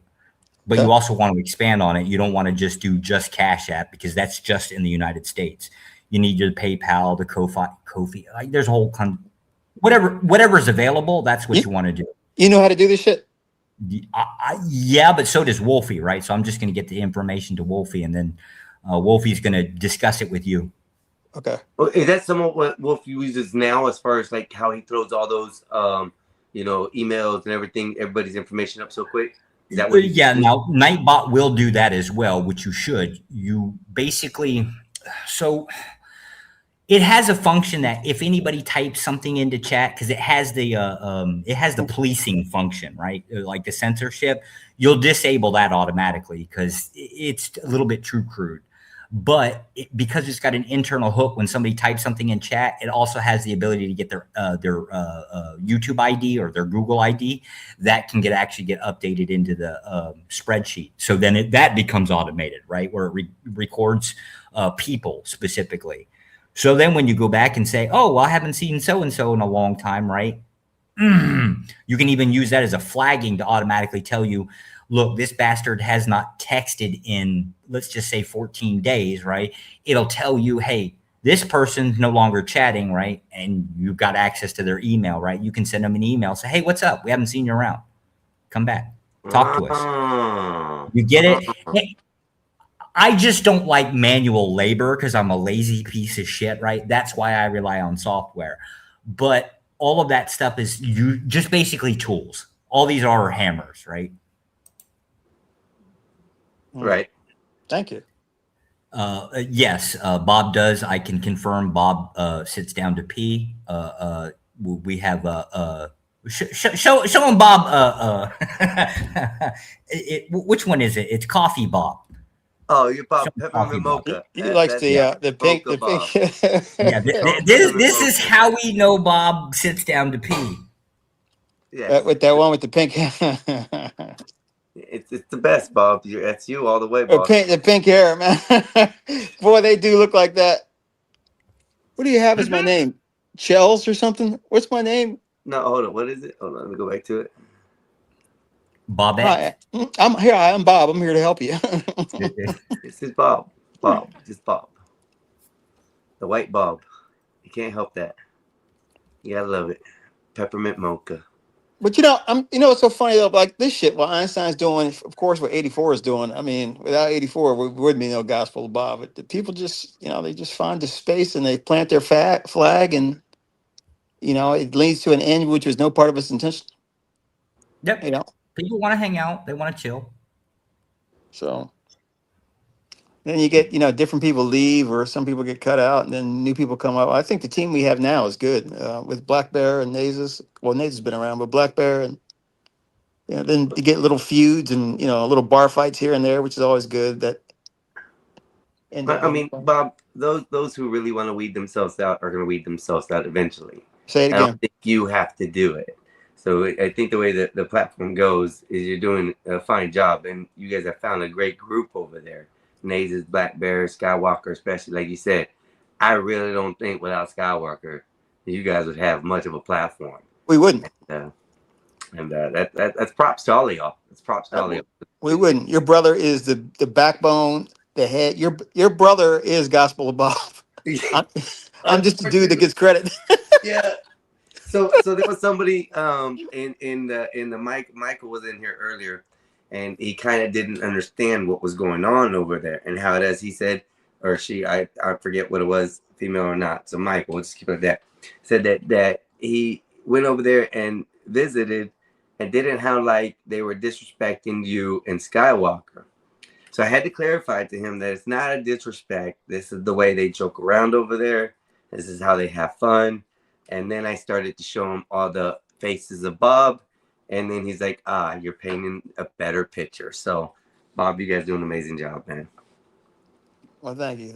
Well, I certainly didn't do it. Alone. It's I always say, men especially. I mean, nowadays, all my friends are spread out in different states. So there is no, having a beer after work or anything, man. But this kind of thing has developed into a kind of an online family, so to speak, man. And sometimes I'm just in the back listening, laughing. Yeah, especially when all the videos come. That's when he pops up. When he finds one offensive, the little thumbnails, he's like, what? That's all he comes up stuttering, so bad. Who's this? Yeah, the Bob. Oh, not him. Look, you talking about Brandon? No, I'm talking about you, boss. You come up here and you get upset every time I put one of them, thumbnails about you out. It's always a new face every week. Well, you guys do disrespect me. I mean, I am disrespected on this channel, and disrespected in a way that I've never been disrespected before. I mean, 84 does call me, all sorts of names. We talk just about every day, and I call him up or he'll call me up and be like, what the fuck do you want? Low. Yeah, I'm like, man, well, I just wanted to say hi. Well, fucking say hi. It's like, okay, man. All right. That's the way I haven't. Bob. What's that? That's the way he talks to you. Oh, your brother's so damn mean to me. I wouldn't have it any other way, but he's so, man, he excoriates me. My existence is bothersome to him. The mere fact that I'm alive makes him angry. He doesn't see you like I see you, though, Bob. He doesn't see you like I see you. That's the problem. Okay, you guys are playing good cop, bad cop. What are you guys trying to do, man? He sees you by your skin color, and I done told you I don't see you by your skin color. I see you by your actions. My brother, all he sees is this is what my brother sees when he looks at you, Bob. Swear, this is the exact photo he sees when he sees you. Every time he talks to you, and he comes up. This is Bob to him, man. The white one, the white one. You can put the white one up, aren't you? Yeah, no. No, you can put the thug up. Yeah, this is what he sees. This is what my brother wants to see. Okay, he wants this Bob. Okay, but you know, in the means of it all, Bob, we only get this Bob. My hair is greasy. and then you know, you always got to go through the order and get your, you know, go through the Starbucks, and we end up with liberal Bob. That is crazy. That is actually my face white. Yes, brother. I told you that. I sent you it by itself, just photo by itself, so you can show your wife. No, it's like, but when I look at it, I'm like, yeah, I guess that's what I look like as a white person. And the only thing is, I changed the skin color and put you on a polo shirt. That's it. See? Yo, that is a white fucking Bob. See, and the faces are in the same spot, so it's perfect. Look. You should leave the flags, but change that background to be a golf course. Oh, we had one already. I think I got one somewhere with a golf course already for Bob. Yeah, you're gonna have to give him. Yeah, give him the golf course, right? If you're gonna go white, go full-fledged white. This is the whitest other white Bob I can That's see. pretty white there, though, Josh. I mean, how do you get? What, you gonna put me in a ski resort? Maybe that's whiter, maybe. But Vanilla Ice. You can't get no white than Vanilla Ice, brother. All right, stop. Collaborate and listen. Einstein, you were too young, man. I was 16 when that shit came out, man. It was all over the place. I'm too young. I'm only 45, Bob. Yeah, okay, so you would remember it. You remember tape decks. CDs were not out just yet in '91. Hey, why is Dennison spamming the chat with the crosses? I have no idea. He probably fell asleep at his fucking computer. That could be the case. That would be funny. Den, you here? Fucking asshole. Oh, he's pressing the plus button, plus the 6 every now and then when he snores a little. 6. Is Denzi in white or black? He's a white guy. Okay, all right. Is he a young guy? About my age, a little bit younger. So either just under 40 or pushing it. Gotcha. Denizen is he's my resident centrist. Unfortunately, like he's the thing that him and OG and a couple others actually prevent me from going full right, like crazy right. Because I actually am an extremist. Wait. I'm sorry. Orthodox OG guy is a centrist to you? No. OG is he's a far leftist. He's quite literally a fascist. I'm an authoritarian. The difference between us is the capital part, right? Like so, like the economic version. That's the only difference between us. That's quite literally the only difference between fascism and authoritarianism is the economical venue. Okay. Well, but socially, your values are the same. No, social. Oh no, socially, yeah. Socially, he would be, yeah. He's kind of like the anti-abortion part. Yeah. I guess whatever the social issues are, he tends to align more with the right. But that's the horseshoe theory, right? So like fascism and authoritarianism, right?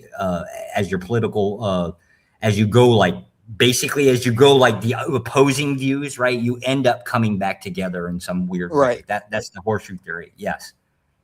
Yeah. Bernie and Bernie. What is it? Bernie.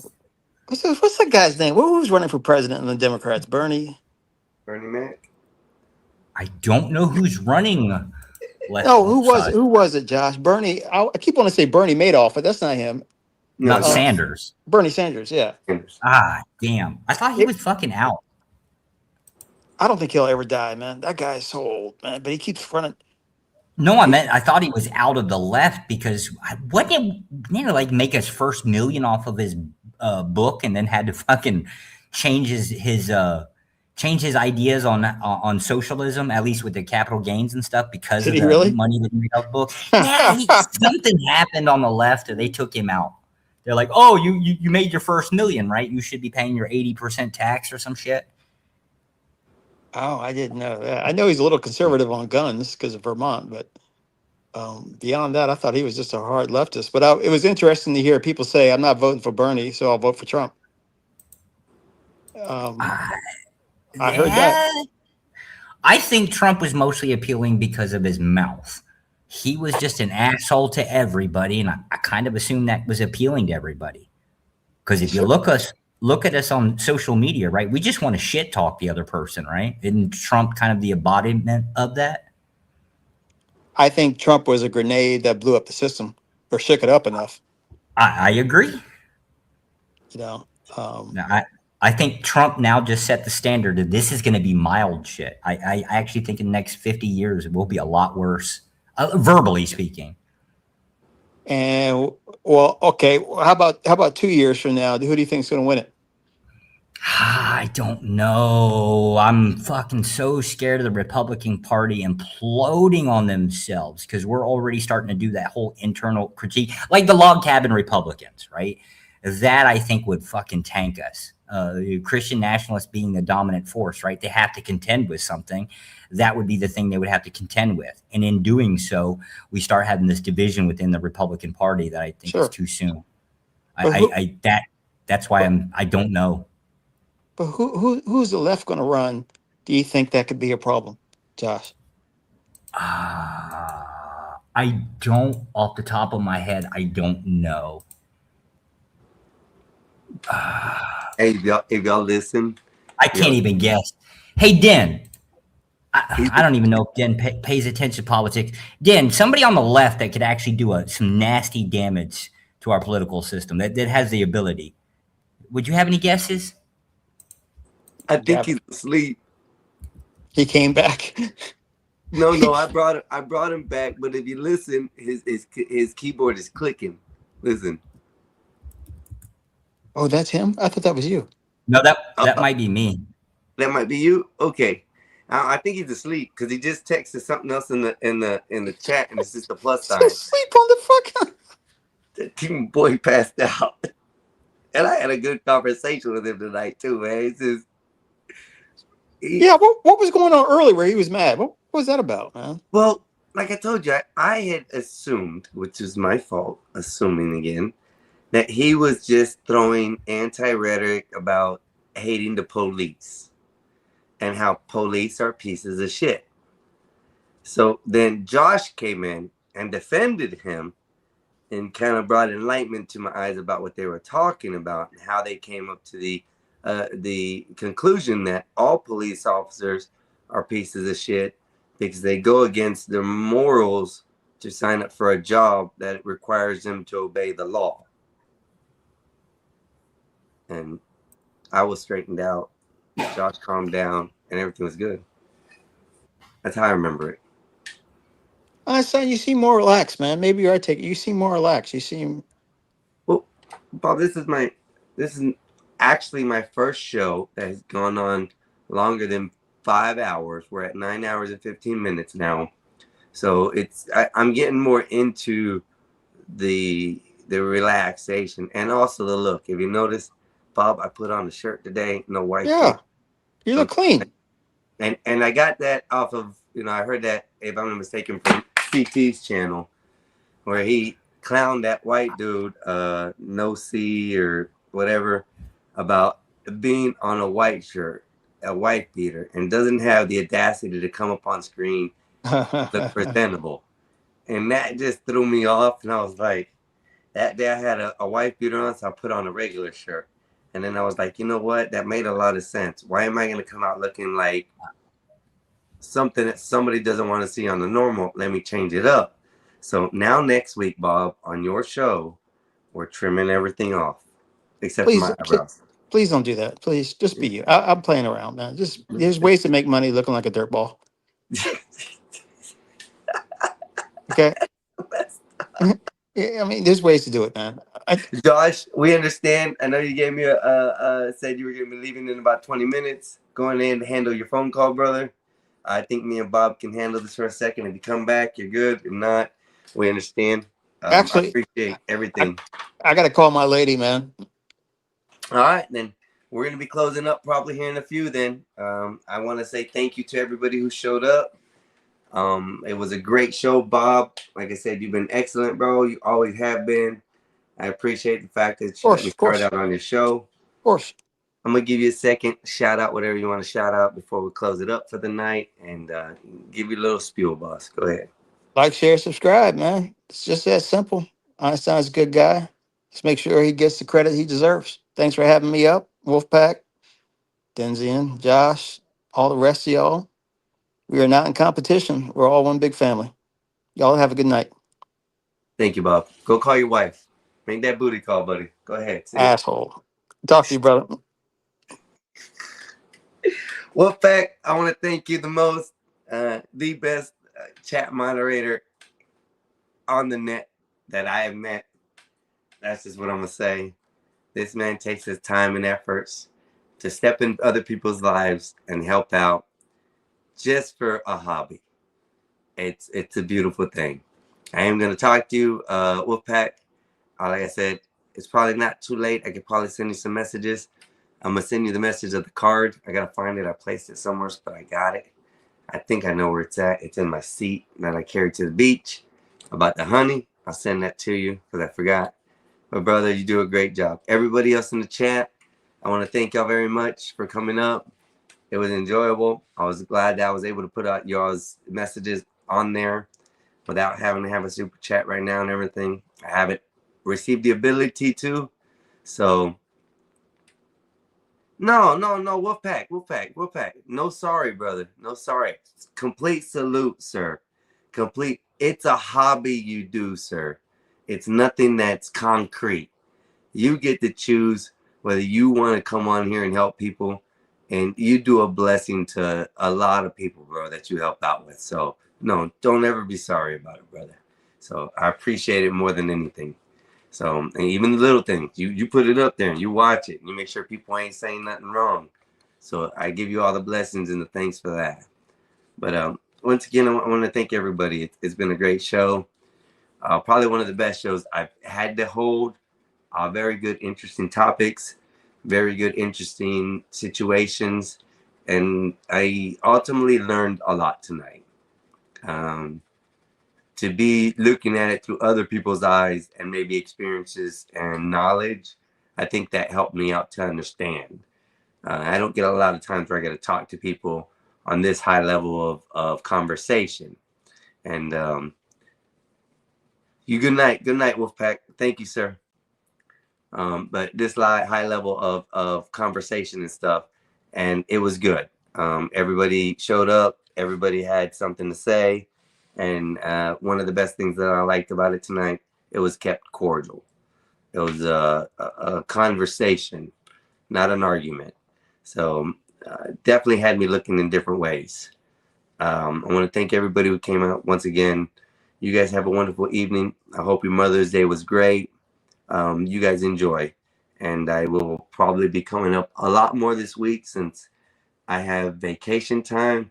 So you guys might see me pop in and out of places downtown, around town, and let's see what happens.